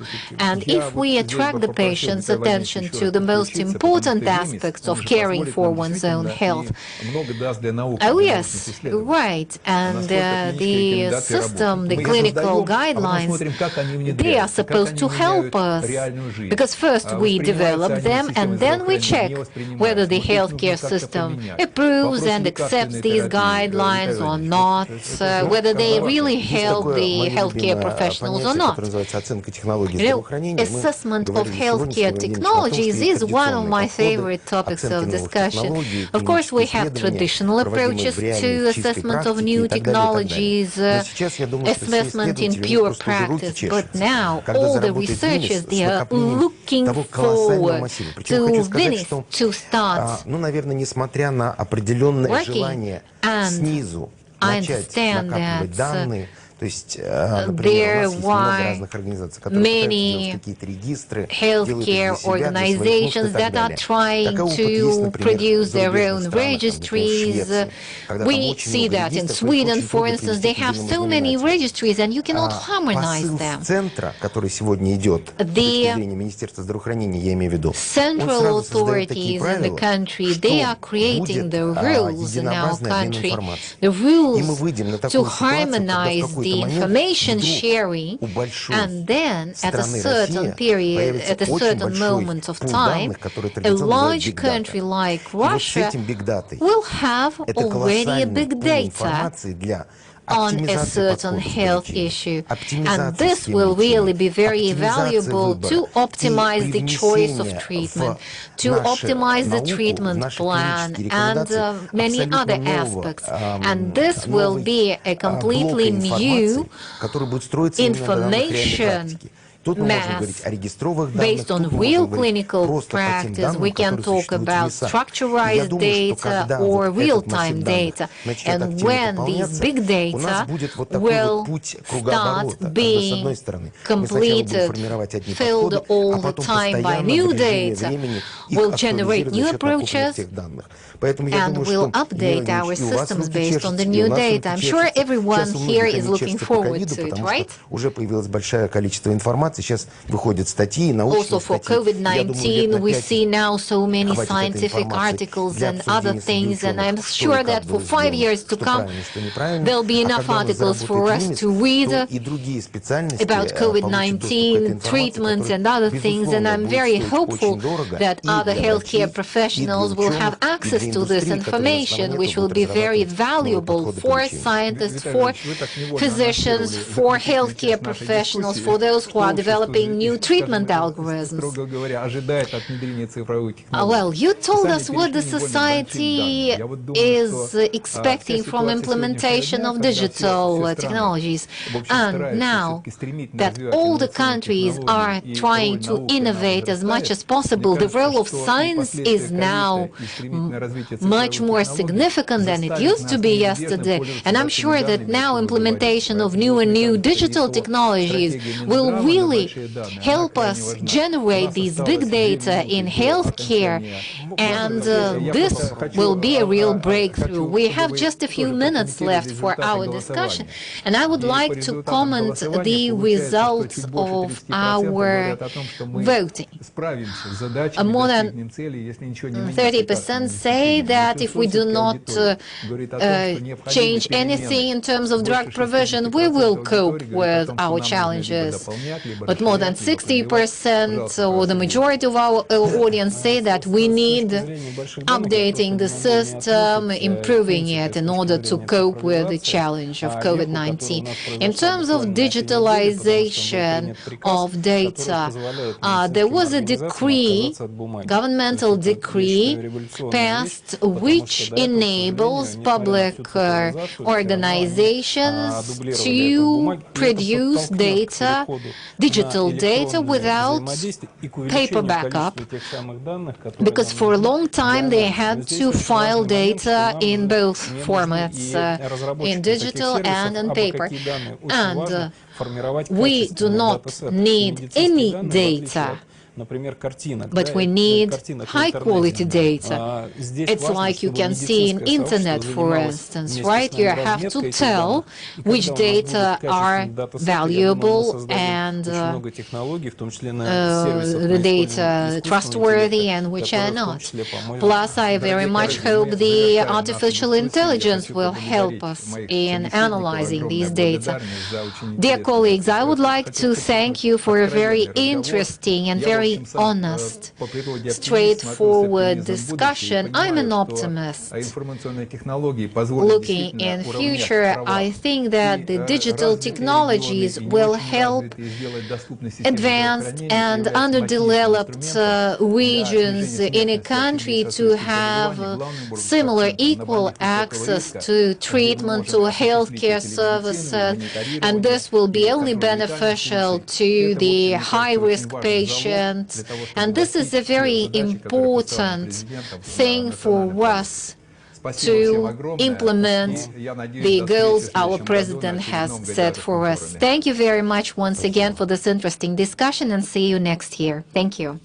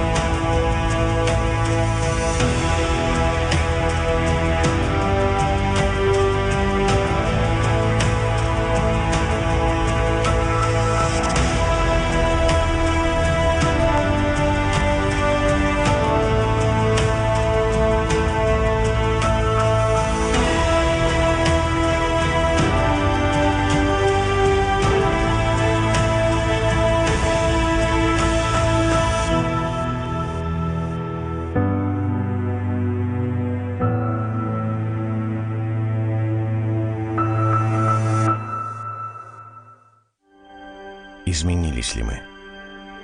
Стали другими или остались собой? Принимая время, место,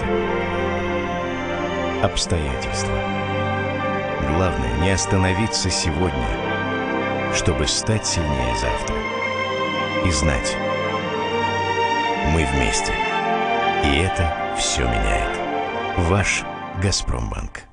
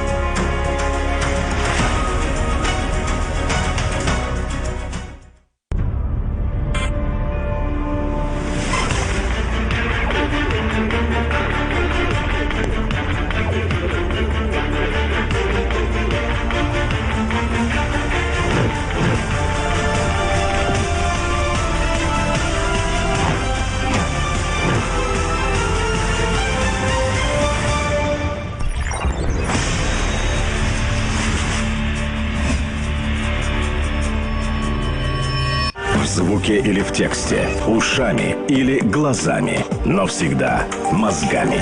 Только по делу. Главное в политике, главное в бизнесе, главное о личных деньгах. Со скоростью звука, со скоростью света. Услышать и увидеть. Один бренд, два адреса. Бизнес FM и bfm.ru. Не на словах, а на деле.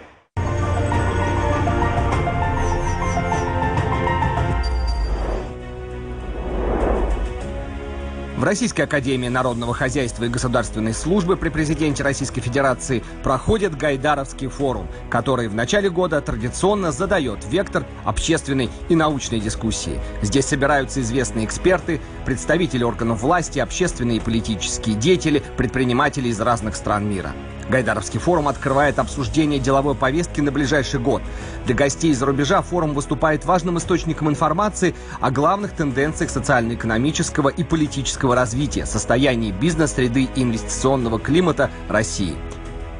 В ходе открытых и плодотворных дискуссий участники форума смогут обменяться положительным опытом и лучшими мировыми практиками, предложить конструктивные подходы к решению приоритетных ключевых задач, стоящих перед Россией и миром на старте нового года, нового десятилетия. Ключевая тема форума этого года – «Россия и мир после пандемии». Какие уроки мы извлекли с 2020 года? Что нас ждет после пандемии и как мы можем подготовиться к этим изменениям? Станет ли дистанционная занятость будущей моделью рынка труда? Как ограничения и принятые в условиях пандемии законы повлияют на права и свободы граждан?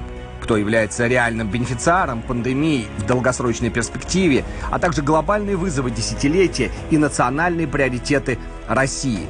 Эти и многие другие вопросы будут обсуждаться экспертами форума. Смотрите прямые трансляции 14 и 15 января. Россия и мир после пандемии. Гайдаровский форум. Не пропустите.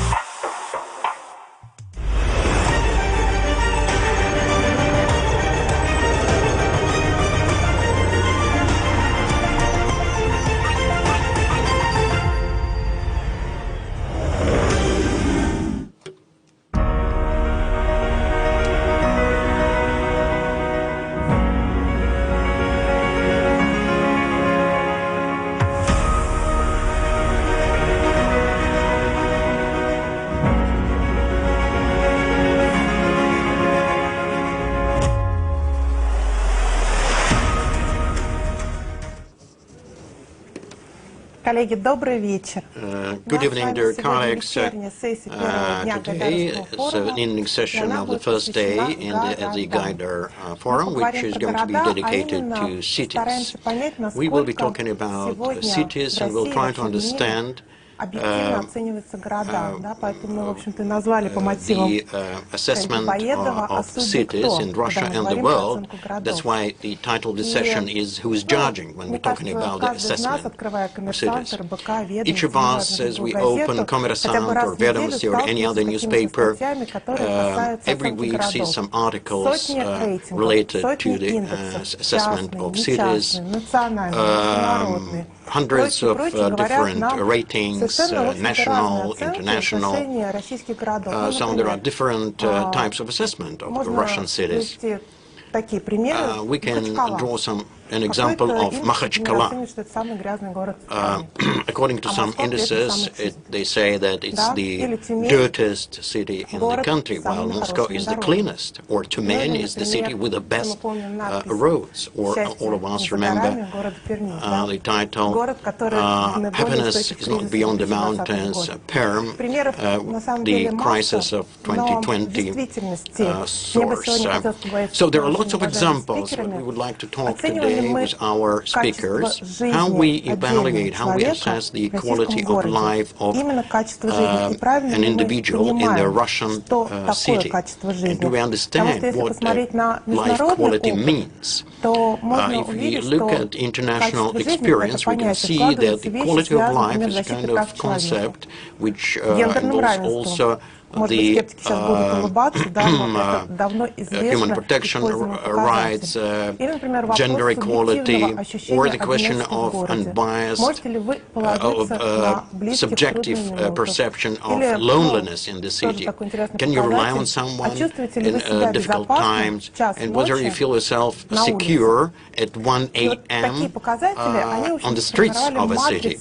So these are kind of indicators that shape the matrix of international community assessing the quality of life in a city. Well, before I invite our speakers, I would like our audience to vote, answering a simple question. For you personally, is it important what place is occupied by your city in their ratings? First, yes, I'm proud of the success scored by my city. No, because I don't understand how these rankings are organized. And I'm ready to confirm that some rankings do not publish their methodology. No, it's not the most important problem in my city. And the fourth option, what rankings are you talking about is more important when COVID is over. So let me introduce our speakers. Hopefully we are going to debate on this subject. Maxim Yegorov, Deputy Minister of Construction of the Russian Federation. Nikolai Tsekhonsky, First Deputy Chairman of Внешнеэкономический Bank, member of the board. And our international speaker, Stefano Marta, OECD, head of the project Territorial Approach to OECD. And SDGs. So let me start with Maxim. Maxim, let's be frank. A lot of people try to offer different indices, a lot of arguments about this, but there are two federal indices right now in the country. First, the index to assess the quality of urban environment, and the second is the IQ index for smart cities. So these are the two indices. So we would like to understand your vision, your understanding of these indices. Is this a kind of a central control or supervision over KPIs achieved in certain cities, or it's a kind of a self-assessment tool for mayor's office in locations, because we've heard both positive and negative feedback. In particular, some mayors were saying that we don't understand how these rankings are organized. But in your view, what do you think? What was the initial goal for introducing these indices? Well, of course, it's a good question, but in fact, it wasn't our task to create ratings, which city is better, which one is worse.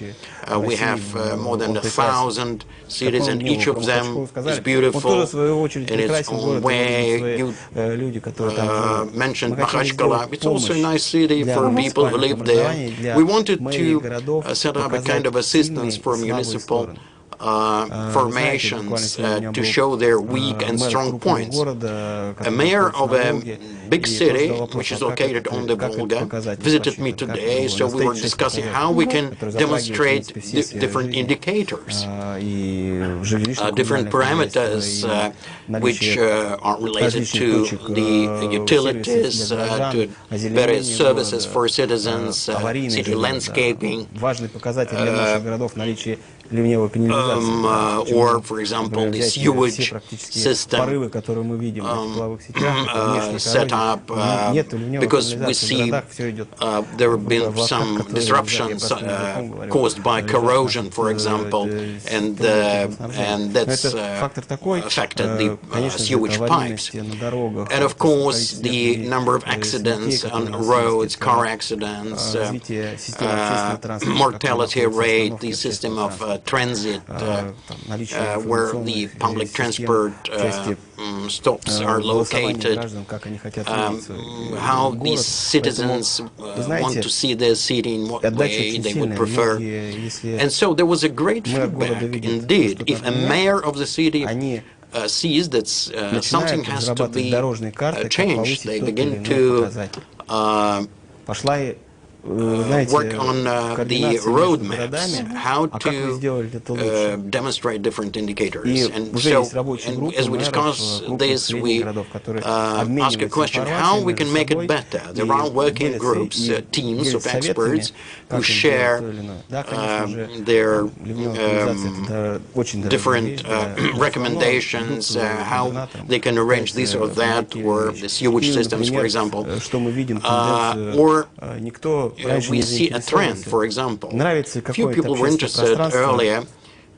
For example, some people, citizens, like the public spaces, but whether it's really good, whether you want to be photographed against a background of some public spot.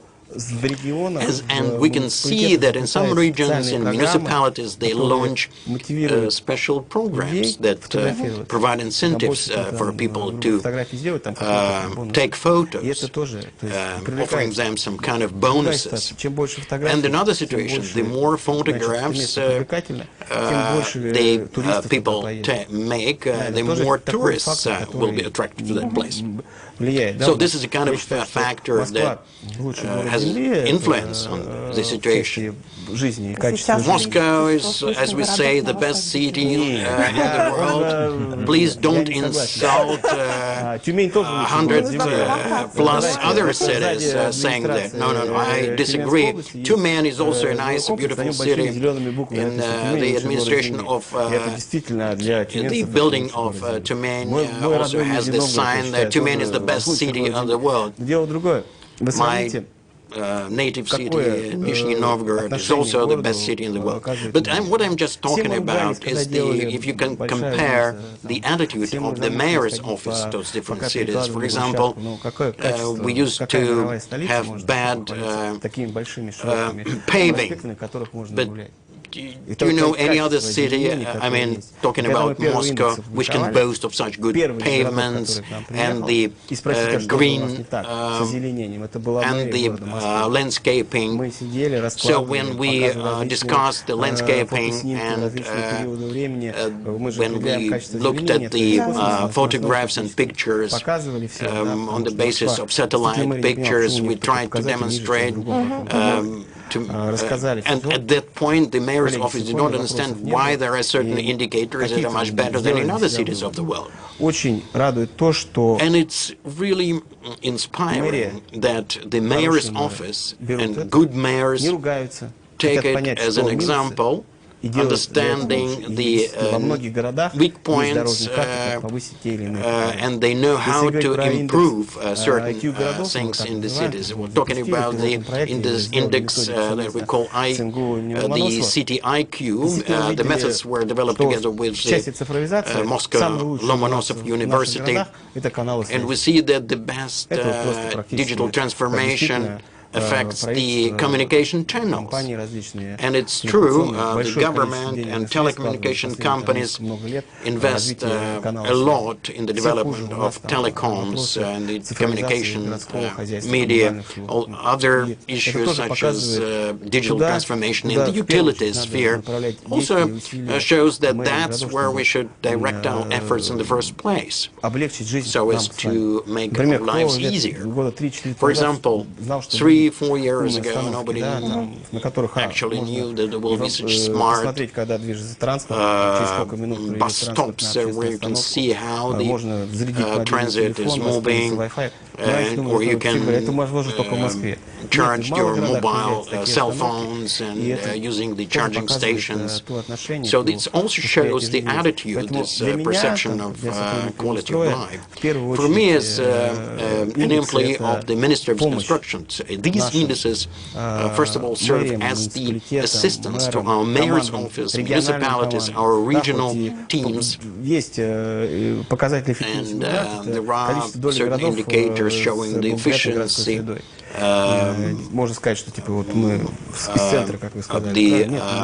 how favorable is the city environment towards citizens. So with this, the main task is to see how this quality of life affects the life of citizens. So let's use all these indicators. Okay, so you answered my question, but carrying on this about the slogans to beautiful cities, we often visit Ryazan. So when you pass Lukhovice, there are only 3 capital cities in the world: Moscow, Ryazan, and Lukhovice. I remember this quite well. Nikolai, may I ask you another question? It's just we're interested in your opinion, and then I'll tell you what answer is the right one. Maybe we can do it vice versa. Okay, we'll try that. One of the international indicators, the urban quality, life quality, is the self-content, self-satisfaction of a citizen. So that was based on a huge number of statistical data collected over 50 years, like index of happiness. So my question is as follows: what do you think in this particular indicator, which of the scores, which of the points has the more scores? Whether you have a family or a job? Well, I would answer a family, but I understand that you mean that job is more important. Yes, in reality, you know, the international practice, and I think that we have to show respect for practice as an expertise, because this international expertise demonstrates that from the viewpoint of a citizen, if you choose between family and job, the job is more important in terms of satisfaction. So I think it's quite a complicated matrix, which requires kind of that you plunge into these complicated indicators. Now, getting back to you, Nikolai, we know that I think that was in the autumn, or you mentioned that the urban economy is one of the priorities in the Vneshekonom Bank, which is quite obvious. As you invest or accumulate funds, investing them in infrastructure, urban infrastructure. So as the Institute of Development, you would prefer to see certain results, and perhaps these results cannot be related only to the fact to how many investors have come to the city. In the morning, we held a session with your colleagues from Vneshekonom Bank, so we came to the conclusion that it is important that the economy economy should have a human face, whether a family wants to live in this face, whether they're going to be tied into the city, or they prefer to travel to Moscow to work there. So what about your scoring regarding the cities where you invest in your projects? Thank you. I think that's quite an important and burning subject, so let me start from the very beginning then. It's true that Внешний Economic Bank as a development institution, as a financial institution, first of all, is a kind of a government tool to implement government programs. And right now we have quite clear-cut nationwide goals which are built around the quality of human life, allowing a human being to realize himself, to implement his talents, and so on and so forth. As a development institution, we cannot ignore this fact. So it's true today. The top priority for us is not just investments in major projects, traditional gas or chemical projects or infrastructure projects, which we will continue to finance, no doubt about that. But from the point of view of our activities and the energy that we spend on all that, I think that's precisely what is related to the quality of life of people in the cities. We have developed a program for city development quite recently, and we have come to the conclusion that the Institute of Development is less needed in the centers, such as Moscow and St. Petersburg, because there are a lot of people willing to finance, to fund such projects, and of course the budgets of such cities are much higher. But if you look at other cities, 3/4 of the country's population live in the cities.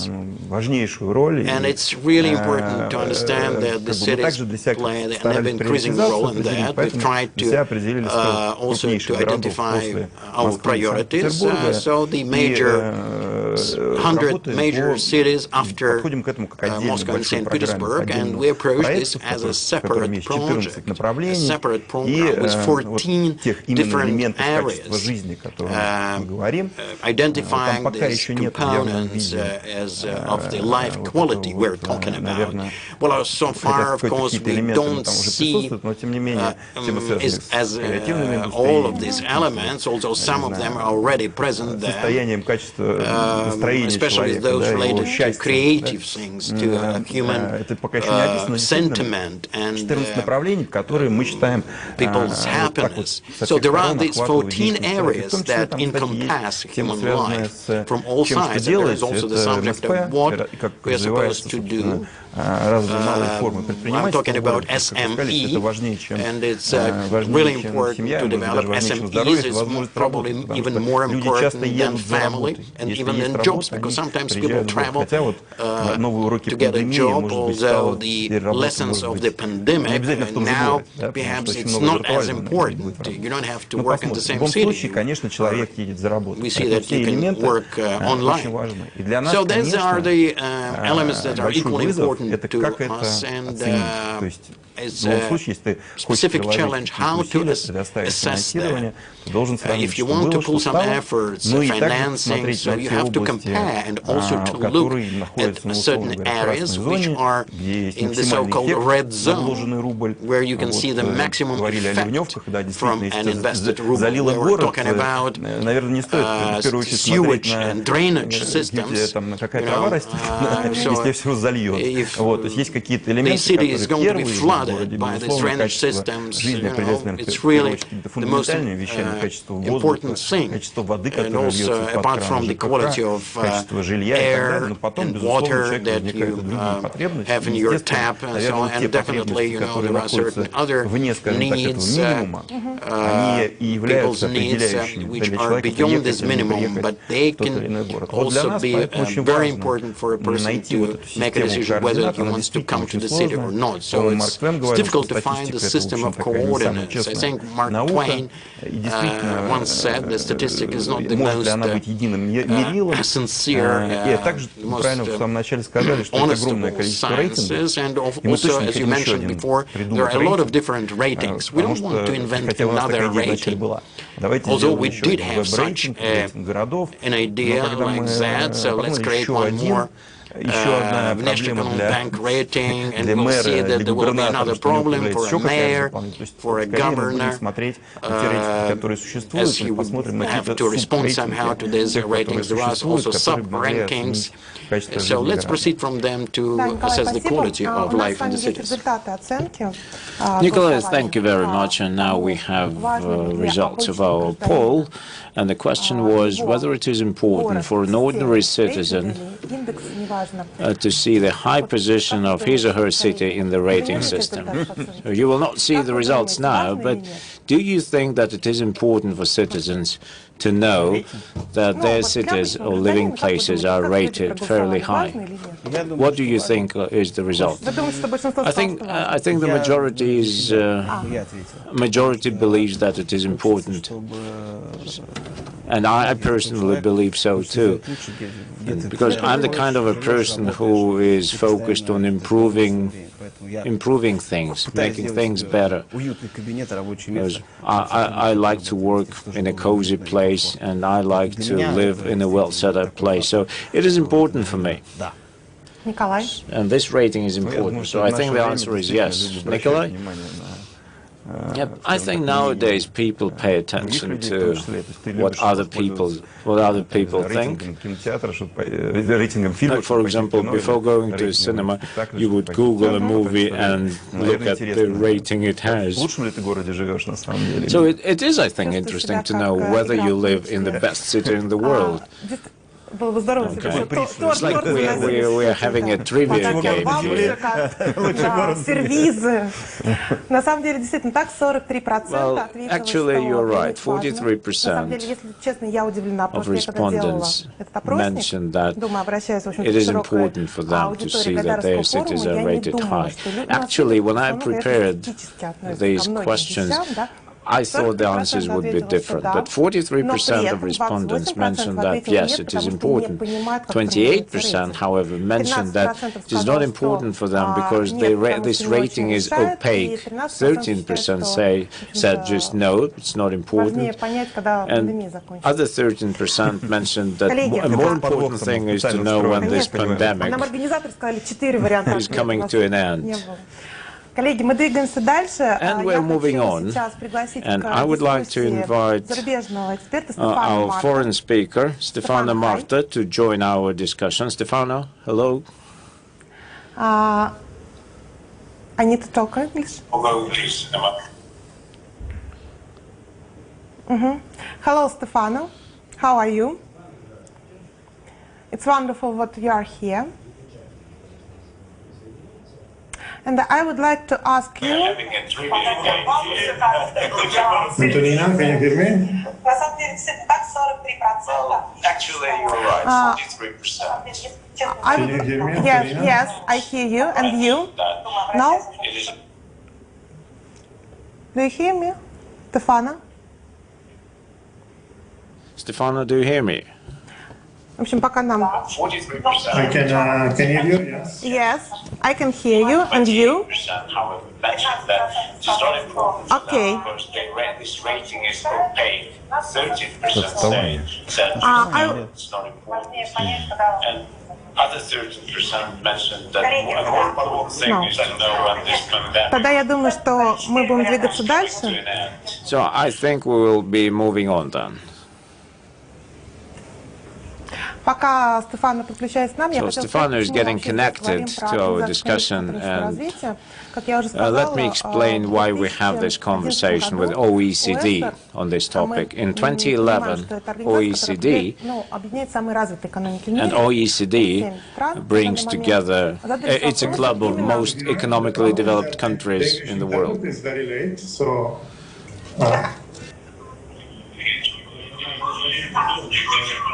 So maybe if you stop the English interpreter. I can hear you. Without English interpretation is better. So now I can only speak with you. Yes. Yes. So, okay. Yes, I hear you.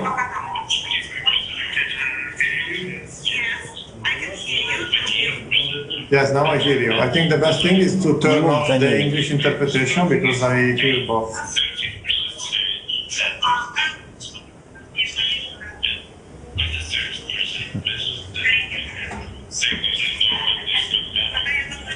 Okay, Stefano, you can go on with your presentation, please.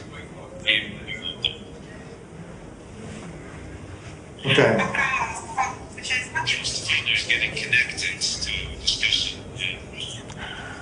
Let me explain why we have this conversation with OECD on this topic in 2011.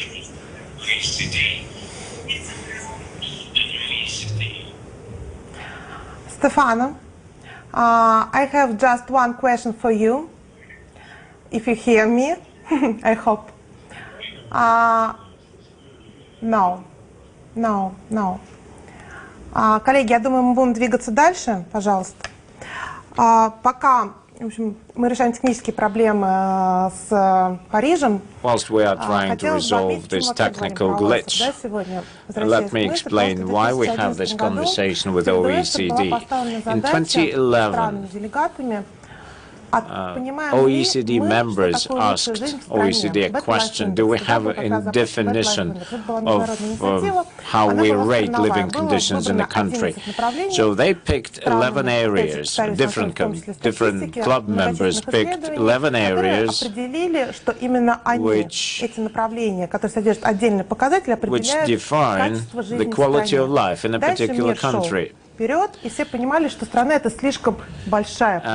then everyone realized that rating a country does not give you an accurate picture because people actually live in cities. And then 2 years ago, OECD started a new project together with the United Nations. And under this project, they're measuring the quality of life in the city. And they're also measuring how a particular city is progressing in terms of achieving these SDGs. And Moscow participated in this project quite heavily. And later I will tell you Moscow's rating as regards Moscow's rating as regards SDG development. Nikolai, but do you think we should try and compare ourselves with other cities? Do we want to benchmark ourselves against them? And we are used to measuring Moscow's performance and St. Petersburg's performance, but do we like to benchmark ourselves officially against other cities? Or are we concerned that we may get a bad rating there? Well, looking back, we can say that now we have the time before the pandemic and after the pandemic broke out. Before the pandemic, we could say that cities were competing for talented people. Cities tried to lure more talented people to come and live there. So people come, people set their lives up there, they start paying taxes, they start making the city more livable. And cities were competing for people.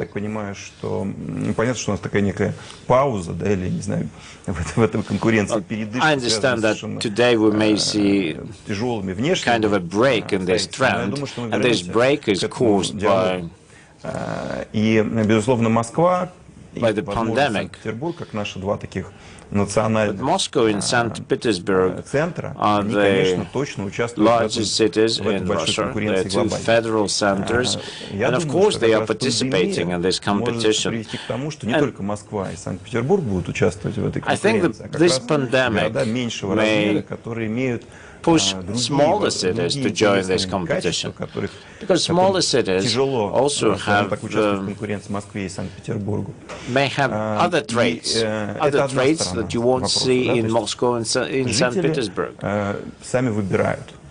Вторая сторона вопроса, So it is the это, конечно, people если who мы make the опять вернемся final к первой части, choice. про рейтинги, то стоит ли нам только But coming back to ratings, является ли I don't think that we should just benchmark our cities against other cities in Russia. чемпионов и к них приводим всех. Or we shouldn't try to make sure that all our Russian cities are benchmarked against Moscow, because Moscow needs to understand where it stands as compared to other cities. It would be interesting to compare San Francisco to Vladivostok, for example. Well,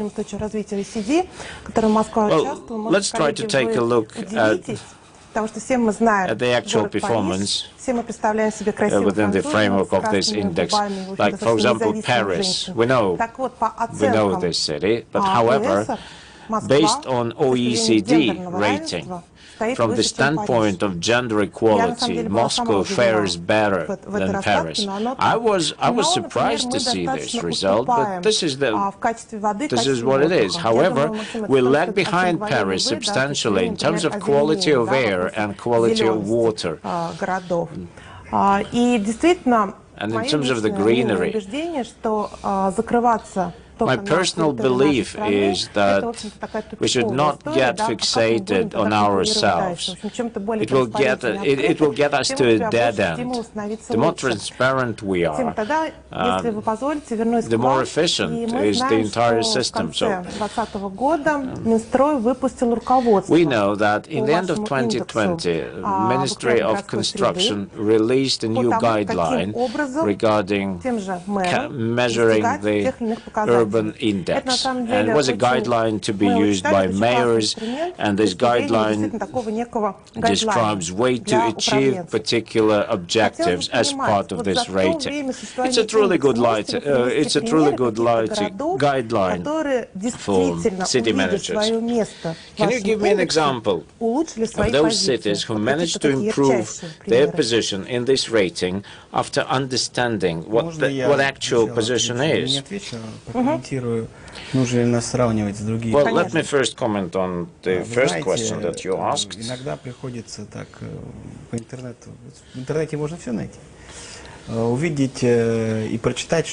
Internet is a place where you can find absolutely anything. So you can, for example, find traveling guidelines for English people or French people, traveling guidelines for Russia. You should don't go to Chechnya, or you should go to Moscow and see this and that. Beware of pickpocketers. Even though I personally believe that Moscow is a lot more safe than Brussels or Paris. I once visited Paris on the New Year's Eve, and I saw how the crowd was segregated by the police depending on the race. I was shocked to see this, and I have never seen such thing or such practice in Moscow. Yes, we need to participate in all these ratings, and we need to make sure that people see that we have truly beautiful cities in Russia, without bears wandering around them. And those football fans who visited Russia, visited those 18 cities in Russia where sports festivities took place. And I talked to foreigners who were wandering, who were strolling down our cities. They were surprised to see what they saw. And I've previously given you an example regarding the green vegetation in Moscow.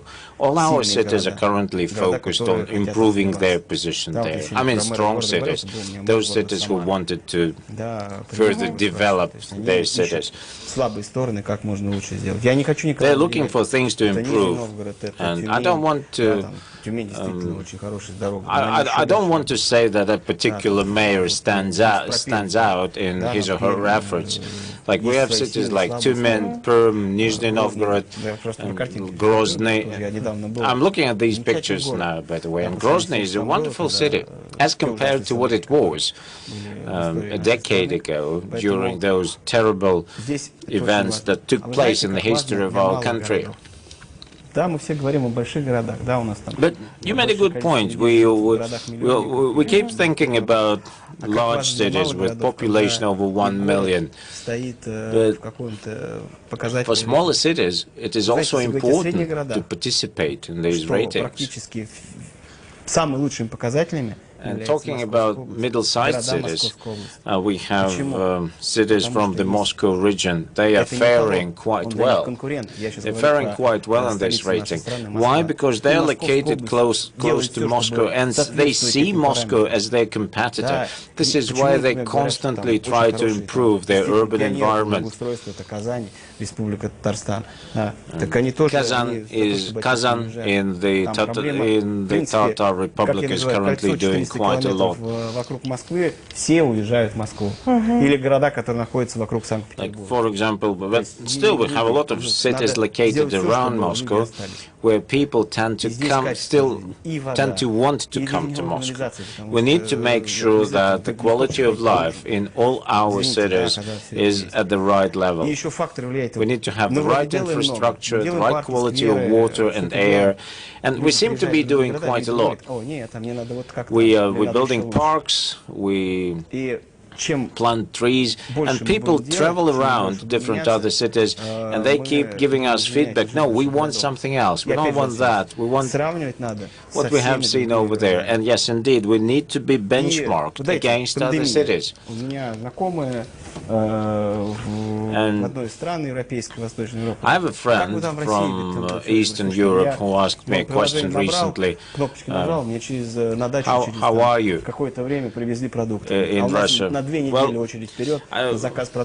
actually, I press several buttons in an app and I get delivery of my grocery at my country house. And he told me that in their case you need to, they just put you in a queue, which is 2 weeks long. Imagine there are cities in Europe, or actually capitals in Europe, where you cannot use a mobile app to hail a taxi. And this is driven by the taxi drivers' unions. So these are the things that we have to look at as part of this rating. I agree. I think we need to take into account two really important things, like engagement of city dwellers into the improvement of the city. And we also have to seriously look at environmental parameters like waste management and all other things. And we need to get better at all these things. Оценки качества жизни в городах, в том числе используя международные показатели. Mr. Tsakhomsky, you mentioned that VEB is looking at all these parameters, and I'm delighted to hear that, because finally, by improving all these parameters, we'll make our way into all these ratings, like Better Life rating, and I would like to see other cities other than Moscow and St. Pete to participate. Примеры по программе обучения в Сколково, да, мэры общаются между собой. Это For example, in Skolkovo there is a program focused on ensuring that mayors of different cities communicate with each other. We managed to connect Stefana to our discussion. Stefana, can you hear us? Hi again. Yes, I can hear you well now. And you? Can you hear me? Yes. Stefana, yes, it's very good. Thank you very much for your time. We have the English interpreter. Yeah. Yes. We have just one question for you.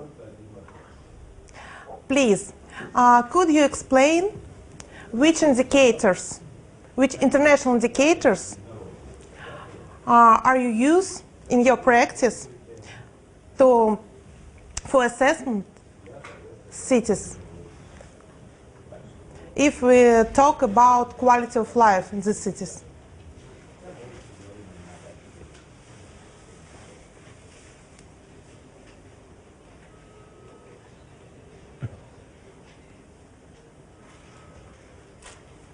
Качество интернета. Качество интернета, а между прочим, Москва, кстати, Москва же, кстати, имеет одну из лучших показателей именно по цифровизации. Actually, as regards digitization, Moscow is positioned fairly high, and Moscow is letting us down technologically now. Мне нужно некое добро от организаторов, либо... Should I try, Antonina? Yes. У нас был вопрос, какие Stefano, the question was, what indicators OECD uses to assess the quality of life in cities? Okay.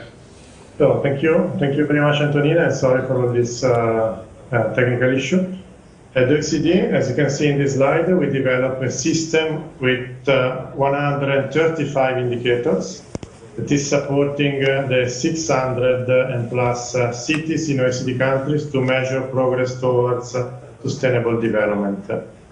What we did, this is part of the broader program where the OECD is supporting cities in localizing the SDGs, where also the city of Moscow is one of our partners. We are working closely with the city of Moscow.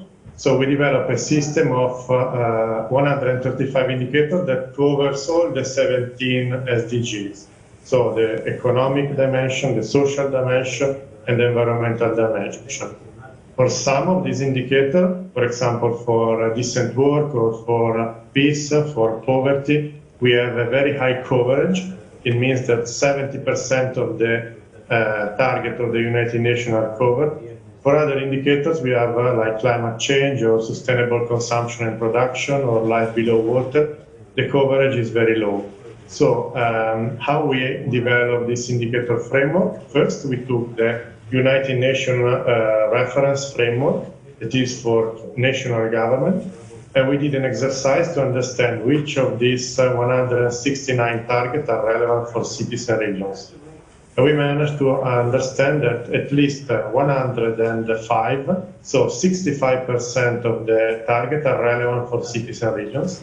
And then in the second step, we try to understand which of these indicators are relevant for OECD countries. So our indicator framework is really relevant for OECD countries and not for developing countries. So basically, we came up with this framework that is now allowing us to compare all the cities in OECD and partner countries.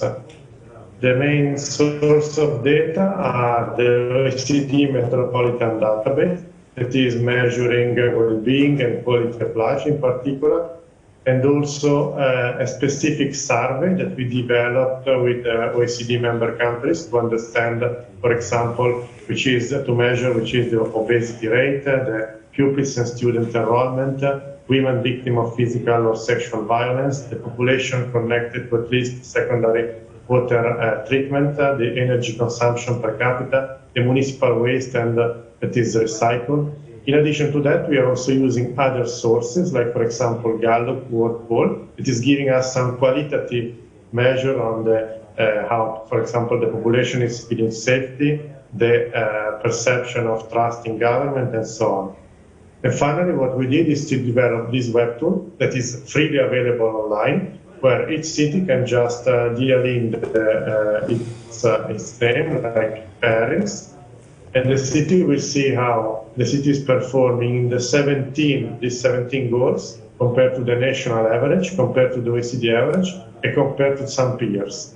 The overall objective of this tool is to promote policy dialogue between the different cities. So the goal is not really the ranking, but the ranking will help the city understand, for example, why another city is doing better in a particular dimension, for example, on food security, and to start a dialogue to understand which are the programs, the policy, the strategy that this city is implementing to reach this performance on the SDGs.